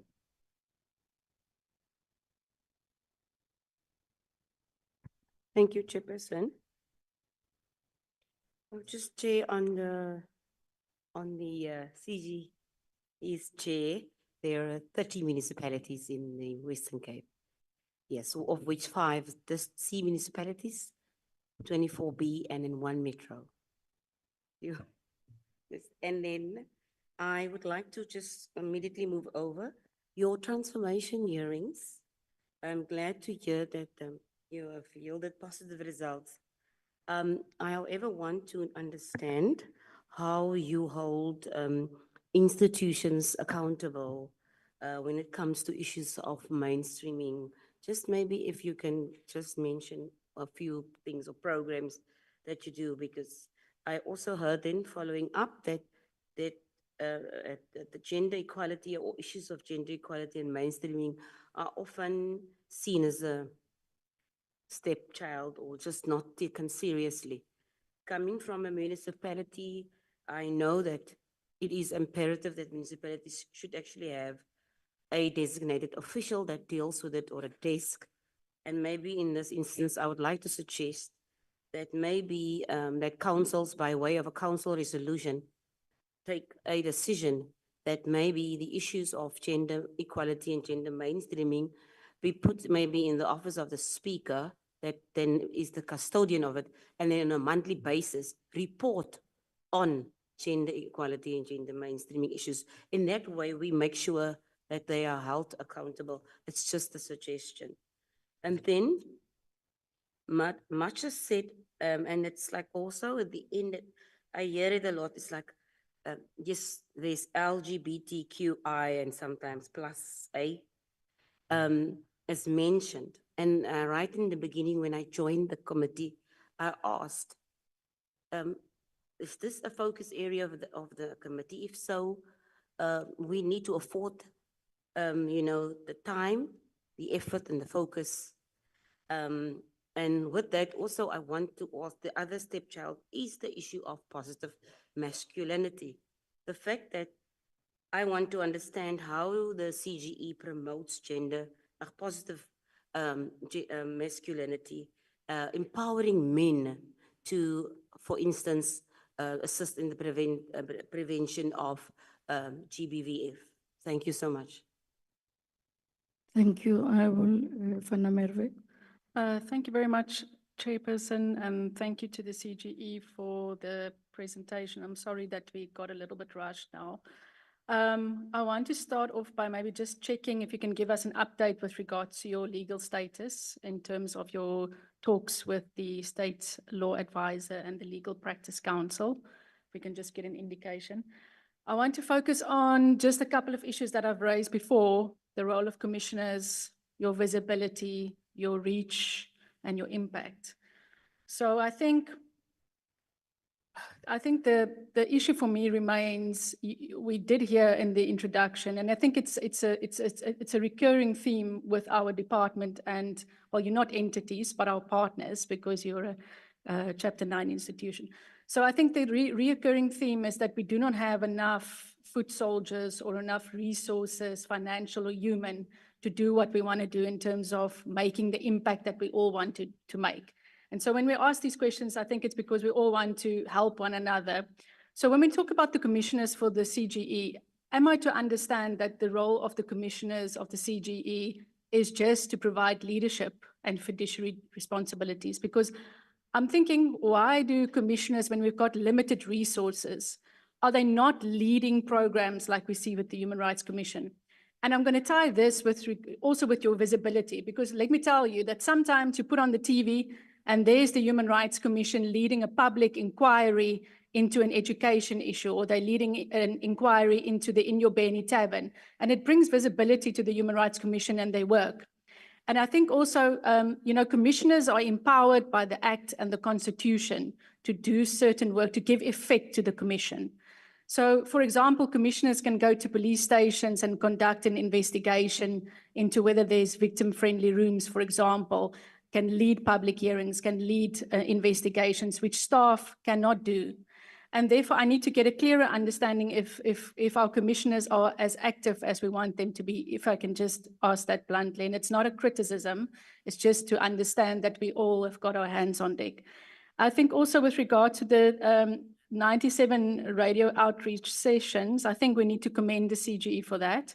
I just also want to understand whether we are utilizing commissioners in the provinces in which they're deployed to conduct, radio visibility programs or education programs, and if I can get more information on that.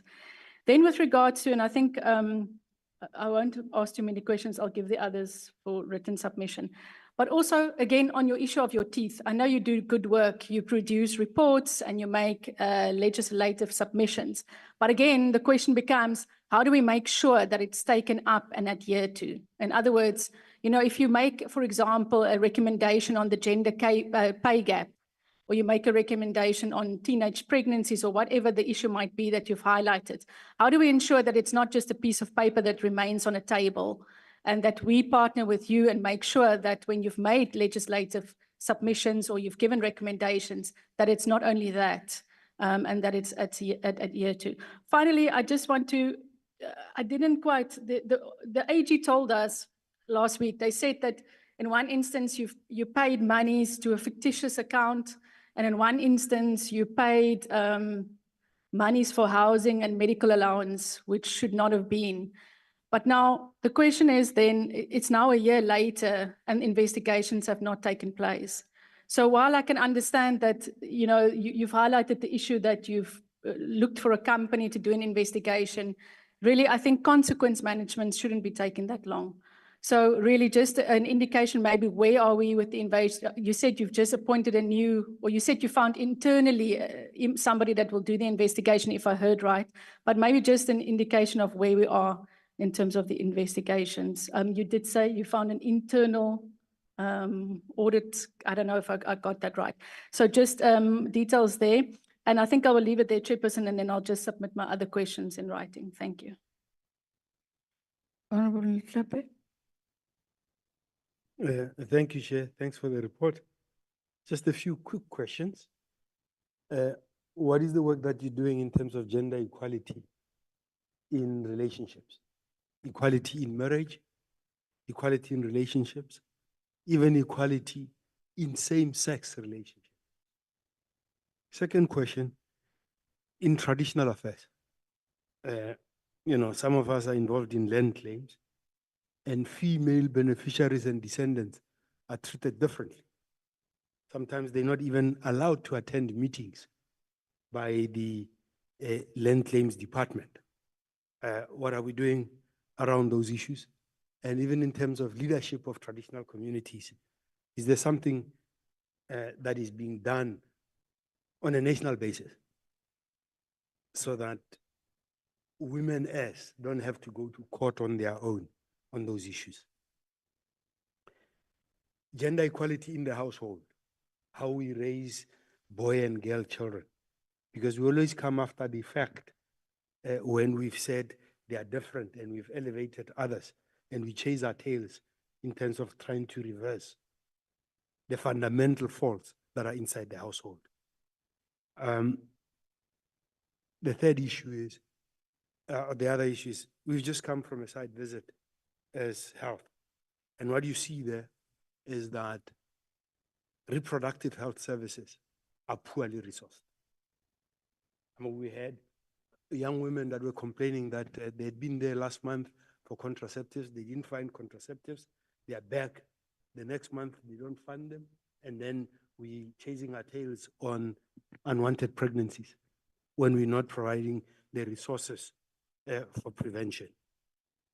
Lastly, just a concern that we're having too much governance in this country and resources are limited, and we slash budget for essential services.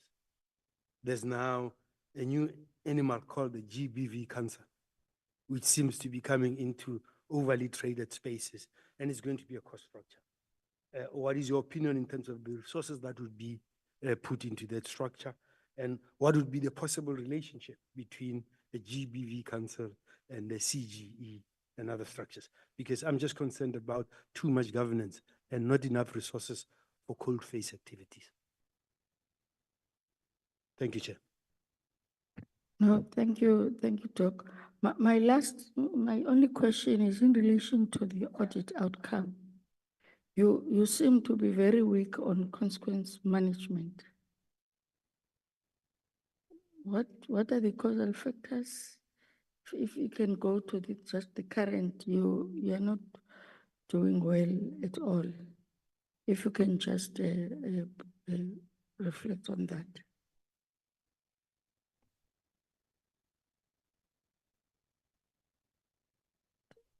Sorry, no, I didn't see your hand. Okay, so sorry before that. Okay. Sorry, Chair, I think maybe because you counted maybe for daughter, but partially covered by the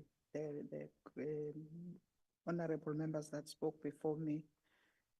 How I wish this good report advocate was talking to what we see on the ground. I'm not intending to pop the balloon because I could see that umfu, but we are on the ground. We work with these people. We work in different constituencies, understanding that the CGE is not working in isolation. There are so many departments that are supposed to be involved in this, your police, your whoever. During the constituency period, Chair, I visited the 220 Center around Donga, and I'm sitting here, I'm a bit disappointed, unless if I miss it, when the advocate was mentioning the commissioners, I didn't hear a commissioner from Mpumalanga, because I would be looking at her now to say, this is the person I'm going to grab. But the situation is bad. I don't know whether, Chair, it's a matter of this department working together, because, you know, when you find the children in that center, whereas they were not in danger, but because the police are not doing their job. And now, forgive my ignorance, I think other members, they've also talked to this to say, what is the duty or the work of the commissioners. I'm also in that maybe it's our ignorance. Because the situation that I found there, if I knew, I could have grabbed a phone and spoke to someone. Because when I followed up on that case, the children, they were not in danger, but the police just didn't do any investigation. They took the mother and the kids to the Tutuzela Center, which is horrible. And the kids, they were just at the back of the back, the one child was even scratched on the face. So I know that, like I've said, that we know that there are so many departments that are supposed to play the role around this. This, one member mentioned there that there was, just a small thing. I know that your report is not given time, but there's something said about GBV, then it just comes and,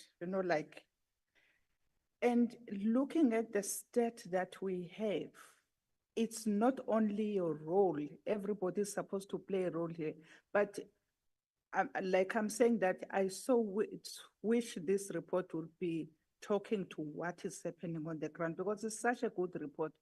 DM, sorry, DM, DG, Chair. The member is on the floor. And you are. Thank you, Chair. And we hope the AG and CGE will find each other when it comes to this audit, because you said audit was not done because they have February to July. Because I mean, we're talking, I don't know whether I've missed it, if it was done, because it said they didn't find each other. I think it's with regard to audit for February to July. We hope this will be resolved, but honestly, it's sometimes one wish that we can just close the offices, all of us walk out and go to the ground. Unfortunately, that is not possible, because sometimes we sit here, we deliberate on good reports, but when you go to the community, our report, they do not resonate to what is happening. But thank you so much. Thank you, members. Responses? Share responses with my two colleagues. I just want to clarify. I think I made a mistake and said Commissioner Mohane is from Limpopo. It's actually Commissioner Mohane from Mpumalanga. But just to clarify, the commissioners in the CGE are on the ground. However, why I wanted to emphasize it is because they are not on the ground doing their own projects, but rather doing the projects of the organization as in the APP. They are going to radio stations in their provinces and even nationally. They are participating in stakeholder engagement. They are participating in hearings, everything. Why I was emphasizing it is because not so long ago, we were being asked about specific projects of commissioners.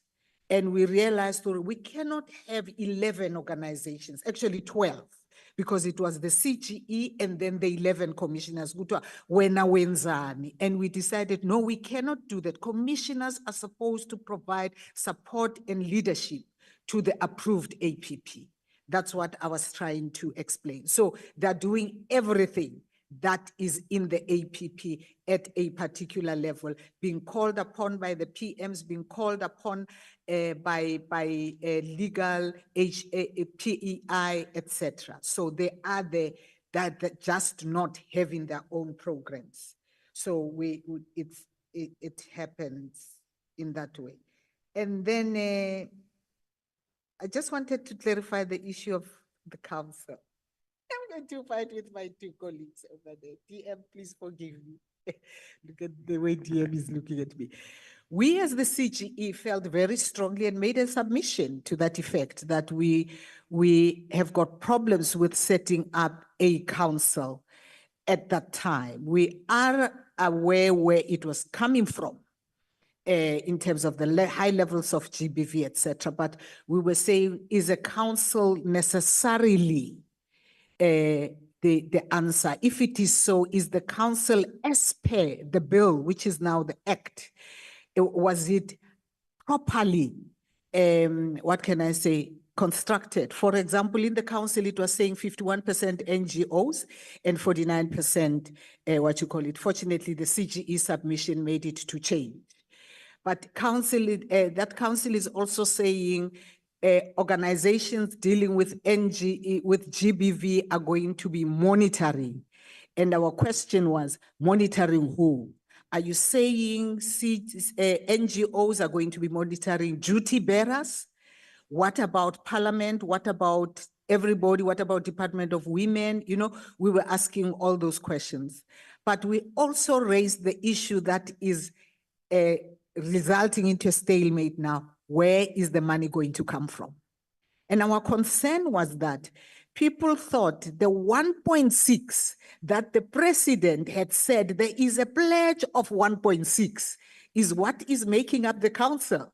Whereas there was no such. Departments came forward after 2018 total shutdown march and said to combat GBV, we're pledging this, we're pledging that. And all those pledges came up to 1.6 and people ran. Literally, there were people who registered NGOs at that time thinking there is money that is coming. So that is the perspective where we're coming from, to say, whoa, we're at divergent levels. You know, there are people who don't understand what needs to happen, but we also felt the presidency to an extent does not even understand that the people that they are dealing with have got a different, what you call it, in mind in terms of the council.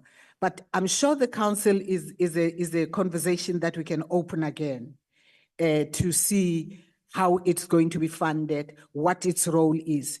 The biggest critique for us is what Dr. Letlape asked during lunch. She said, you guys are a C9, so you monitor certain things. But the Department of Women says it monitors. What is the council going to do? Because the council says it's going to monitor. So it's, you know, it's all those things. And he said something profound that in South Africa, we like setting up structures instead of dealing with the problem. 50 million, 100 million that's going to be given to council, we could actually do a number of things, Charlie. Thank you. The first one would actually be training forensic nurses across the country. They now have got an accredited a program. They can examine a patient, they can go and testify in court. You know, there's so many things that we can suggest. Yeah, all right. Then the last one for me was actually just in Mpumalanga. Yes, we are there on the ground. The CGE is on the ground. We are in partnership with Human Rights Commission looking at the Tengo issue, the Funena Kaneno issue. In fact, when I was here, if you remember, I did mention it. We are there, we're doing that. My colleagues will answer the other questions. Thank you very much. Thank you.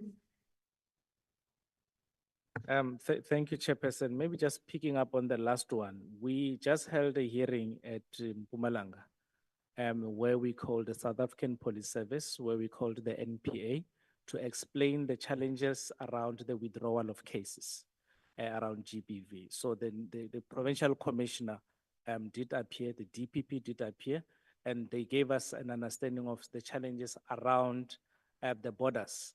That it is in Eswatini as well as Kanaki and Mozambique, yes. So we are there. We have a very progressive provincial manager there who knows the ins and outs around the province, but we went there because we wanted to intervene. Chairperson, you're raising a concern around us having weak control systems when it comes to consequence management. Respectfully, Chairperson,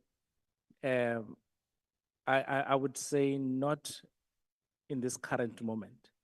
The only issue that we are called upon in terms of the annual report is consequence management pertaining to irregular expenditures.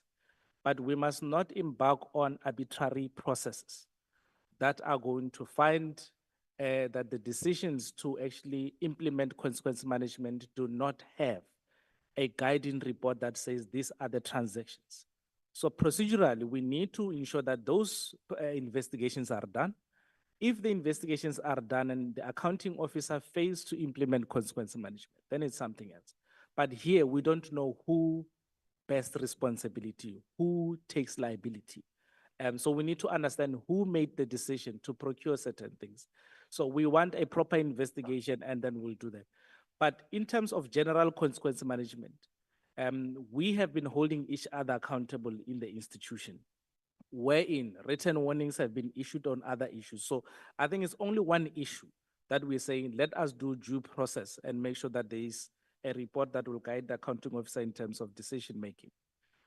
There's a question around the legal standing of the CGE. We have said, even in our written reply, that we have engaged with the ministry.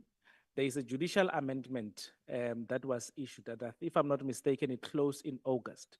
And that judicial amendment bill, it seeks to amend the Legal Practice Act. The draft Legal Practice Act has included the Commission for Gender Equality. So where it says the South African Human Rights Commission, it also comma the Commission for Gender Equality. So as soon as that process is done, we will automatically be included in the Legal Practice Act and will be able to discharge our responsibilities as a legal entity as defined in the Legal Practice Act. So I think that one we are doing great there.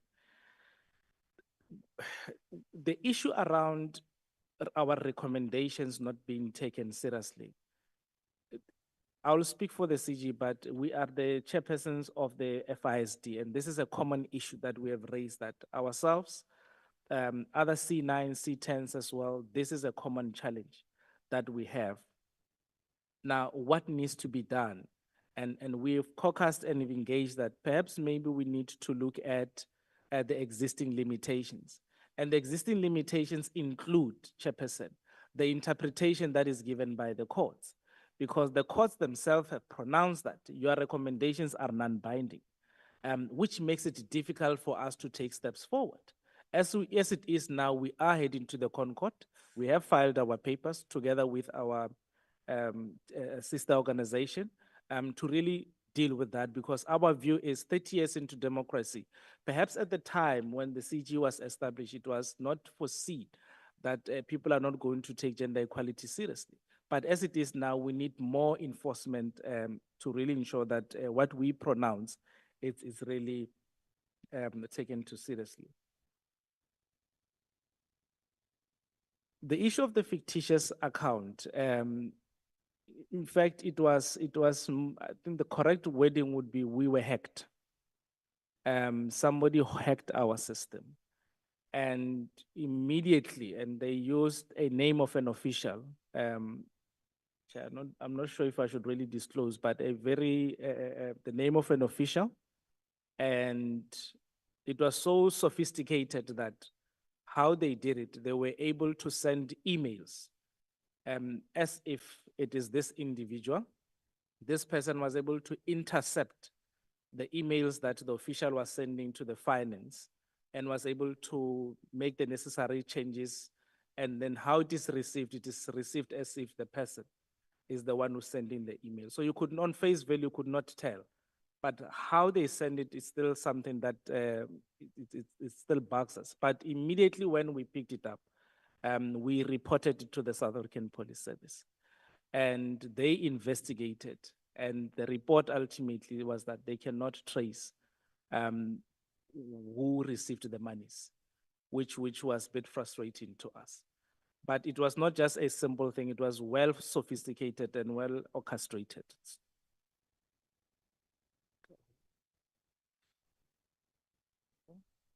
So it was actually 109,000 that was taken from our account.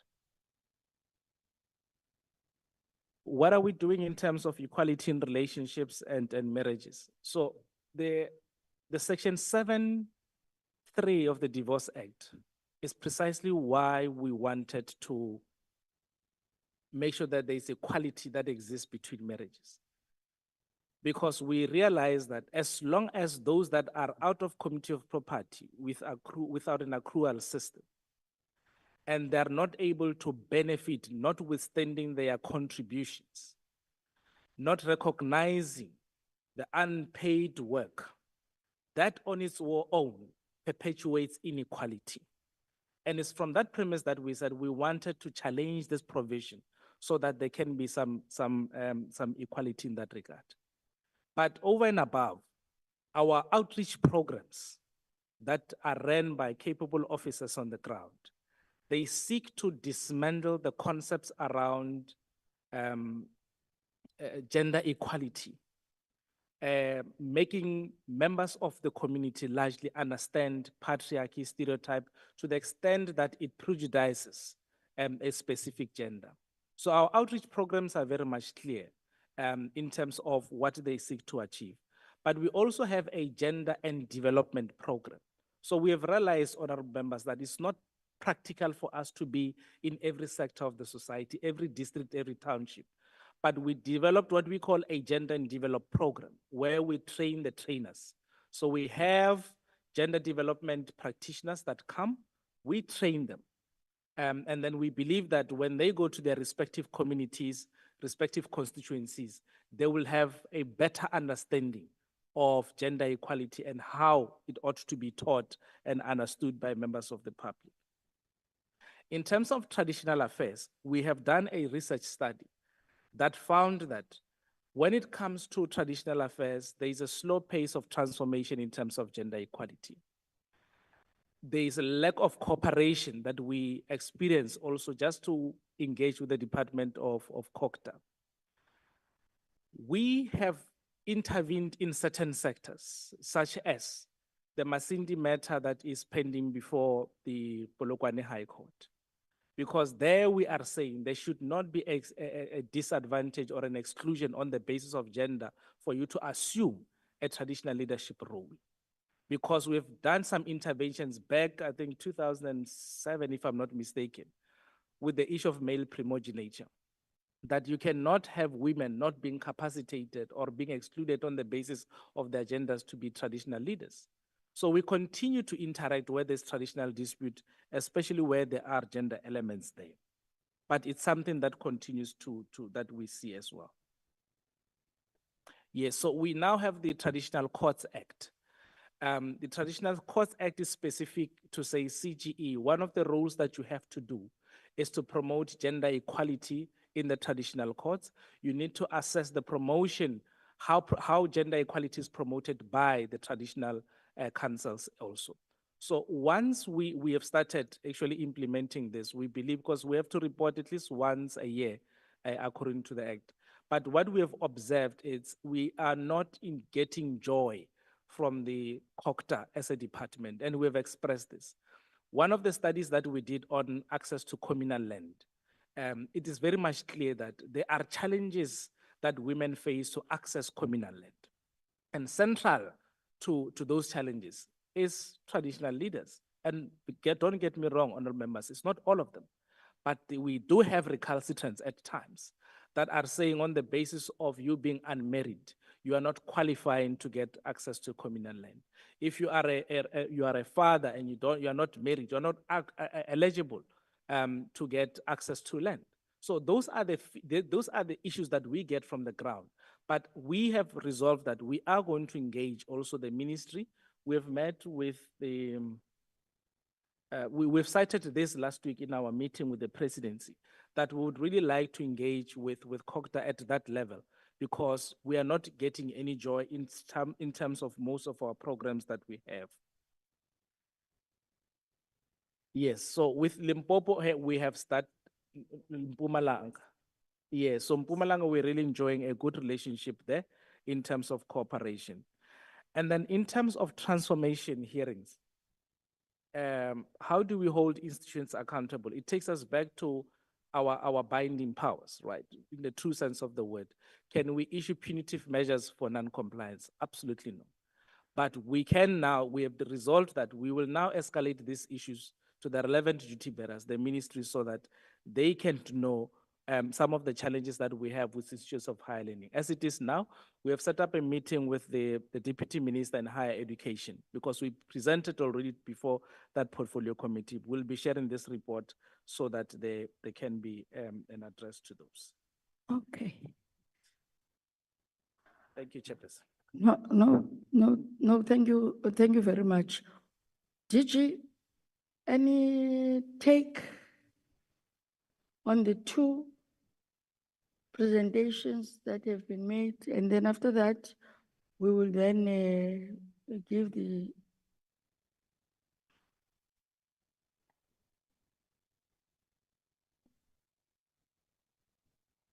Honorable Panameve. Yeah, I don't want to be a problem child. Sorry, Chairperson. Ah. No, I just wanted to say there's a bit of a, well, English is not my first language, but anyway, maybe it's the way I'm expressing myself. There's a bit of a confusion around the issues of what we're asking around the work of the commissioners. I don't think we ever said we want commissioners to act on their own program outside of the obligations of the APP. All I was referencing to was, for example, this committee received in the past when I was here, and also now in 2022, 2023, you get a report which says, for example, Commissioner Mazibuko, and then it says lead commissioner in the Eastern Cape, and then commissioner performance overview, strategic objective 1, and then it will list the strategic objective 1, which speaks to the APP, and then it will say that Commissioner Mazibuko participated in the GBVF Summit, participated at the visual impairment webinar, Northwest Lekgotla, for example. That's all, that's just a picture we wanted to get what commissioners are doing in a financial year in terms of I'm assigned, for example, this is the APP, this is the strategic objective, and this is how commissioners executed their duties. So not outside of the APP doing their own programs. We just want to be brought on board in terms of, you know, so that we can also do our oversight role to say, I'm Commissioner Liesel, I'm stationed in this province, and I participated in this GBV summit, speaking to the APP. Thank you, Chair. There's another member who's protesting. I don't know. I don't know whether. Ikalungu protest. I just need to understand, Chair. Thank you very much for the opportunity. My questions were not answered. And if it's not answered, will it be answered in writing? It was I think it was fairly simple questions that I asked. Thank you. Honorable Speaker asked a question. Are you able to respond to it now? Or you are going to send it in writing?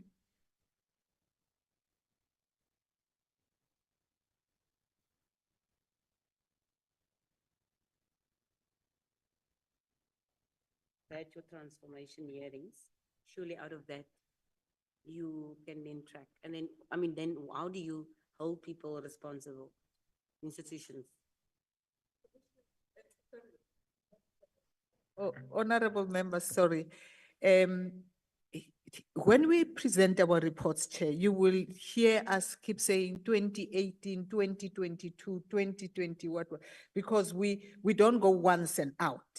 We go once, we go the first time, and then we give recommendations, and we follow those recommendations. That is why some of our reports, for example, our shelter movement report is from 2019. TVET colleges, we've done all 24. The 4 that we were doing were the last 4 of the 24 because we've been following them up and saying, go to that one, compare notes, learn from this one. So we usually have a limited number per annual, per APP, but this would be the new and then the follow-up. That's what we're doing. But what weakens us is what the CEO has explained. According to the Nkandla judgment with the PP, it said C9s, their recommendations are binding. We now just recently had a decision that said, no, you have to come to us to get those decisions binding. So this is where we need your support because that was a wrong judgment, but we are fighting it alone. We are even taking it now to the Constitutional Court because it's once we get those powers that we will be able, those powers being clarified, that we will be able to add to punitive measures. Yeah, okay. I didn't get an apology before the teacher comes in. I didn't get an apology that the chair of the NYDA is going to leave. No, I'm just saying it. Did you? Did you? Any comments so that we give the DM before we wrap up? Thank you, Chair. I think there is a challenge with how gender is being viewed. When it comes to women, the standard is different from any other department. I just want to make an example. Normally, you'll hear people talking about South Africa having over 700 state-owned enterprises and nearly 200 Schedule 3A agencies. And some of them, you look at social development would have 5, you look at arts and culture will have 7, and they have billions, chairperson. And nobody questions, but because the department, there's the Commission on Gender Equality, there's NYDA, which all of them get less than $1 billion, which all of them have a serious responsibility. For example, the World Economic Forum Gender Gap Report says it will take 165 years to attain equality. And it's not just going to happen if somebody doesn't work for it. Somebody has to work for it. Somebody has to mainstream, which is the department. CGE has to monitor and subpoena people. But also gender-based violence. I will share something. My grandmother, maternal grandmother, my mother's mother, 1936 was killed by her husband. Gender-based violence doesn't reduce. It continues until you have specific focus on it. We are not going to end gender-based violence. Girls are dying out there and there is no money. Even if you say the Department of Women must do that, the Department of Women doesn't have money because the money is used for all other agencies. Why don't we close other agencies, the 200 or whatever, and make sure that money goes to where it's important? You'll get 7 agencies that talk to nuclear energy and all those, but nobody questions why we have so many. So I think, because even, I argue this even in the Digis clusters. When somebody says somebody's racist, everybody's up in arms.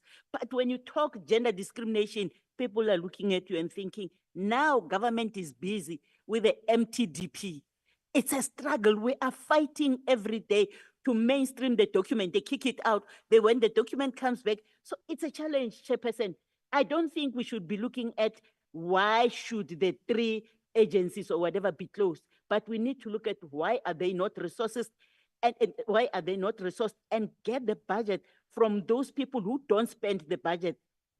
The budget goes back every year. Thank you, Chairperson.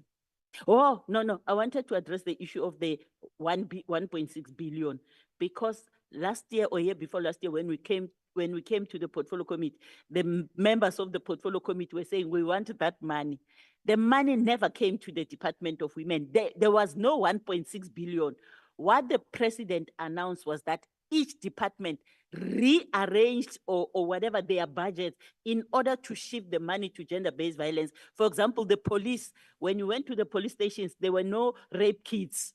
So all departments had to rearrange their budgets in order to make sure that they provide for their responsibility on gender-based violence. There's no 1.6 billion and there's no 21 billion that has been given to the Department of Women. Thank you, Chairperson. I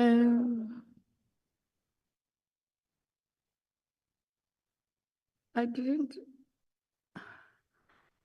Were you here or usithwe ngulo bhutula phe executive? Was he here when I said I didn't get an apology? I thought you were gone. Oh, okay. Okay. DM, yeah, I'll give you 10 minutes. Thank you, Chairperson. Let me really appreciate yourself in leading this discussion. Let me also recognize members of the Portfolio Committee on Women, Youth, and Persons with Disability, the DG, Advocate Maluleke, and all staff members who are here. Chairperson of CGE, Advocate Mokhale, together with the commissioners present. The CEO of CGE, together with the staff. Executive Chairperson of NYDA, together with the board members of NYDA, the CEO, together with the staff, and the stakeholders that joins us in this committee. Chairperson, I want to really appreciate the reports that are being presented on the work of NYDA and the CGE in the year under review. It gives us an opportunity to track our progress as a nation to reinstall the dignity and advance the rights of women, youth, and persons with disabilities.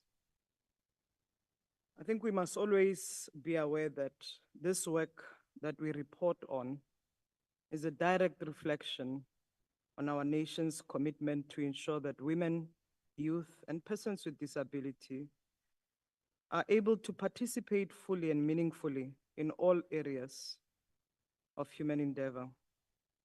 We appreciate that the members of this committee, led by yourself, Chairperson, are engaged and continuously seek accountability on the huge investment from the Treasury allocation to our department that constitute 80%, both the institutions that are presenting the reports constitute 80% of our budget as a department.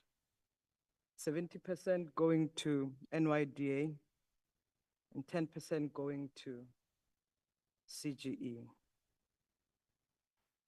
So I think it's quite important that we appreciate the points that are raised by members and the questions that needs to be responded to in writing are responded to, because it's an investment that we must account for. Chairperson, I want to just touch on a few points that have been raised and that we should keep in mind to assess whether we are making progress.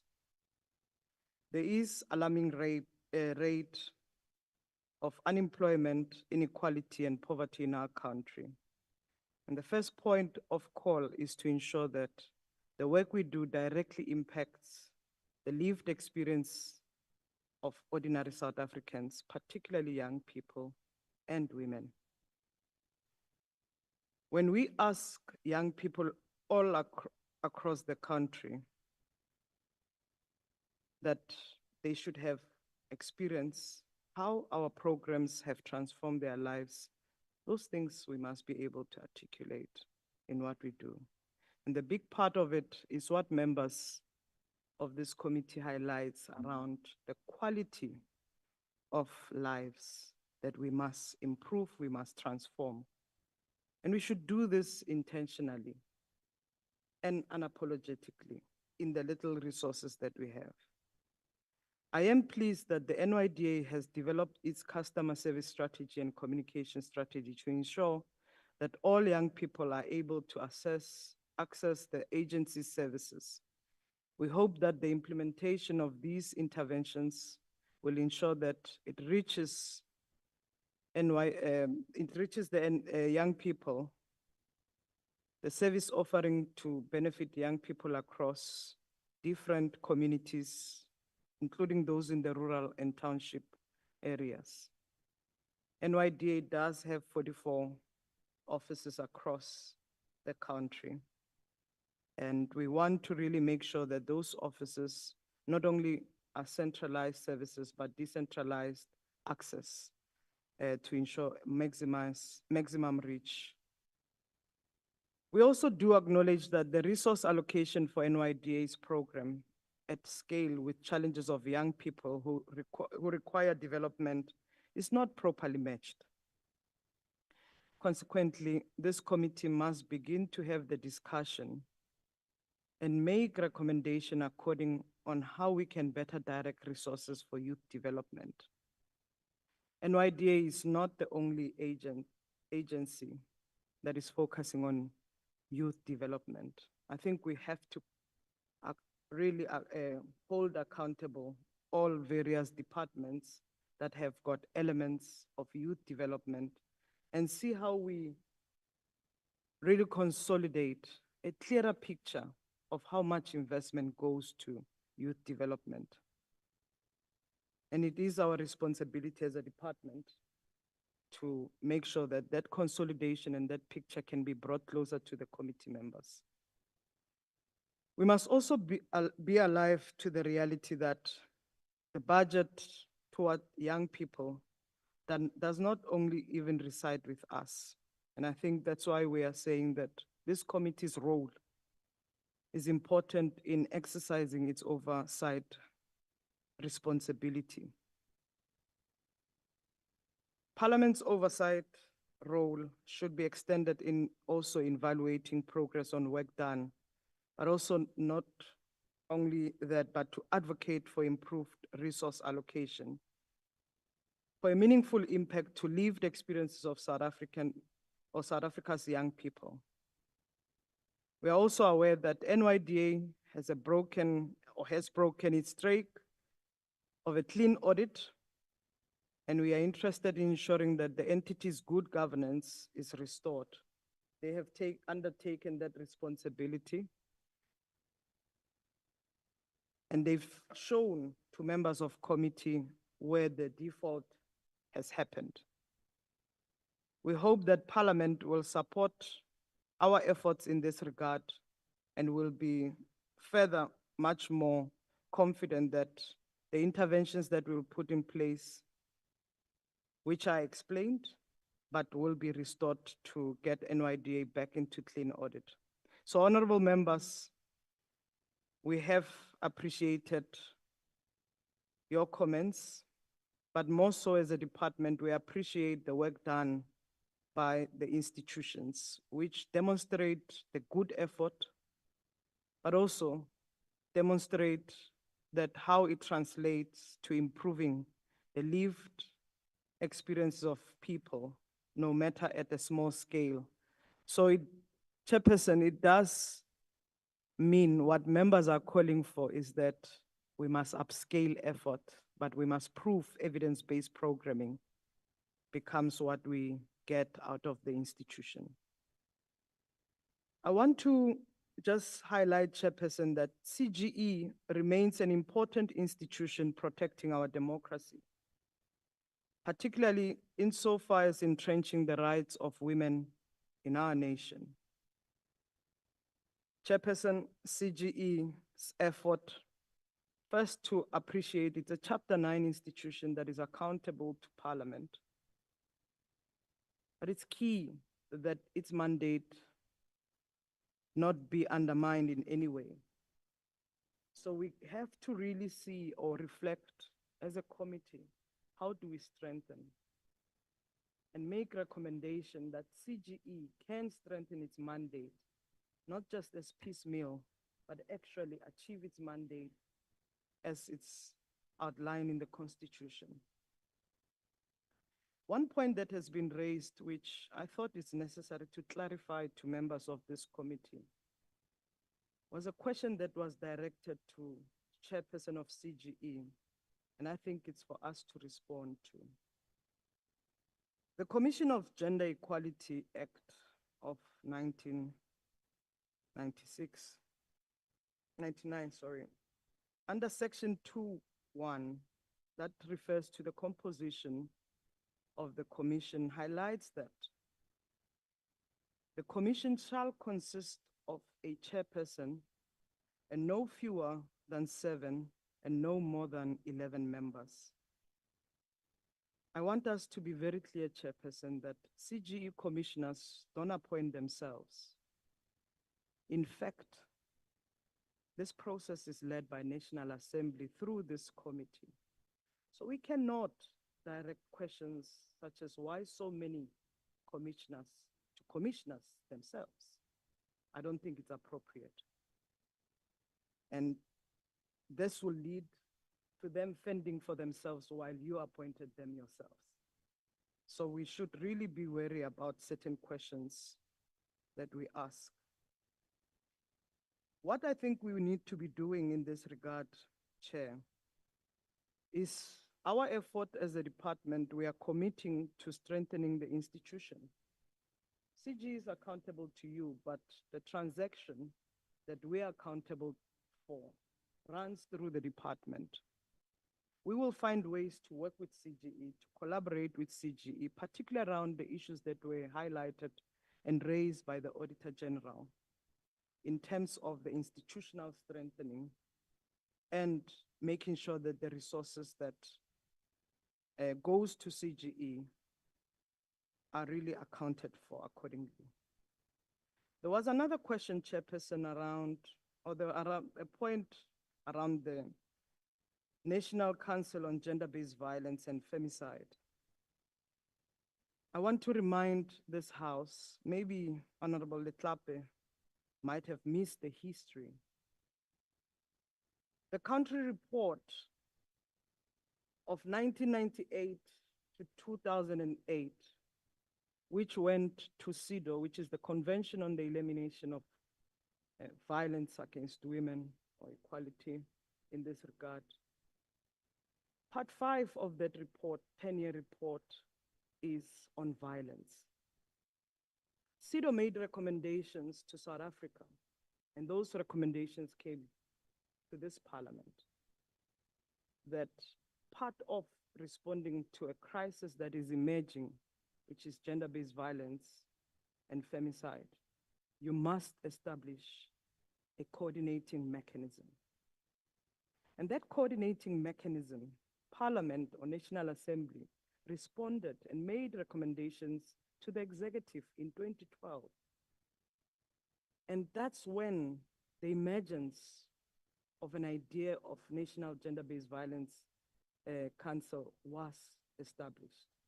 Now, in my other life at the time, I was the chairperson or interim chairperson of that committee who worked to develop what it should look like and what strategy will be needed. And we did at the time develop the first generation of it, including of a secretariat.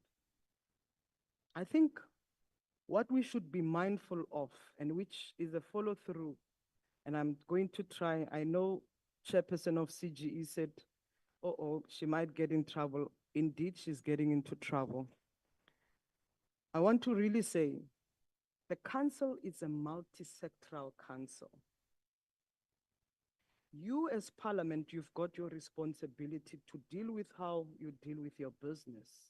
And we want to separate the powers and respect the powers that Parliament has.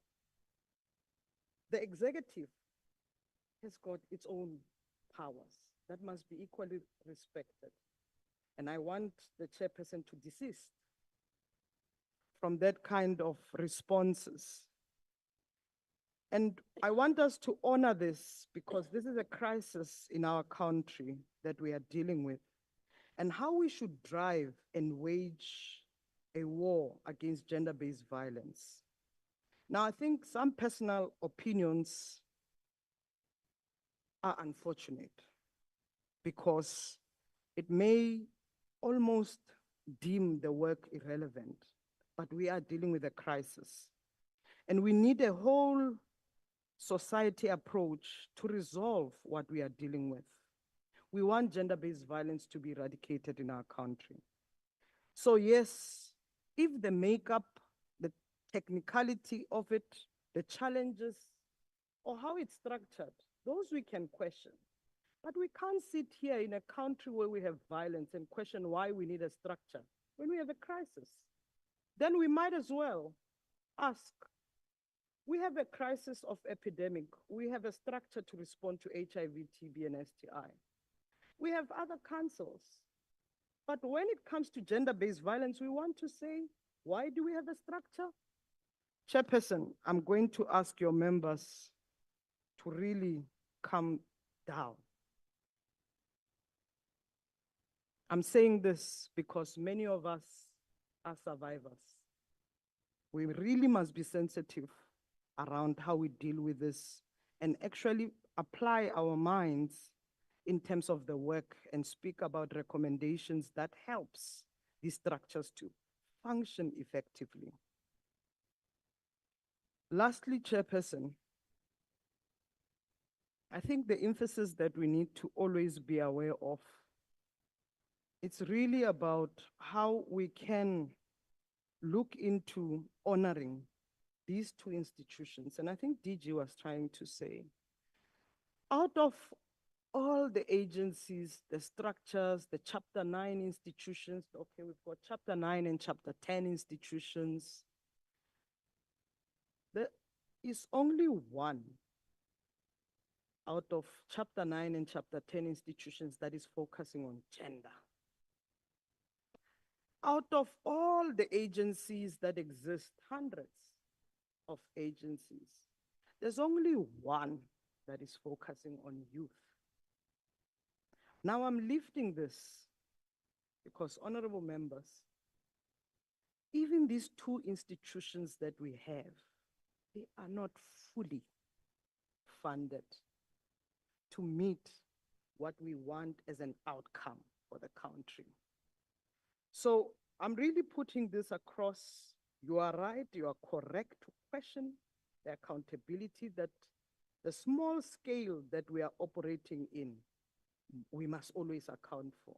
But I think what honorable members we truly need is for you to champion why these institutions matter and why these institutions must be fully funded to meet the goals and to meet their responsibility. So to conclude, Chairperson, please. The two institutions presented their reports that accounts for gender and youth agenda as it pertains to the essential preconditions to ensure that the quality of life exists, but the good functioning of our democracy is kept alive. So the capacity that we want to pursue with a long-term perspective that is also responsive to the needs of women, youth, persons with disabilities, and other vulnerable groups. So as a department, we commit to looking at these two institutions, build on the resilience of their systems, and help tackle the potential backsliding linked to the expected outcome. So I hope this meeting and the robust discussions that we've had will also help us as a department to intensify our efforts in advancing the interest of women, youth, and persons with disability. Thank you, Chairperson. No, thank you. Thank you very much, GM. Thank you very much to the presenters, the executive chair of the NYDA, the chairperson of the CGE, Advocate Mohale, the DG and the DM commissioners, and all other staff at the Office of the Auditor General. DG, DM, I want to start here. And I don't want to say you, I don't want to call you to order. But one thing that we're not going to do, we're not going to come down.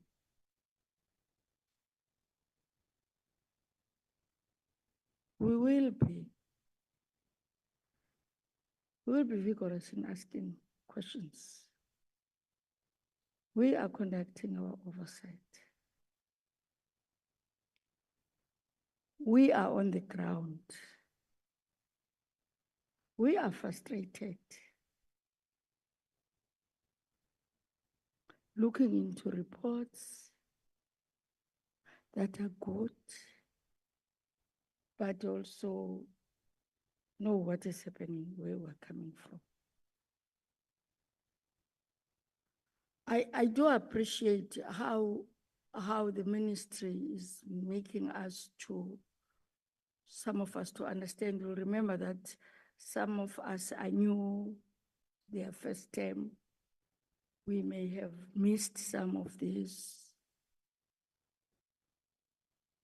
But please let us be sensitive because some of us are victims of gender-based violence. Our immediate families. But the executive and the department must appreciate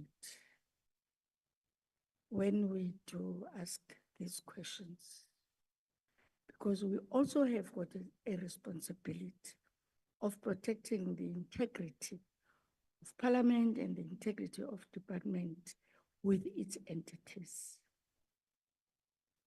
So it must not, you must not make us feel as if we are a bit hard. I don't think we're hard. You will see when we're hard, when we show you the door. When we say, no, no, no. What we are getting here, go back. You will see us when we're hard at a time when we will say, request the office of the speaker that we want a commission of inquiry on this. What is this? Because we have been, it was said, the full view of the country, that as Parliament were lapdogs. What? We handle the executive and the department with kitty gloves. It's only that we have got the responsibility of maintaining and protect the decorum of the House. I think the Zondo Commission said it. That is why the former speaker was called in front of that commission. That why things are like this when we had an organ of state that was to play an oversight.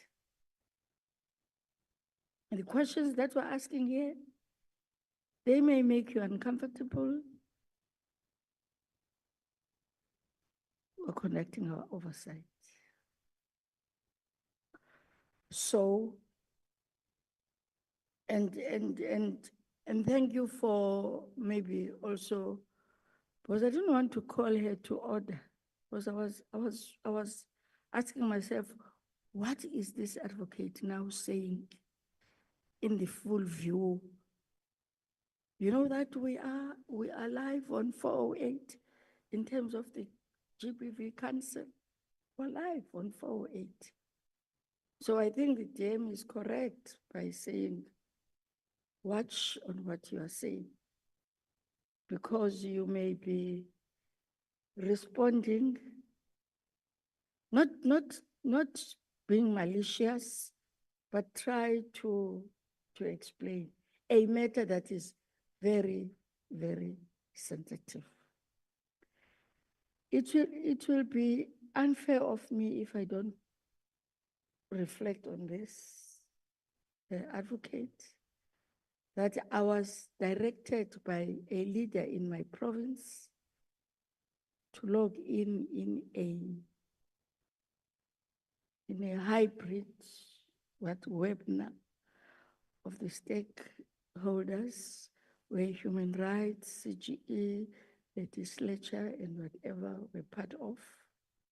That's why I called you. So I asked you who is there. And I think I did speak to you over the phone. I said I would come back to you through the HOD of health. I don't know whether it was you, the commissioner from the Eastern Cape of the CGE, and I was really excited. I wanted to check where are the offices, and I was told that the offices are in East London. Because in my other area of work, I commute between Gqeberha in East London. And when I am there to do my other work, I will check for that office. It's important that we come into contact and understand, because she was correct. When we are faced with issues, the first thing is that who's the commissioner in the Eastern Cape?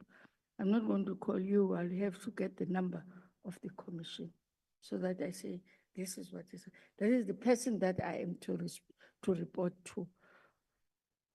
Ukuthi, what she does with that and how to process that, for me, is to get a response that, Chair, this and this and this has happened. You must also understand our role and our responsibility is outlined, because our oversight is 24 hours. You know, I always say when I call the staff, I said, oh, by the way, you people have got weekends. As public representatives, we don't have weekends. I don't mean that you must call me at 12 midnight, but I will have to answer the call at 12 midnight. You know, when I was in labor, I was called by a young person who said, I went to UIF offices and I'm told I can't get my claim, what is this is down. And I said, but I don't know. How do I don't know that the system is down. Who doesn't know that the systems are down? And I was taken aback. What I did, I phoned the chief director of the Eastern Cape. The chief director, I gave the chief director the ID and the contact number of that person. But you know what made me to sleep in peace, but not in pieces? That young man came back to me and said, I got my claim. But he also came back after a week and said, my apologies for my conduct. And I thought, oh, okay. I have never seen him from a bar of soap.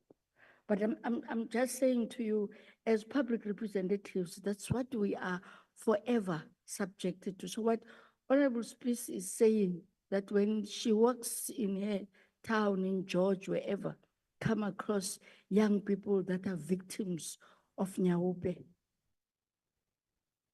alcohol, we are to come and say, but there's NYDA, but there's CGE, there's a department. This department, I think it was Honorable Letlape who once said, we will have to do work with the little that we have. But we have got a responsibility. And that's what we are going to do in the 7th Parliament.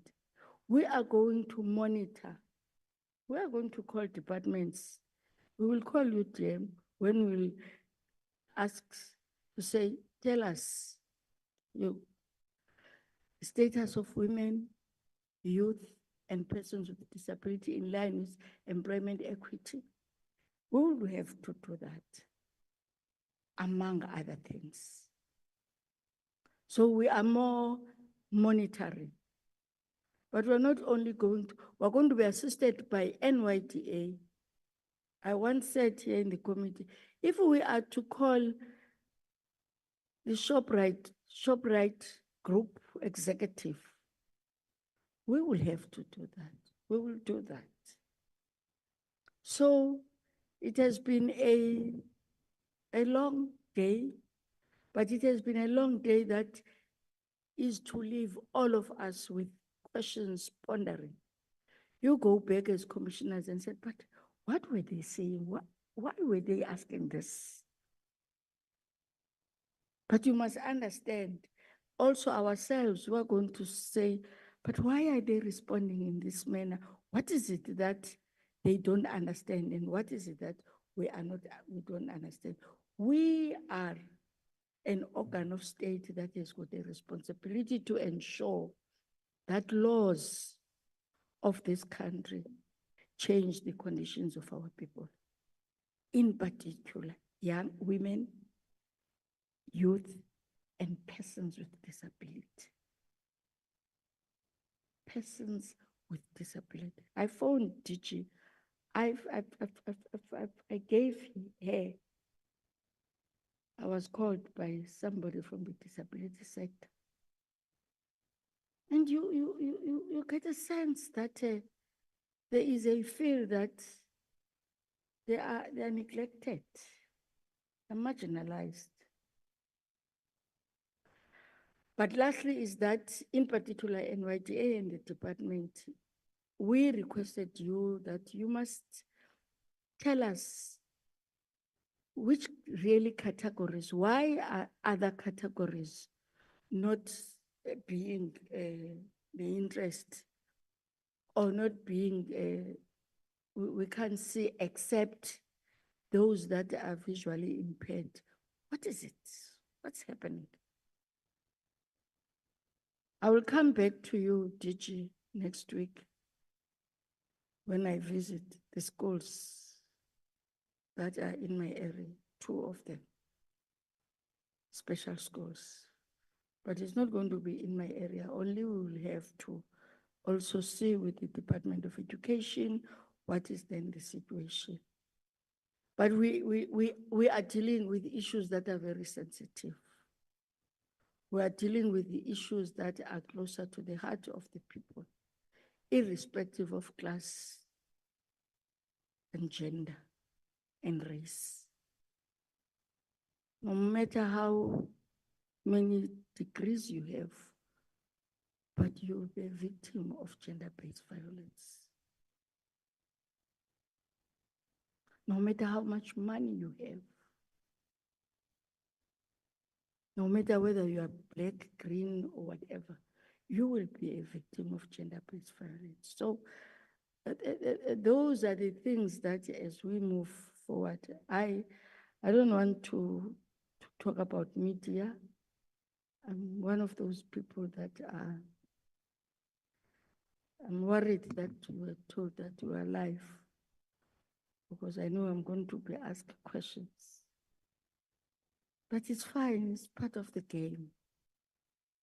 If you can stand the heat in the kitchen, get out of it, which is part of what this is one of the most important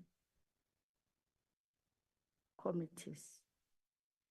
We are to make people, we are to make our organizations to understand that this, but as we know that patriarchy,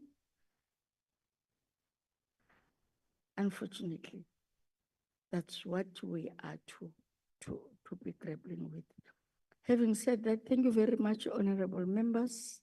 It has been a fruitful, I'm learning, and I want to say thank you very much for allowing me to lead you. But we were told by an old man in Lusiki Dog that leaders are to lead, but leaders are to be led.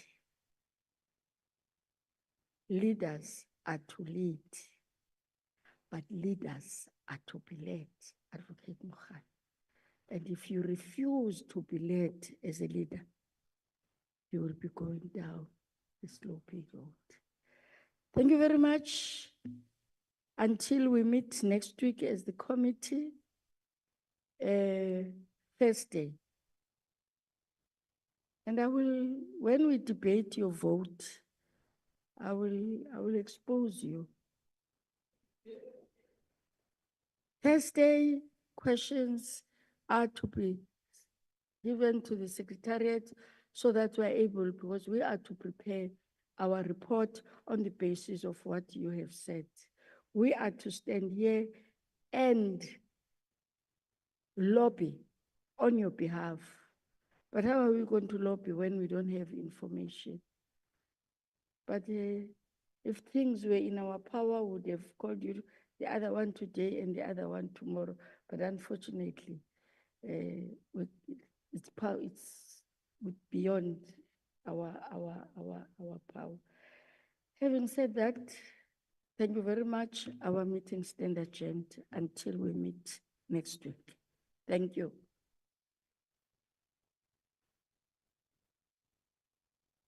Sorry. I'm not there.